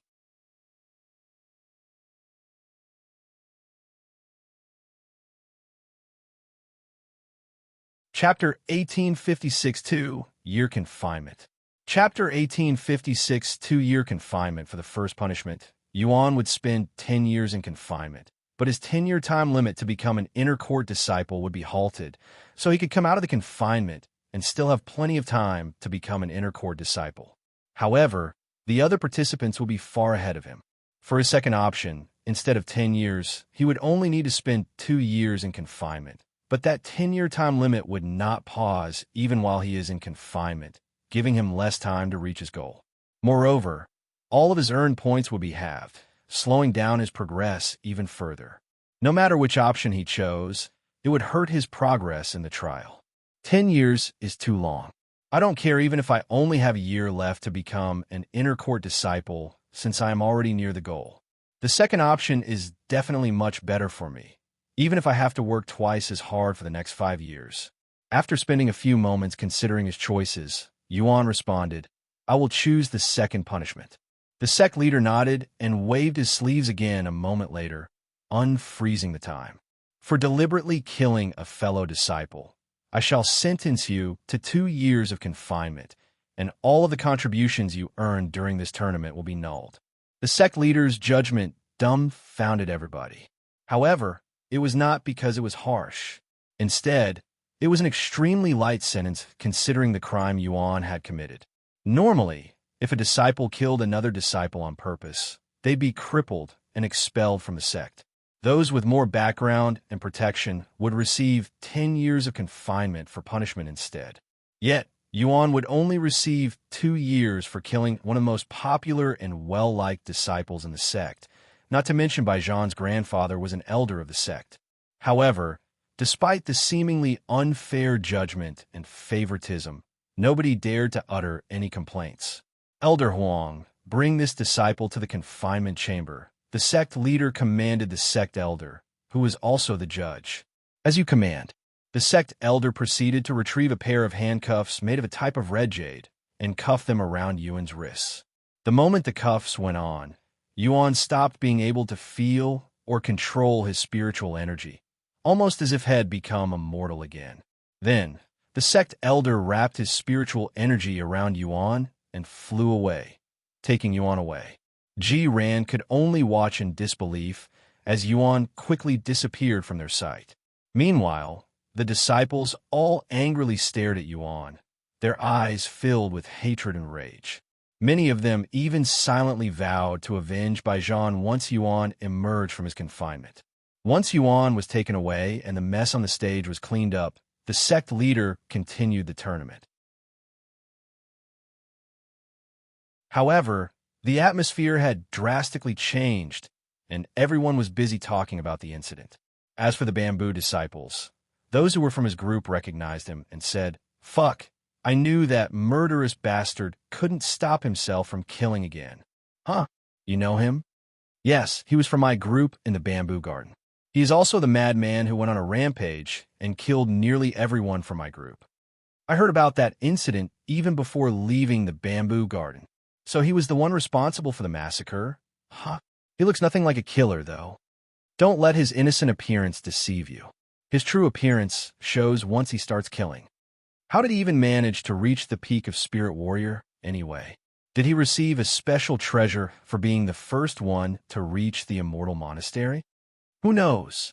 I don't even want to approach him, much less ask him." As for the other disciples, while they didn't dare to criticize the sect leader's judgment in his presence out loud, they did not hesitate to curse Yuan out. "That fucker Xiaoyang. I swear he's dead if I ever see him again. Senior apprentice brother Baijian did not deserve such an end. He was such a kind and generous person. He gave me guidance when he saw me struggling in the training grounds, even though I didn't ask for it. He also helped me a ton by giving me spirit stones to help with my cultivation. He even told me I didn't need to worry about returning it." The disciples reminisced about all the times Baijian had done good and helped everyone. Meanwhile, the sect elder brought Yuan to the confinement chamber, which was located on a massive mountain. "You know, I'm actually glad the sect leader only gave you 2 years. Do you know why?" The sect elder suddenly said as they neared a dark, yawning cave entrance that seemed to lead into oblivion. Beside it stood a massive boulder, its size and shape perfectly suited to seal the opening like a door. "Why?" Yuan asked. "Because you'd only live longer if had given you a longer sentence. The moment you leave your confinement, Elder Bai, the grandfather of the disciple you killed, will be here to avenge his grandson and take your life. While a disciple is in confinement, they are essentially prohibited from contacting the outside world. This also meant the people outside were unable to contact him, and this included sect elders." Yuan didn't respond to the sect elder's words and only silently gazed at the dark cave entrance. The sect elder proceeded to remove Yuan's cuffs before kicking him in the back, sending him flying into the cave. "Enjoy what little time you have left, you bastard," the sect elder sneered, his voice laced with cold satisfaction. With a series of swift hand gestures, the massive boulder trembled before grinding into place, sealing the cave's entrance. Once he confirmed that Yuan had been sealed properly, he turned around and flew back to the arena.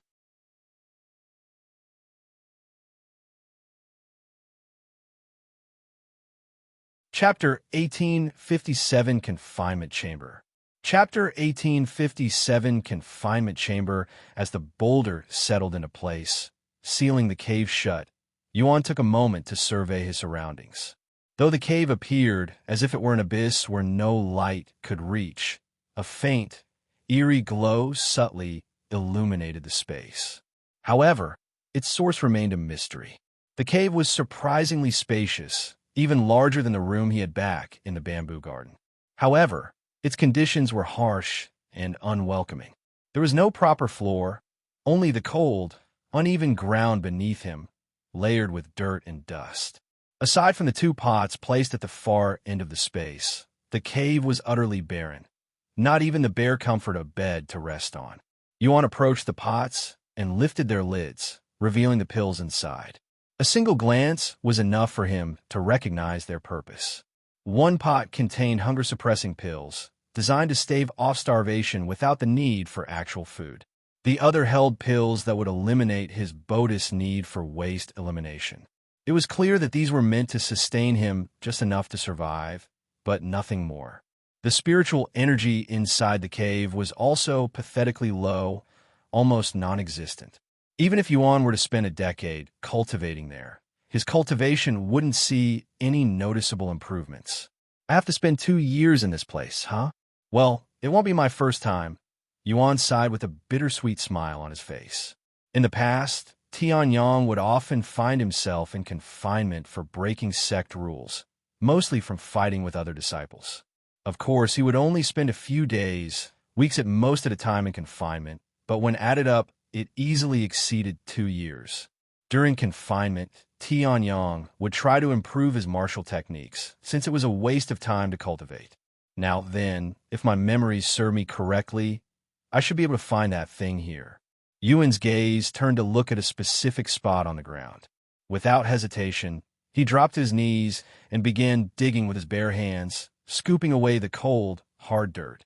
After digging about a meter deep, Yuan's fingers brushed against something hard and unnaturally cold. Its surface was smooth, too refined to be just another random rock buried in the dirt. He carefully unearthed the object, dusting away the loose soil until it was fully revealed.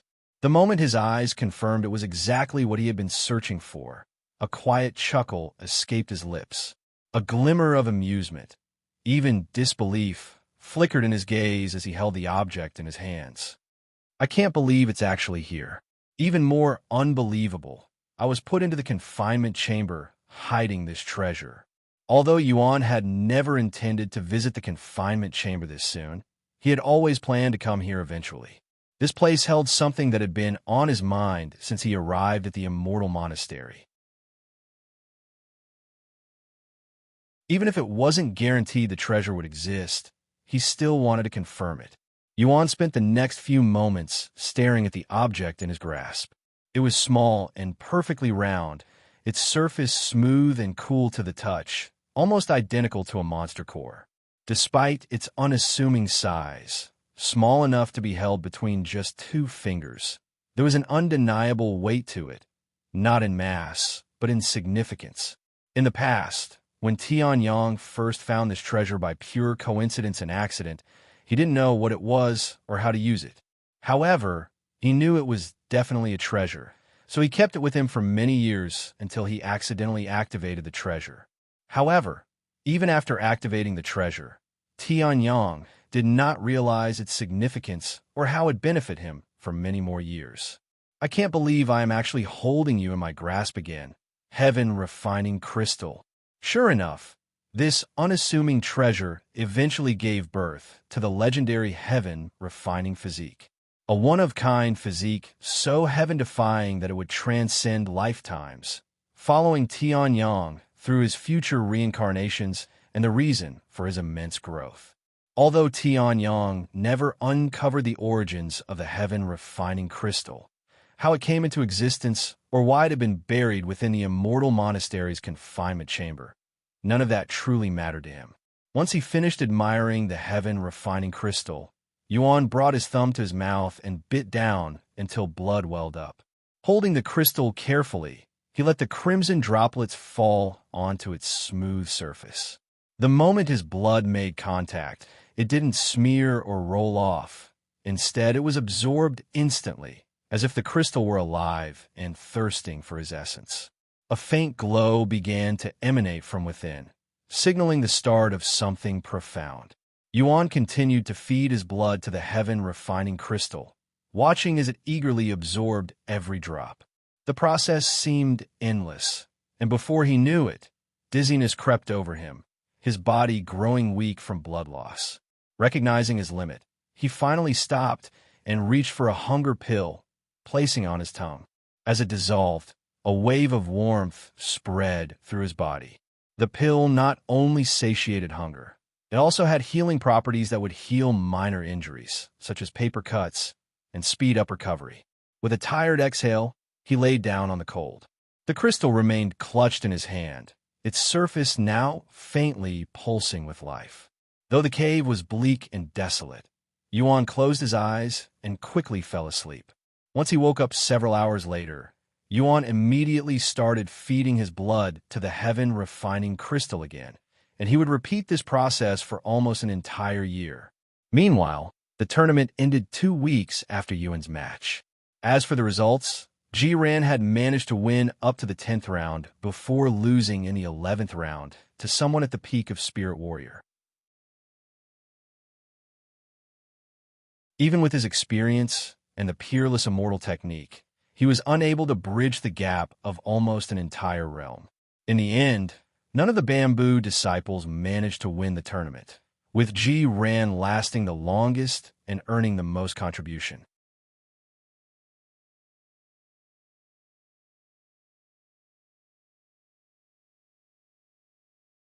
Chapter 1858 Elder Bai. Chapter 1858 Elder Bai. Once the tournament concluded, Ren wasted no time rushing back to find Shimei and the others to notify them of the situation. What? Shimei's voice rang out in sheer disbelief as she processed the news. Lan Ying, on the other hand, was so stunned that words completely failed her. She simply stood there, wide-eyed, unable to form a response. Meanwhile, Tan Songyin furrowed her brows, her expression more puzzled than shocked. Unlike the others, she wasn't just overwhelmed. She was trying to make sense of the situation.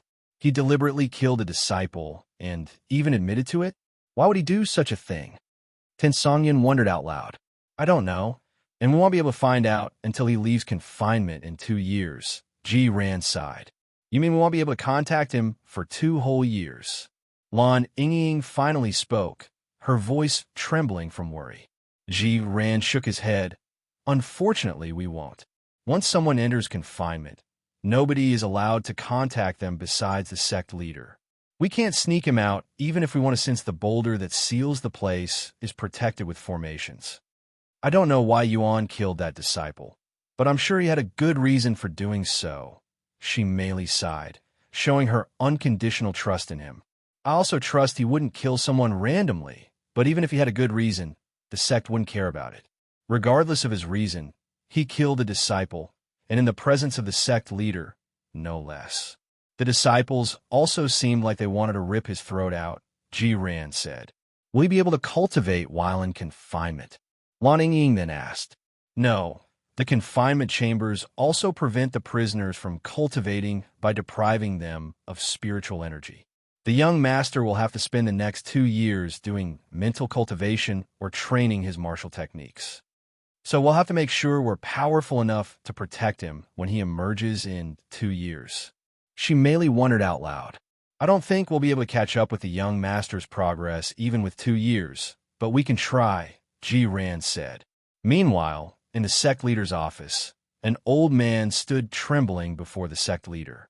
His eyes were bloodshot, tears still streaming down his weathered face. Yet his sorrow was eclipsed by the sheer fury burning within him. His expression was a storm of anguish and rage. His fists clenched so tightly that his knuckles had turned white. This old man was Elder Bai, Baijan's grandfather. Although he had been outside the sect for business, he rushed back to the sect after learning about his beloved grandson's death. "Sect leader, please let me avenge my grandson, who did nothing wrong and was unjustly murdered by some psycho." Elder Bai roared, his voice filled with anguish and anger. He had also heard about the sect leader showing favoritism to Yuan by giving him a lenient punishment, which is why he didn't go straight to the confinement chamber to find Yuan. As much as he was enraged about his grandson's death, it did not cloud his judgment. "I am willing to step down from my position as the Grand Elder as long as I can avenge my grandson." The position of Grand Elder stood at the pinnacle of the sect's hierarchy, second only to the sect leader. After listening to Elder Bai's impassioned plea, the sect leader finally spoke, his voice calm, yet weighted with authority. "I won't say you are forbidden from seeking vengeance for your grandson," he said, his gaze steady. "But as the Grand Elder, you must carry yourself with grace and dignity, even in the face of vengeance. Do not let your grief cloud your judgment, nor let your wrath taint the honor you have upheld for so long." His words were not a denial, nor an approval, but a warning, a reminder that even vengeance had its own path to follow. Elder Bai's eyes gleamed with newfound determination as he realized the sect leader hadn't explicitly forbidden him from pursuing Yuan. However, despite his burning desire for revenge, he knew that as a Grand Elder, personally executing a disciple, especially in a fit of rage, would bring severe consequences. Losing face before the sect's disciples was of little concern to him, but his reputation outside the sect was another matter entirely. His standing in the wider cultivation world was not just his own, it was tied to the Immortal Monastery itself. A reckless act of vengeance could tarnish not only his name, but also the sect's prestige, drawing unwanted scrutiny from outsiders. Clenching his fists, Elder Bai understood that he needed to tread carefully. If he wanted justice or vengeance, he would have to be smart about it. Elder Bai left shortly after to begin planning his revenge. At the same time, Elder Jing and Elder Sun were having a conversation on a similar subject. "So, what are you going to do? Will you try to protect that disciple from Elder Bai?" Elder Jing asked Elder Sunday. Elder Sun let out a dry chuckle before shaking her head. "Who are you talking to? Me? I'm just an ordinary sect elder who can't even follow the rules," she said, her voice laced with self-mockery. Elder Bai, on the other hand, is the Grand Elder, the second most powerful figure in the entire sect. If he decided to kill me just to get a Xiaoyang, he wouldn't even blink. Protecting that boy? That would be nothing short of suicide. Despite her words, there was something unreadable in her expression, as if she wasn't entirely convinced by her own words. Elder Jing raised an eyebrow and said, "While you may be an ordinary sect elder on the surface, your real background is something else entirely. With a single command, you could have even the sect leader bow to you, much less a mere Grand Elder." Elder Sun's expression darkened the moment her background was brought up. A sharp frown creased her beautiful face as she snapped, her voice laced with anger. "You know, I don't like my background being mentioned. I will die before I ask them for help." Sorry, Elder Jing quickly apologized after realizing her mistake.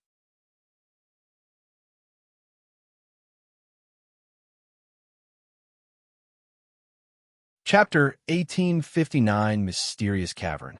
Chapter 1859 Mysterious Cavern. Once Elder Jing left, Elder Sun sighed.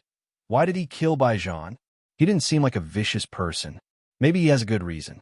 Elder Sun would spend the next several days contemplating Yuan's situation.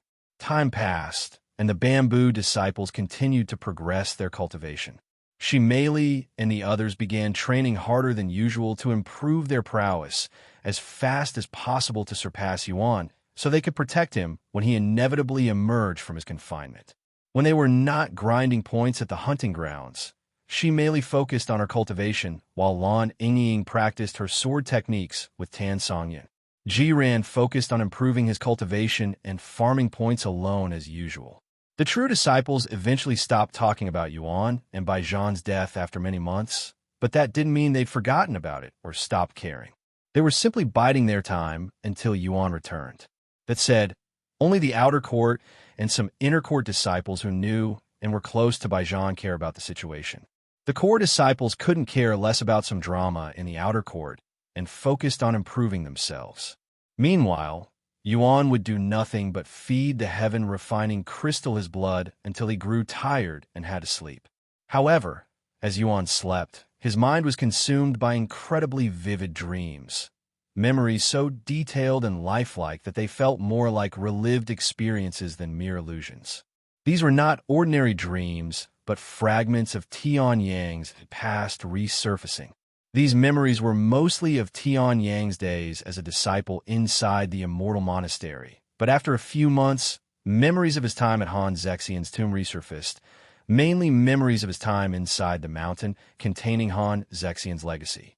After dashing into the mountain to escape from the Immortal clans and the 7 Divine Sword Peaks sect leader, Tian Yang found himself on an impossibly long, narrow path. The corridor stretched far beyond what the mountain's exterior should have allowed, defying logic and space itself. Each step echoed unnaturally, the walls pressing in with an eerie stillness, as if the very mountain was watching him. However, as freaked out as he was, Tian Yang could only move forward, as the only entrance and exit had closed behind him. After walking for days without rest, Tian Yang finally reached the end of the path. There, beyond the oppressive darkness, lay a small cavern bathed in an unearthly light. Unlike the narrow passage behind him, this space was open and strangely serene, its illumination seemingly without a clear source. The air here felt different, ancient and mythical, as if infused with the lingering presence of something beyond mortal comprehension. Despite its modest size, the cavern exuded a quiet majesty, as though it held secrets untouched by time. At the center of the cavern, a small waterfall cascaded down smooth stone, its gentle flow creating a serene ambience. At first glance, it appeared unremarkable, but Tian Yang quickly noticed the water was saturated with dense spiritual energy, far richer than anything he had encountered before. Even more astonishing was what lay at the base of the waterfall, a small yet vibrant garden flourishing in its midst.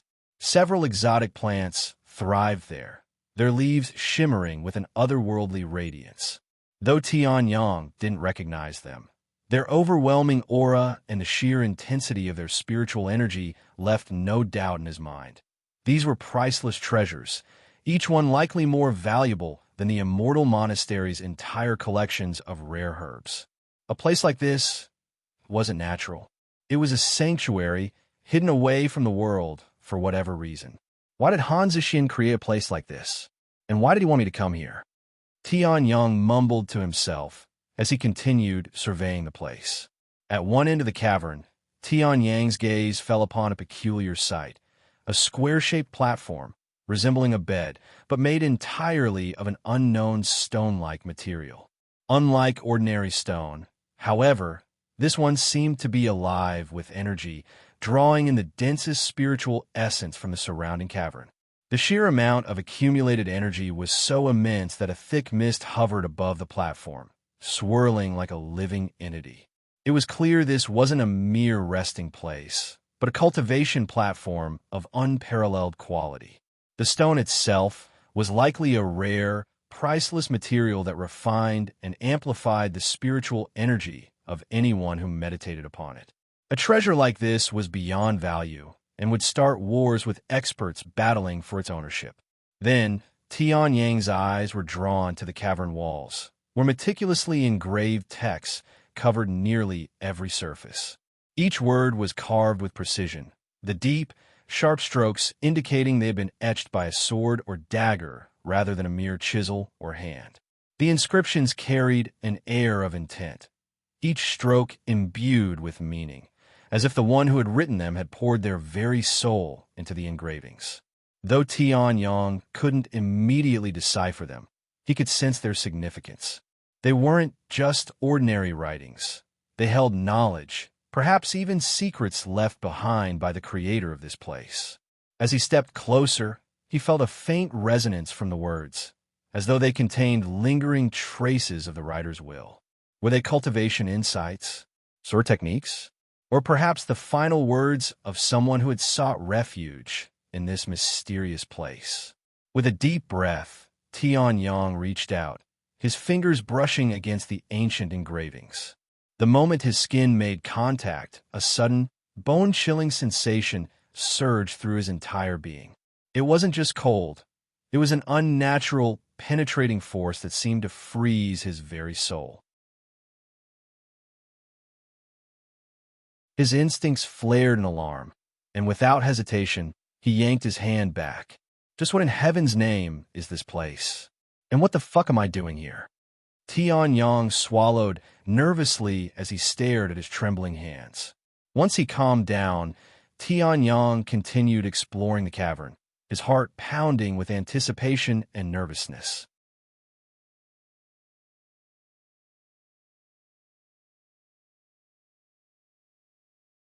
Chapter 1860, A Cultivator's Paradise. Chapter 1860, A Cultivator's Paradise. As Tian Yang continued exploring the cavern, his attention was drawn to a wooden shelf nestled against one of the cavern walls. Despite the passage of time, the wood remained intact, exuding a faint aura that suggested it had been reinforced with spiritual energy. Resting atop the shelf were numerous spatial rings, and when Tian Yang peeked inside one of them, he was surprised to find it completely filled with pills. However, Tian Yang didn't know what kind of pills they were since his knowledge of pills was very limited. He checked the other spatial rings after placing down the first spatial ring. Once again, it was filled with pills, but they looked and smelled different from the previous pills. Are all of these spatial rings filled with pills? Tian Yang muttered to himself as he continued finding more pills with each new spatial ring he checked. Sure enough, after checking every single spatial ring, Tian Yang found nothing but pills. After putting the last spatial ring down, Tian Yang returned to the center of the room and sat down on the ground. A waterfall, priceless herbs, spatial rings with countless pills, a cultivation platform, and unknown words on the walls. What the hell was Han Zexian doing in this place? And what am I supposed to do here? Can I even leave this place? Tian Yang was filled with questions, but nobody to answer them.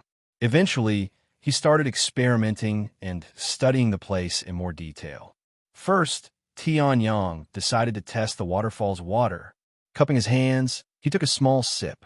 The moment the cool liquid passed his lips, a wave of vitality surged through his body. His fatigue melted away instantly, his energy rapidly recovering as if he had undergone days of deep meditation in mere seconds. However, the water's effects didn't stop there. A clarity unlike anything he had experienced before washed over him. His mind felt sharper and his thoughts more refined. It was as if a veil had been lifted, allowing him to perceive everything with greater focus and understanding. Tian Yang's eyes widened. This wasn't just ordinary spiritual water. It was a sacred elixir capable of restoring not only the body but also sharpening a mind. The significance of such a resource was immeasurable. Even in the most powerful sects, water of this caliber would be considered an irreplaceable treasure. Next were the herbs. Although they looked delicious, Tian didn't actually dare to consume them. Unlike the waterfall, which seemed to flow endlessly, the herbs were limited, and he was worried they might not regrow once consumed. The most he could do was inspect them, but since he was not an expert in this field, he quickly gave up and moved to the cultivation bed.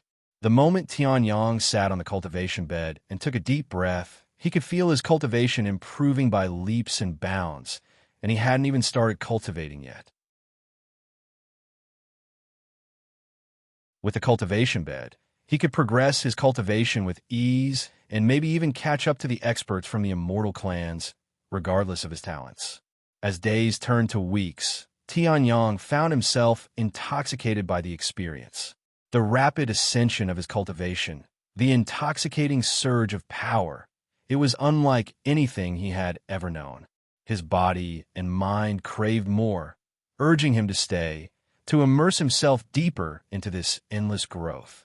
And so, he remained seated for months, unmoving, consumed entirely by the boundless potential of the cultivation bed. Eventually, Tian emerged from his cultivation, and his peak Spirit King had soared past Spirit Emperor and Spirit Sovereign, entering Spirit Enlightenment and stopping at the peak of Spirit Enlightenment by the end. To increase his cultivation by 3 entire realms within just a few months was unheard of and unprecedented. Moreover, Tian noticed that his cultivation was no longer suppressed to Spirit King despite still being inside Han Zexian's tomb. I'm actually still inside Han Zexian's tomb, right? I am not actually dead and in Cultivator's paradise, right? Tian wondered out loud. He wouldn't be surprised if the mountain actually existed in a different space and away from Han Zexian's tomb, which would explain how he could walk for days without encountering an end. After emerging from his cultivation, Tian took another sip of the waterfall before turning his focus to the words on the wall. However, he quickly gave up and went to check on the pills inside the spatial rings again. Since there was no way for him to know their effects without taking them outside to get examined, Tian had to consume them and examine their effects using his own body. How long have these pills been here? Pills shouldn't expire, right? It was a common rumor that pills never expired, their potency lasting for eternity. However, this was far from the truth. In reality, pills that aren't properly sealed or stored will gradually lose their effectiveness over time. The spiritual energy infused within them would slowly dissipate, weakening their medicinal properties until they eventually became nothing more than ordinary, powerless pills. If left unchecked for too long, some pills would deteriorate to the point where they crumbled like brittle crackers at the slightest touch. After embracing himself for the worst, Tian picked a random spatial ring and retrieved a pill from it before consuming the pill. After consuming the pill, Tian sat in silence, focusing intently on any changes occurring within his body, his back soaked in cold sweat. However, as the minutes stretched on, his anticipation slowly turned to confusion. Nothing happened. His body felt the same. His energy remained unchanged. The pill had dissolved, yet there was no reaction, not even the faintest ripple of medicinal effect. Tian frowned. Had the pill lost its potency over time? Or did the pill have an effect that couldn't be felt? Since he had no way of knowing, Tian could only pick up a different spatial ring and consume a different pill. The hell? Nothing's happening. Tian exclaimed in disappointment when the second, third, and even fourth spatial rings contained pills that seemingly had no effect. Yet, he continued examining the pills, throwing unknown pills with unknown effects into his mouth without any of his initial hesitation.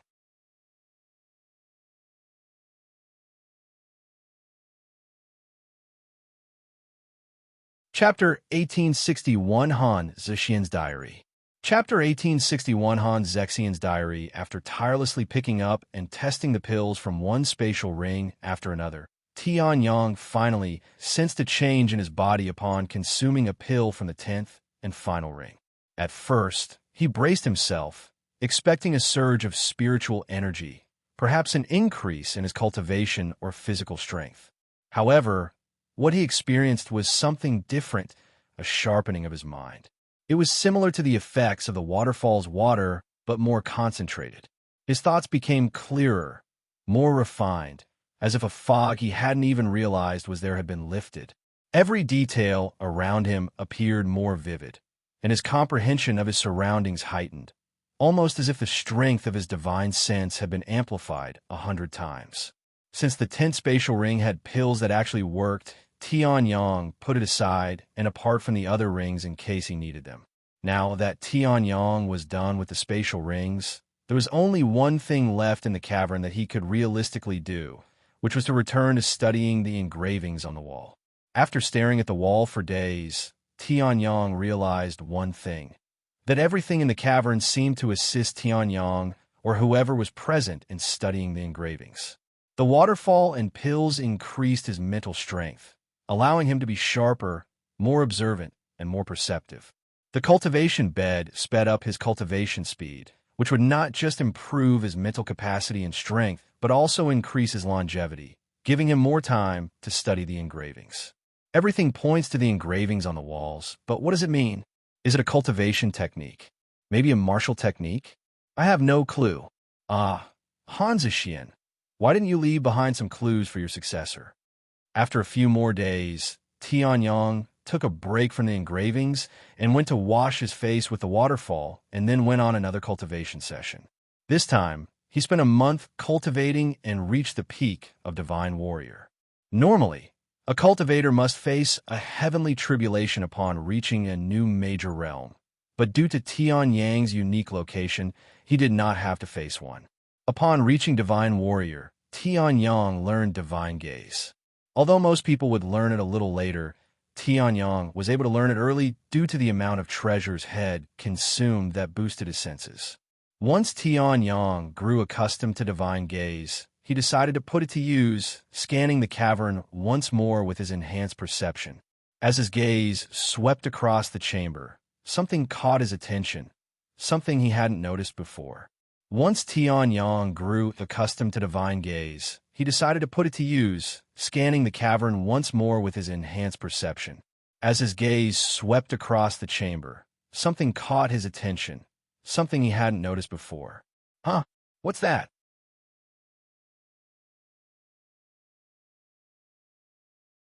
He muttered, his brows furrowing as his eyes locked onto the cultivation bed.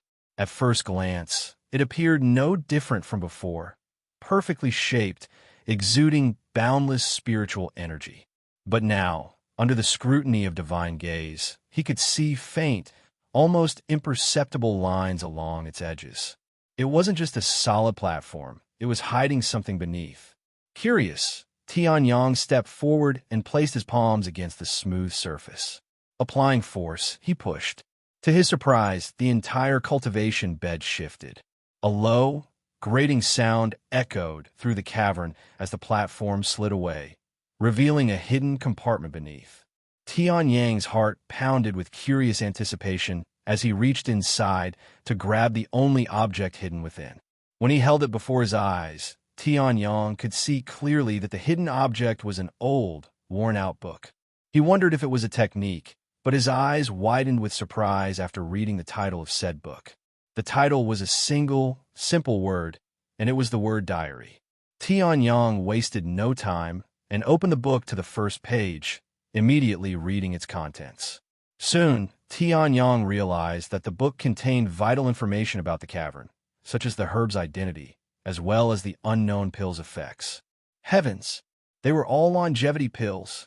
No wonder why I didn't feel anything after consuming them. But Zexian was an immortal. Why would he need longevity pills when he already can live forever without them? Tian's question was answered as he read more of the Zexian's diary. Apparently, the engravings on the cavern walls contained information about a powerful and mysterious entity, one that might be omnipotent, an existence that held absolute control over the divine heavens. The words carved into the stone seemed to whisper secrets far beyond mortal comprehension, knowledge that transcended even the most powerful cultivators. However, there was a terrible price for attempting to decipher them. Any effort to understand these inscriptions would directly consume one's longevity. It wasn't just a warning. It was a curse woven into the very text itself. The engravings were not meant for the unworthy, and those who sought their meaning would pay the cost with the most precious currency of all, their lifespan. As Tian continued reading the diary, his vision blurred, and an overwhelming fatigue washed over him. His eyelids grew heavy, his limbs sluggish, as if an unseen force was siphoning his very essence. It didn't take long before Tian realized it wasn't ordinary fatigue, but his longevity being drained.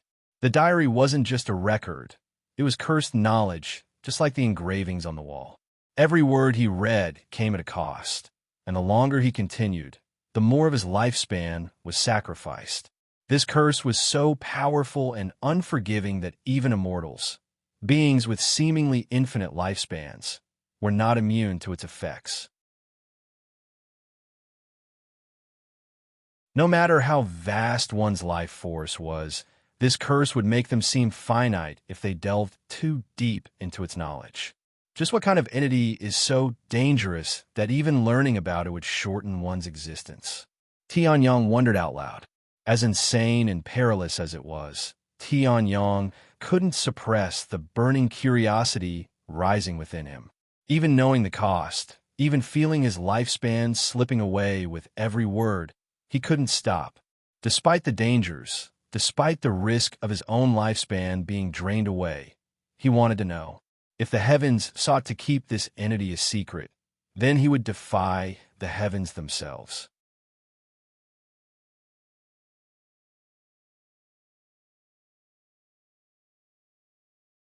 Chapter 1862 Outer Gods.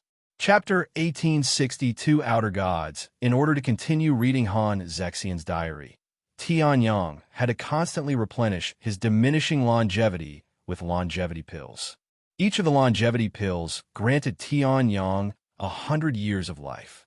Although this may not seem like much at a glance, these pills were unique in the sense that they could be consumed endlessly. While most longevity pills could only be consumed once in a lifetime before their effects ceased, Han Zexian's longevity pills were an exception. They had no limit. As long as one had an endless supply, they could achieve eternal life. However, such pills were exceedingly rare and unimaginably valuable. Their creation required specific herbs, ones that were nearly impossible to find. These herbs could only thrive in the most harsh and unforgiving environments, where even the strongest cultivators would struggle to survive. Yet, the very same herbs once thought to exist only in the most extreme landscapes were right here in the cavern, growing beneath the waterfall. It was clear that Han Zexian had concocted the longevity pills by himself using the herbs head grown. However, Tian was not an alchemist, so there was no way for him to utilize the herbs before him.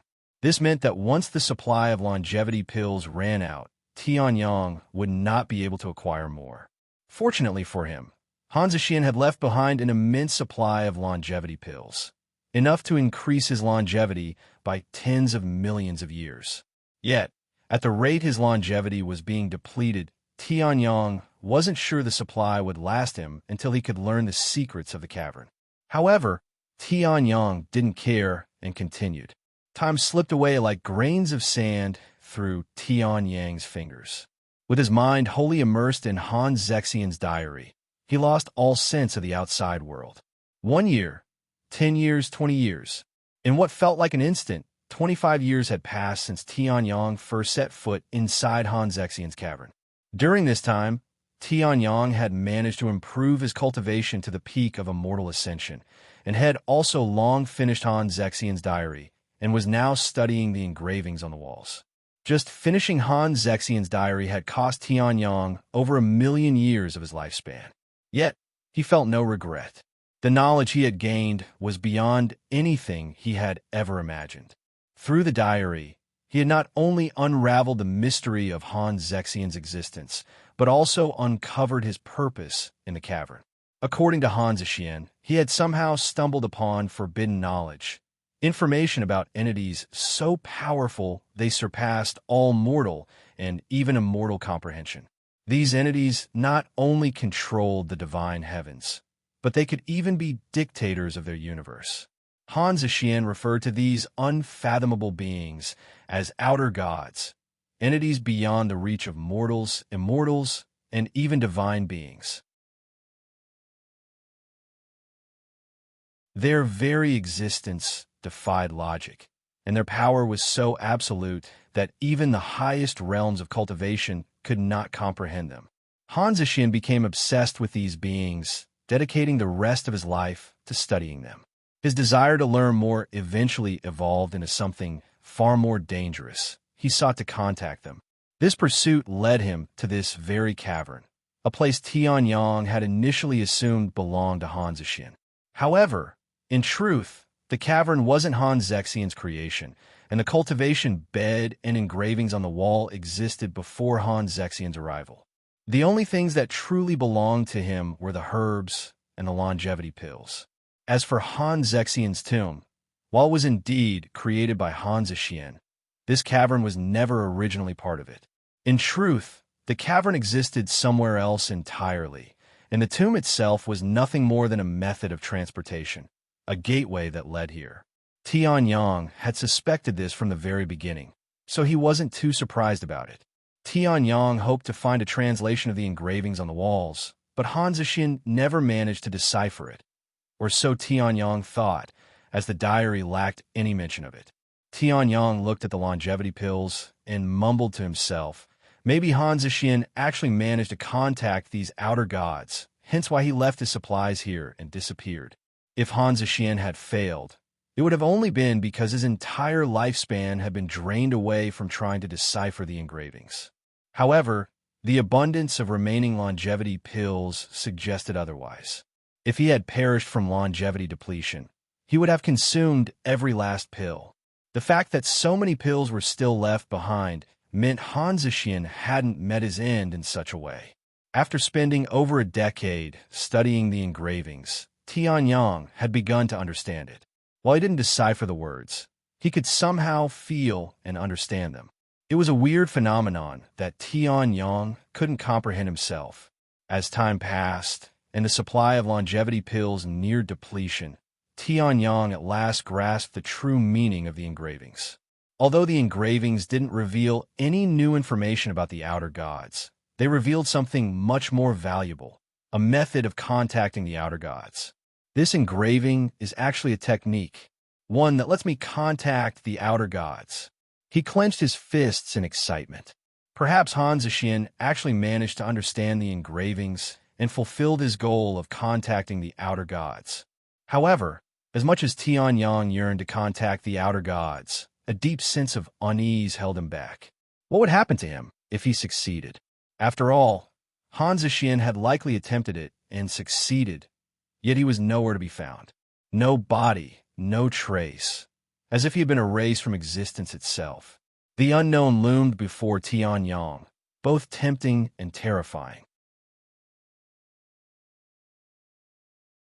Despite everything, I'm still stuck in this place. I might as well give it a try and see what happens. Tian sighed, his gaze lingering on the ancient engravings. He had uncovered forbidden knowledge, deciphered the truth behind the outer gods, and sacrificed an unimaginable portion of his lifespan.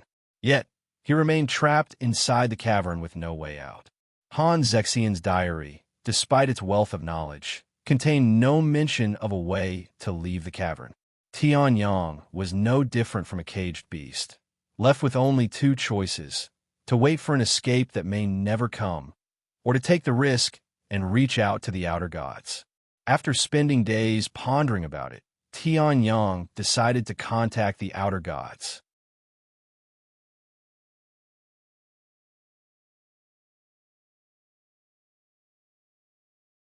Chapter 1863 Encounter with an Outer God. Chapter 1863 Encounter with an Outer God. After deciding that he would contact the outer gods, Tian spent another few months learning the technique used to contact them. Once he was prepared, Tian Yang sat on the cultivation bed, took a deep breath, and began muttering, "O ancient gods beyond the veil of reason, where time coils and the stars weep. Heed my call. I invoke the nameless, whose shadows consume light, whose whispers unravel fate. Through the fracture of all that is, through the silence where even Tao crumbles, descend and make this world your own." However, nothing happened after Tian Yang activated the technique and recited the summoning phrase. Frowning, he looked around, his brows slightly raised at the anticlimactic result. Did it fail? He muttered, half expecting some kind of reaction. Just as he prepared to attempt the ritual again, his vision suddenly went blank. A weightless sensation overtook him, and the cavern's familiar presence vanished. The very atmosphere shifted, becoming something utterly alien, something beyond anything he had ever experienced. He was no longer where he had been. The cavern, the engravings, the cultivation bed, all of it was gone. Instead, an endless void stretched before him, vast and incomprehensible. Tiny flickering lights dotted the darkness, resembling distant stars, yet they felt eerily different, as if they were watching him. Unbeknownst to Tian Yang, he had been transported to the starry sky, a realm beyond the sky of the divine heavens, and a place untouched by mortals or immortals at his time. Where am I? How did I get here? What happened to the outer gods? Tian Yang's voice trembled slightly as he turned, searching for any sign of familiarity in the boundless abyss. A moment of silence stretched across the void. Then a voice, deep, profound, and utterly overwhelming, resounded through his very being. "By outer gods, are you referring to me?" The sheer weight of its presence sent shivers down Tian Yang's spine. Before him, an immense silhouette emerged from the abyss, its scale so vast that his mind struggled to comprehend it. If he were to compare his own size to the silhouette, it'd be like comparing an ant to an elephant. The figure bore the shape of a human, yet its form was anything but ordinary. 10 arms stretched outward, 5 on each side, exuding an aura of absolute dominion. Tian Yang's breath was caught in his throat. He had sought the outer gods, and now he stood before one. An outer god, they really exist. Tian Yang swallowed nervously. "I'm sure you have a lot of questions, but unfortunately, I cannot answer them at the moment. That said, since you are the first human to ever decipher my engravings, I shall grant you a wish. Tell me, what do you desire? Can you grant me any wish?" Tian Yang asked after snapping out of his daze. The outer god did not respond, almost as if it deemed it was pointless to answer such an obvious question. After a brief moment of contemplation, Tian Yang finally spoke, his voice steady despite the overwhelming presence before him. "I have only experienced losses throughout my life. Time and time again, I've watched everything slip through my fingers because I was too weak to protect anything."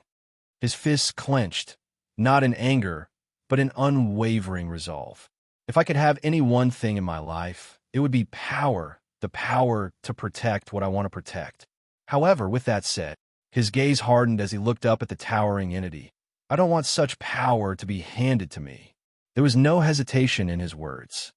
"Therefore, what I want is talent, the talent to surpass everyone." This was not a request for mere strength. It was a demand for the right to forge his own path. After a moment of silence, the outer god spoke. "So you wish not for strength, but the chance to acquire the strength you desire. Huh? What an amusing human." Then it continued, "Unfortunately, I cannot grant that wish." "What?" Tian Yang showed a puzzled frown upon hearing this, as he thought the outer god was omnipotent and could grant him any wish. "I cannot give you what you already have. Although you may not be aware of it, you already possess such talents." "That's ridiculous. If I had even a sliver of talent in me, I wouldn't have struggled so much." Tian Yang shouted, his voice raw with frustration, feeling like he was being mocked. "You don't have to believe me. Regardless, I cannot grant you that wish. You may choose a different wish." Tian Yang sighed. "I don't have another wish. You can grant me whatever you want." "In that case, I shall grant you something I believe is befitting of your existence, the outer god declared, its voice reverberating through the endless abyss. Before Tian could react, a golden light materialized in the vast darkness, its radiant light pulsing with an indescribable energy. It drifted forward, moving with an ethereal grace, as though drawn by fate itself. In the next instant, the star shot toward him. Tian barely had time to process what was happening before it pierced into his chest, disappearing into his body. "What did you just do to me?" Tian asked. "That is for you to find out." Suddenly, a powerful ripple surged through the distant void, distorting the fabric of space itself. The presence was vast and ominous, something beyond Tian's comprehension. The outer god's gaze shifted toward the disturbance. "I shall end our conversation here," it declared. Just as the abyss began to tremble, the outer god's attention returned to Tian for one last moment. "This will not be the last time we speak, for it seems our existences are intertwined by fate. Until next time, human." Before Tian could respond, the void around him collapsed. The starry abyss twisted, and his consciousness was forcefully pulled away, as though reality itself was ejecting him from this realm. When Tian snapped out of his daze, he found himself back inside the cavern, seated on the cultivation bed, just as he had been before, almost as if his encounter with the outer god was only a mere dream.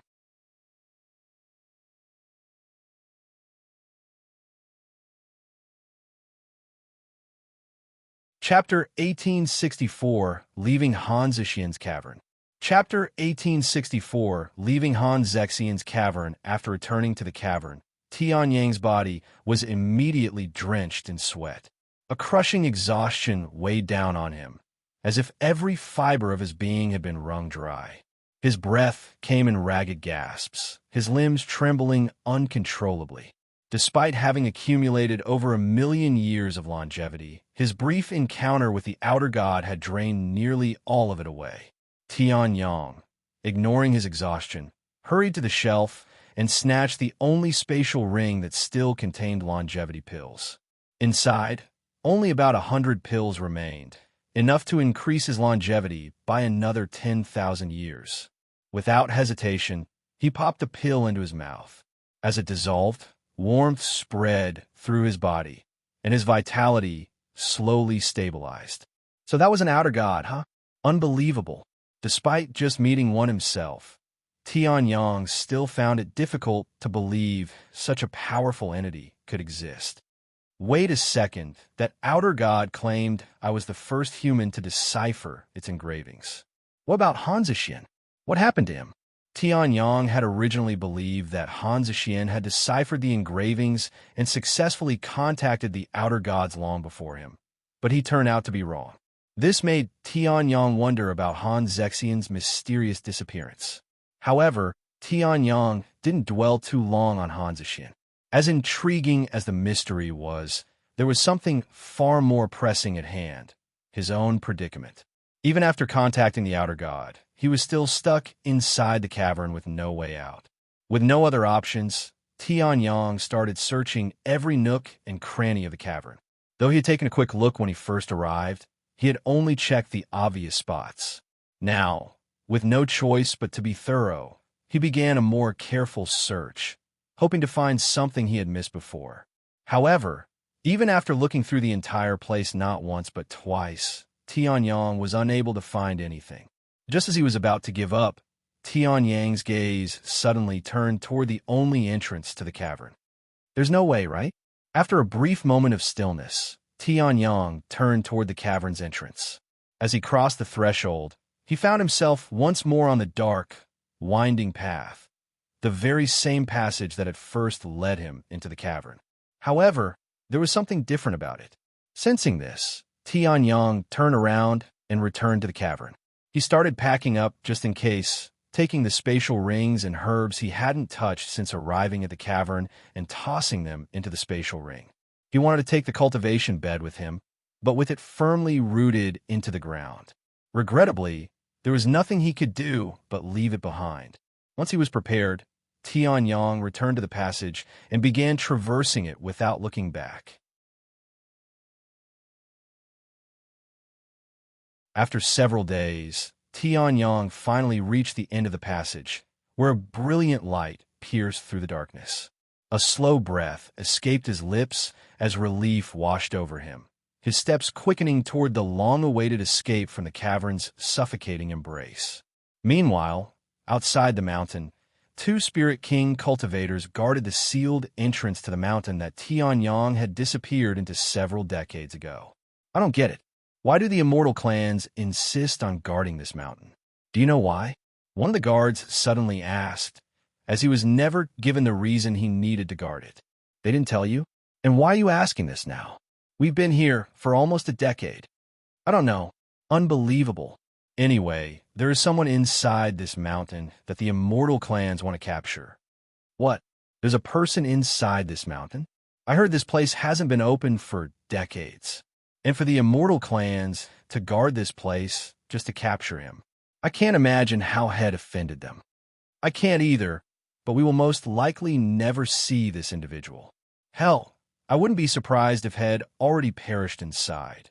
The guard halted his words but kept his mouth wide open when the sealed entrance to the mountain suddenly opened for the first time in decades. This. Tian stepped out of the mountain the following moment, his eyes adjusting to the open sky as he raised an eyebrow at the sight of two cultivators standing before him with shocked expressions. He had entertained the possibility that the Immortal clans might be lying in wait, yet it did nothing to deter him. If anything, he wanted them to be there so he could immediately begin his revenge. Are you two with the Immortal clans or the 7 Divine Sword Peaks? Tian calmly asked them. In response, the guards unsheathed their weapons, the cold steel gleaming under the light as they leveled them at Tian. Their expressions were tense, their stances rigid. Under the Immortal clan's orders, we are to capture you. Do not resist, or we will take you in by force. I see. All right, you can take me. Tian raised his hands and surrendered himself. The guards were pleasantly surprised by how smoothly it went. However, as they took a step toward him, Tian suddenly activated Limitless Sword Domain, killing the two guards before they could even react. So they won't let me go even after so many years, huh? Good. Very good. This will make hunting them down even more satisfactory. Tian laughed as he flew away from the scene. Meanwhile, within the grand halls of the Immortal Gu clan, a lone servant stood vigil over 2 luminous jade slips, their glow pulsing faintly in the dim chamber. For years, they had remained undisturbed, carrying the essence of their owners, until now. Without warning, the light within them flickered, faded, and then vanished entirely. A heartbeat later, both jade slips cracked, the fractures spreading like veins of death before they shattered into countless fragments. When a servant, who was half asleep, saw this, he hastily ran out of the room to report the news.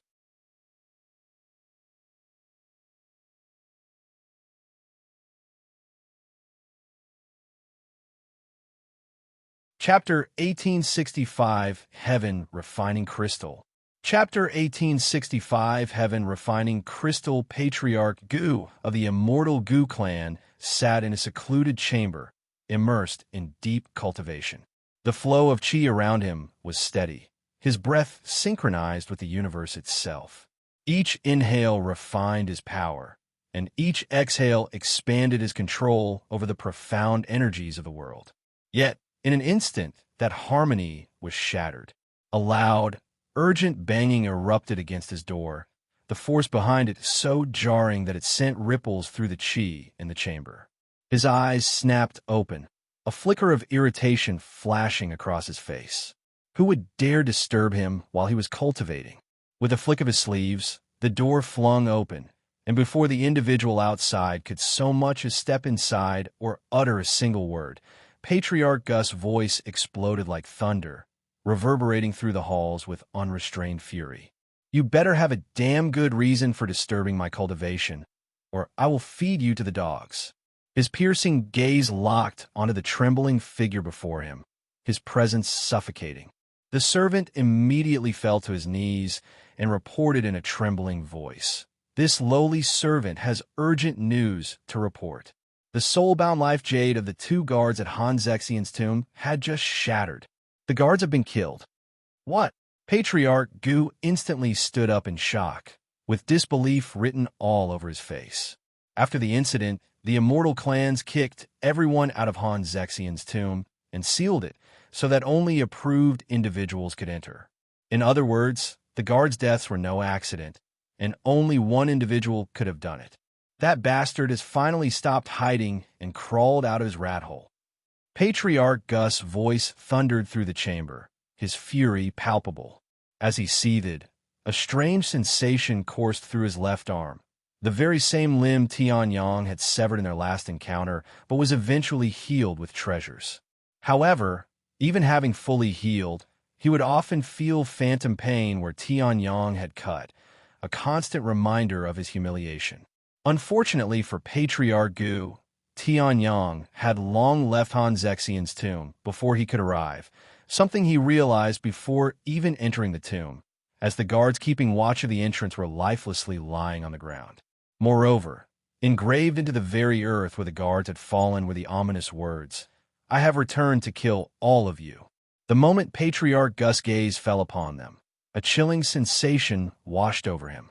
These were not mere threats. They pulsed with raw, unbridled killing intent, so thick it seemed to seep into the surroundings, staining the very air with malice. He could also feel the deep hatred embedded in every stroke, as if Tian had carved the message not just into the ground, but into the souls of those who had read it. Despite knowing that Tian was no longer inside the tomb, Patriarch Gu still entered it and traveled to the mountain. He wanted to confirm if the door was open now that Tian had come out. Unfortunately for him, the doors had closed shortly after Tian left. He left the tomb shortly after and contacted the other Immortal clans, notifying them of Tian's return. After a deep slumber, Yuan woke up with a puzzled look on his face. "Why did I see Patriarch Gu in that dream?" he muttered out loud. He thought he was recalling Tian's memories, but if that were the case, he wouldn't have been able to see Patriarch Gus' reaction to Tian's return. This made him consider the possibility that he wasn't actually dreaming of Tian's memories, but someone else. There was also the possibility that he wasn't dreaming of memories, but something entirely different. However, Yuan had no clue what it might be. After pondering for some time, Yuan eventually set aside his thoughts and shifted his focus to the heaven refining crystal. He had been feeding it his blood for over a year now, and the crystal looked a lot different than it did a year ago, when he first discovered it. The heaven refining crystal had been plain and devoid of any distinct features. It was an ordinary, colorless crystal, but after absorbing his blood for over a year, it had undergone a profound change. Its once lifeless surface now shimmered with a vibrant spectrum of colors, shifting and pulsating like a living entity. More than just its appearance, the crystal emanated a unique aura, a profound energy that made Yuan subconsciously revere it. "It's ready to move to step 2. After staring at the crystal for a brief moment, he pressed the crystal against his lips before pushing it inside his mouth, treating it as though it was a candy. Unlike pills, the heaven-refining crystal did not dissolve upon contact with his tongue. Yet, Yuan did not hesitate. With a single, deliberate motion, he forced the crystal down his throat, swallowing it whole. The moment it passed into his body, a violent reaction erupted within him. A tidal wave of energy surged through his meridians, scorching them like divine fire, threatening to tear him apart from within. His muscles tightened, his bones groaned under immense pressure, and his very soul trembled as if the crystal were trying to refine him instead. "Arg!" Yuan roared as unbearable pain racked his entire being. It had been a long time since he had experienced such agony. It was so intense it felt as if every fiber of his existence was being torn apart and reforged at the same time. The heaven-refining crystal, now a part of him, unleashed an uncontrollable storm of energy. His meridians twisted and expanded, his blood boiled as if ignited by flames from purgatory, and his very soul trembled. He struggled, his body convulsing, sweat pouring down like rain, but no amount of resistance could quell the sheer torment. Hours passed, though it felt like an eternity. His vision blurred, his strength waned, and eventually, his consciousness slipped away. However, even in unconsciousness, the pain did not fade. It clung to him, an unrelenting force that refused to grant him even a moment of peace.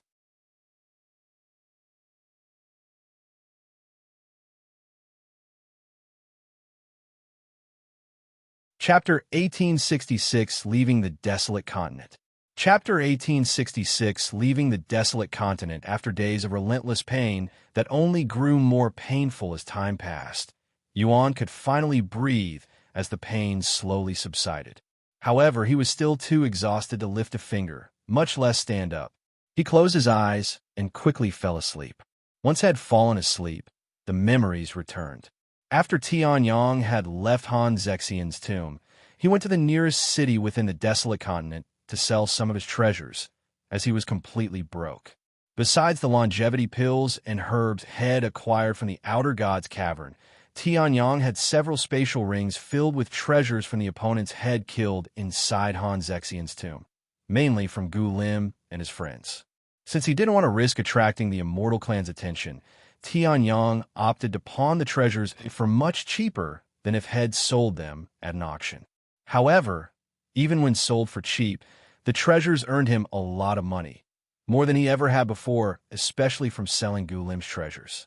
After selling all of the treasures he deemed useless, Tian purchased enough appearance-altering pills to fill an entire spatial ring.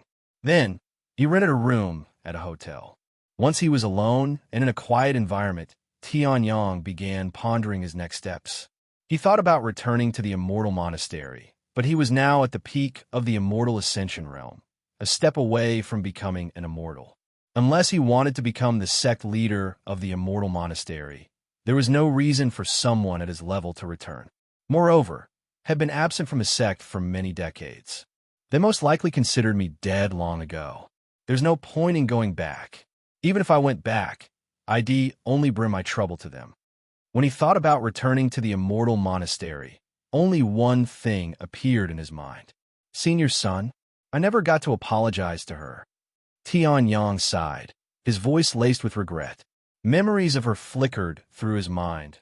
Her unwavering gaze, their weird relationship of disciple and sect elder, and the disappointment he had left behind. He had long since accepted the path he had chosen, but he still regretted it. If he ever returned to the Immortal Monastery, it would only be to apologize to her. Nothing more. Once Tian decided that he would not return to the Immortal Monastery, he shifted his focus elsewhere. There was someone that had lingered in his thoughts ever since he entered the Outer God's Cavern. A question that resurfaced every so often, gnawing at the edges of his mind. Once Tian decided that he would not return to the Immortal Monastery, he shifted his focus elsewhere. There was someone that had lingered in his thoughts ever since he entered the Outer God's Cavern. A question that resurfaced every so often, gnawing at the edges of his mind. What happened to Peerless after that day?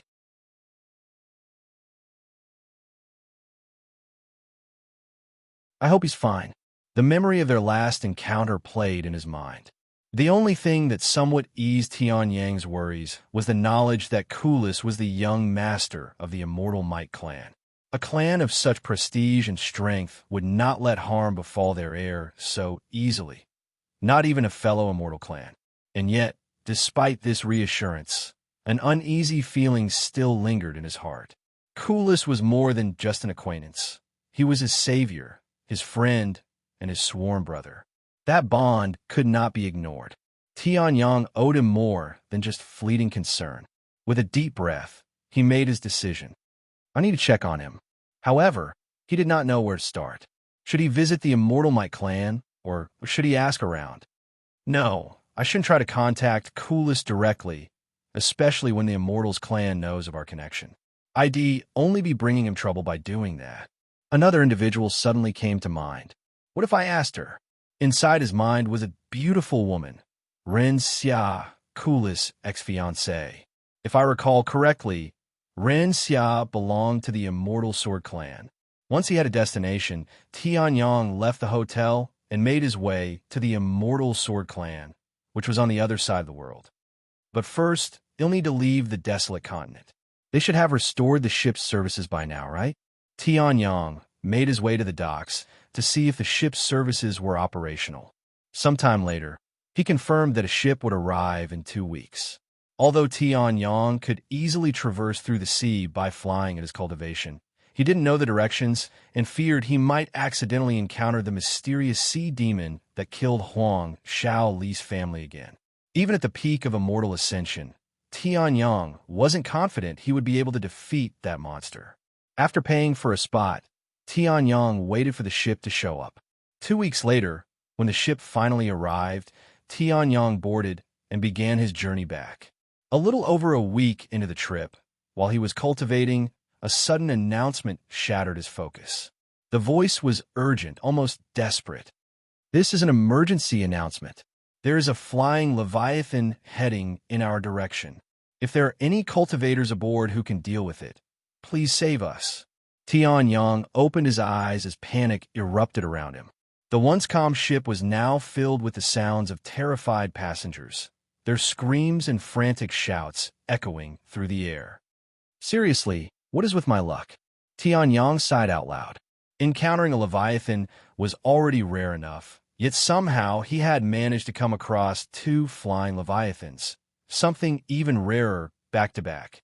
The absurdity of it all almost made him laugh. He stood up and left his room, making his way toward the deck. His steps were unhurried, his expression calm despite the chaos unfolding around him. When he arrived at the deck, Tian turned to look in the direction of the flying Leviathan. Although the flying Leviathan was still a few hundred miles away, Tian wasted no time. Without hesitation, he activated Limitless Sword Domain. A formless yet boundless pressure swept across the sky, and in the next instant, a single sword strike cut through the vast distance like a divine decree. The flying Leviathan never had the chance to react. Its colossal body froze mid-flight before splitting apart, its life extinguished without knowing what had transpired.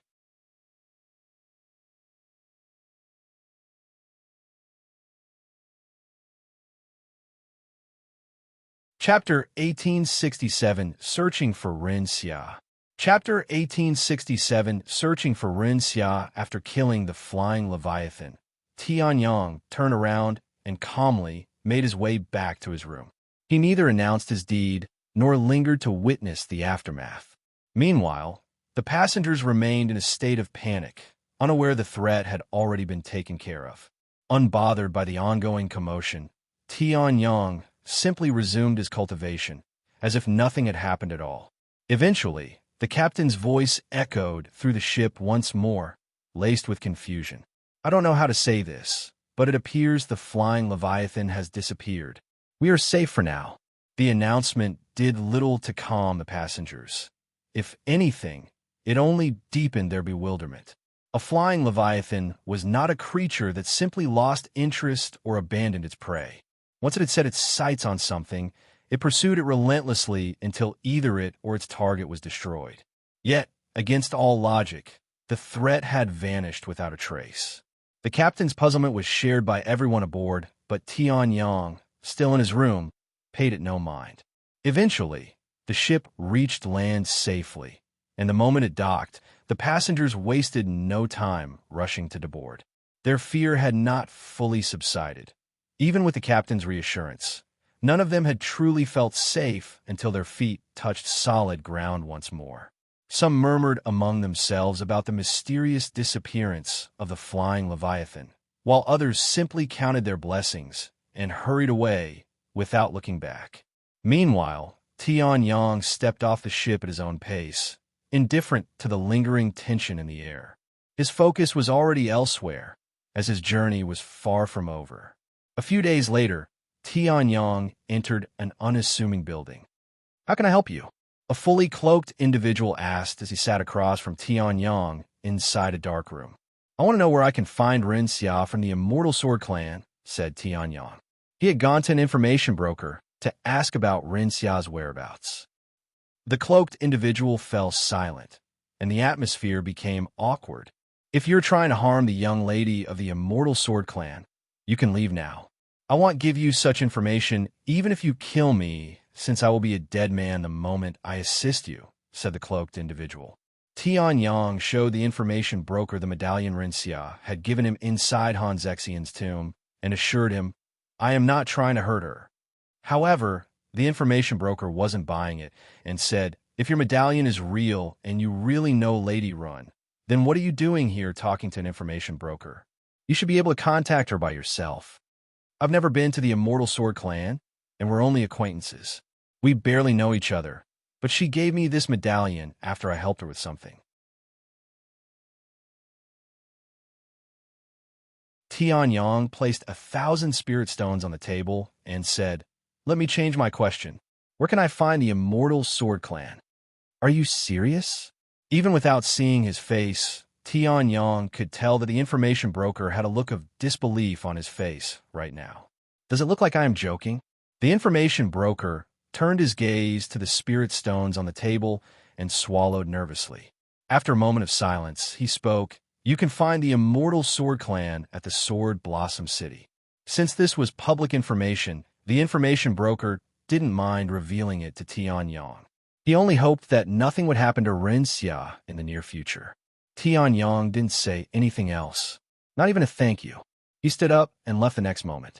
A few months later, after using several teleportation arrays and traveling from city to city, Tian Yang finally arrived at Sword Blossom City, a place that lay on the opposite side of the world from where his journey had begun. Once inside the city, it didn't take long for Tian Yang to locate the Immortal Sword Clan's residence. It was impossible to miss, as they occupied nearly half of the city. After walking around for a while, Tian Yang finally approached one of the guards stationed at one of the many entrances to the Immortal Sword Clan's vast residence. The guard, clad in traditional sword-engraved armor, stood with an imposing stance, his gaze sharp and unwavering. "Excuse me, I'm looking for Lady Run," Tian Yang said. "Why are you looking for the young lady? Who are you? And what is your relationship with her?" The guard asked. It was common for young masters from around the world to show up at the Immortal Sword Clan's gates, all seeking an audience with Ren Xia in their relentless attempts to court her. So, the guard instinctively assumed Tian Yang was just another one of them. Tian Yang retrieved Ren Xia's medallion and said, "I'm an acquaintance of Lady Run, and I am here to discuss business with her. Unfortunately, this is the most I can share with you." The guard instinctively straightened his back and fixed his demeanor after seeing the medallion. "May I inspect the medallion, esteemed guest?" "Go ahead." Tian Yang handed the medallion to him. Although he trusted Ren Xia to a certain extent, he wouldn't be surprised if she had given him a fake medallion to mess with him. However, a few moments later, the guard spoke, "I have confirmed the medallion's authenticity. That said, the young lady is currently not home. If you wish to meet her, you'll have to wait for her to return, or you can go find her at the Celestial Sword Sect. If you decide to wait, I can notify the young lady of your arrival. However, I cannot guarantee you that she will return in a timely manner, since she is a very busy individual." "The Celestial Sword Sect, right? I will go to her. Thank you." Tian Yang gave a slight nod to the guard before turning around and disappearing into the crowd.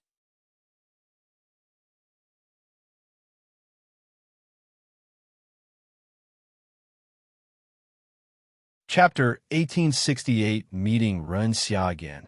Chapter 1868 Meeting Ren Xia Again. After Tian Yang left the Immortal Sword Clan's residence, the guard notified Ren Xia of the situation in advance through her communication jade slip. "A business partner with my medallion, huh?" Ren Xia was puzzled after receiving this news. Although she had business partners, she couldn't recall giving any of them her medallion. As a matter of fact, she hadn't given out a medallion for the last 50 years. When Ren Xia asked for a description of the man, the guard described Tian in his disguise. Naturally, Ren Xia didn't recognize this description and only found the situation more puzzling. A man with my medallion and claiming to be a business partner. Huh? How interesting. Thus, Ren Xia patiently waited for her mysterious business partner at the Celestial Sword Sect. A few weeks later, Tian arrived at the Celestial Sword Sect. The Celestial Sword Sect was one of the top sects in the Divine Heavens during the Primordial Era, its prestige and influence rivaling even the 7 Divine Sword Peaks. Like the 7 Divine Sword Peaks, the Celestial Sword Sect specialized in sword cultivation, but their philosophies differed greatly. While the 7 Divine Sword Peaks emphasized raw power, overwhelming force, and unshakable might, the Celestial Sword Sect cultivated a style that was elegant, fluid, and swift, like a blade of light cutting through the heavens. Their techniques were said to be as graceful as flowing water, yet as deadly as a falling star, embodying both beauty and lethality in perfect harmony. This elegant and fluid swordsmanship naturally attracted more female sword cultivators. Because of this, the majority of the Celestial Sword Sect's population was female, setting it apart from other top-ranking sects of the Divine Heavens. Though not exclusively a sect for women, it had long been recognized as a haven for female sword masters, producing some of the most powerful and revered swordswomen in history. Tian approached their entrance, which was guarded by 2 female disciples. "I'm looking for Lady Ren Xia from the Immortal Sword Clan." Tian showed the guards the medallion as he spoke. Since the disciples couldn't determine whether the medallion was real or fake, they had no choice but to notify a sect elder for assistance. Under normal circumstances, the guards would have allowed Tian to enter the sect without much issue. However, this situation was different. Ren Xia was the young lady of the Immortal Sword Clan. Because of her exalted status, the Celestial Sword Sect treated her differently, enforcing stricter protocols and ensuring that only those who passed their scrutiny could approach her. A sect elder arrived half an hour later and asked Tian a few questions before leaving to contact Ren Xia. "Lady Ren, there is someone who wishes to see you. He has your medallion and claims to be a business partner." The sect elder notified Ren Xia. "Should I bring him to you?" "Yes, but bring him to the 7th Celestial Peak. He'll be waiting for him at the Blossom Garden there," said Ren Xia. "I understand. He'll bring him to you immediately." Even sect elders had to act like servants before the presence of the immortal clans. Sometime later, the sect elder led Tian to the Blossom Garden in the 7th Celestial Peak. The Blossom Garden was a tranquil retreat where disciples went to relax and meditate. Nestled atop a large hill, the garden was adorned with a variety of rare and exotic plants, their fragrances blending into the crisp mountain air. At the very peak of the hill, a massive cherry blossom tree stood in full bloom, its delicate pink petals drifting gracefully with the wind, painting the landscape in soft, fleeting beauty. Right beside the cherry blossom tree stood a small pavilion, its elegant structure blending seamlessly with the serene beauty of the garden. Inside, a single table sat at the center, surrounded by jade chairs carved with intricate patterns that reflected the refined aesthetic of the Celestial Sword Sect. However, what drew Tian's attention the most was that one of the chairs was already occupied. The figure seated there exuded an air of quiet authority, her presence effortlessly commanding the space around them. It had been over 50 years since Tian had last seen Ren Xia inside Han Zexian's tomb. Back then, she had already been a beauty, but she had matured into an even more breathtaking presence since then. Her once youthful features had refined, exuding a quiet grace and confidence that only time and experience could forge. Her pink hair fluttered gently in the breeze, catching the soft light of the cherry blossoms, creating a mesmerizing contrast against the serene backdrop of the garden. As she turned her gaze toward the sect elder, Her expression remained calm, yet commanding. "Thank you." Her voice was smooth and composed, carrying the elegance befitting someone of her status. The sect elder gave a respectful nod, but she made no move to leave. Instead, she remained in place, her presence unwavering. It was clear she had no intention of stepping away. Ren Xia, however, didn't object.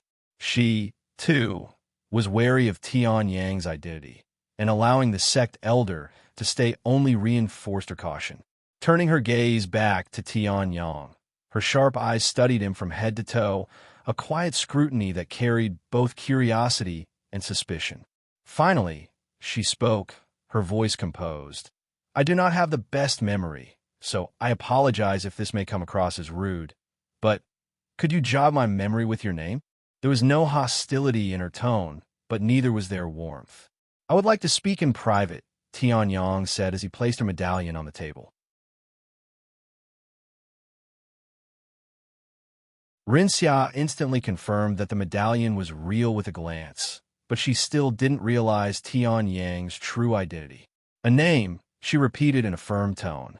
Instead of answering with his name, Tian Yang simply spoke the name of a technique. Ethereal Blossom Sword Dance. The moment those words left his lips, Ren Xia's eyes widened in shock and disbelief, and a particular individual appeared in her mind.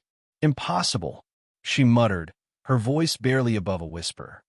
"You're tuning in to the Romance Rendezvous YouTube channel. We're so grateful for your support, and don't forget to subscribe to join us on this incredible journey through captivating stories. Your generosity through donations truly makes a world of difference, as it's the primary source of revenue that allows me to expand and enhance this channel for you. Thank you from the bottom of my heart for being a part of this adventure."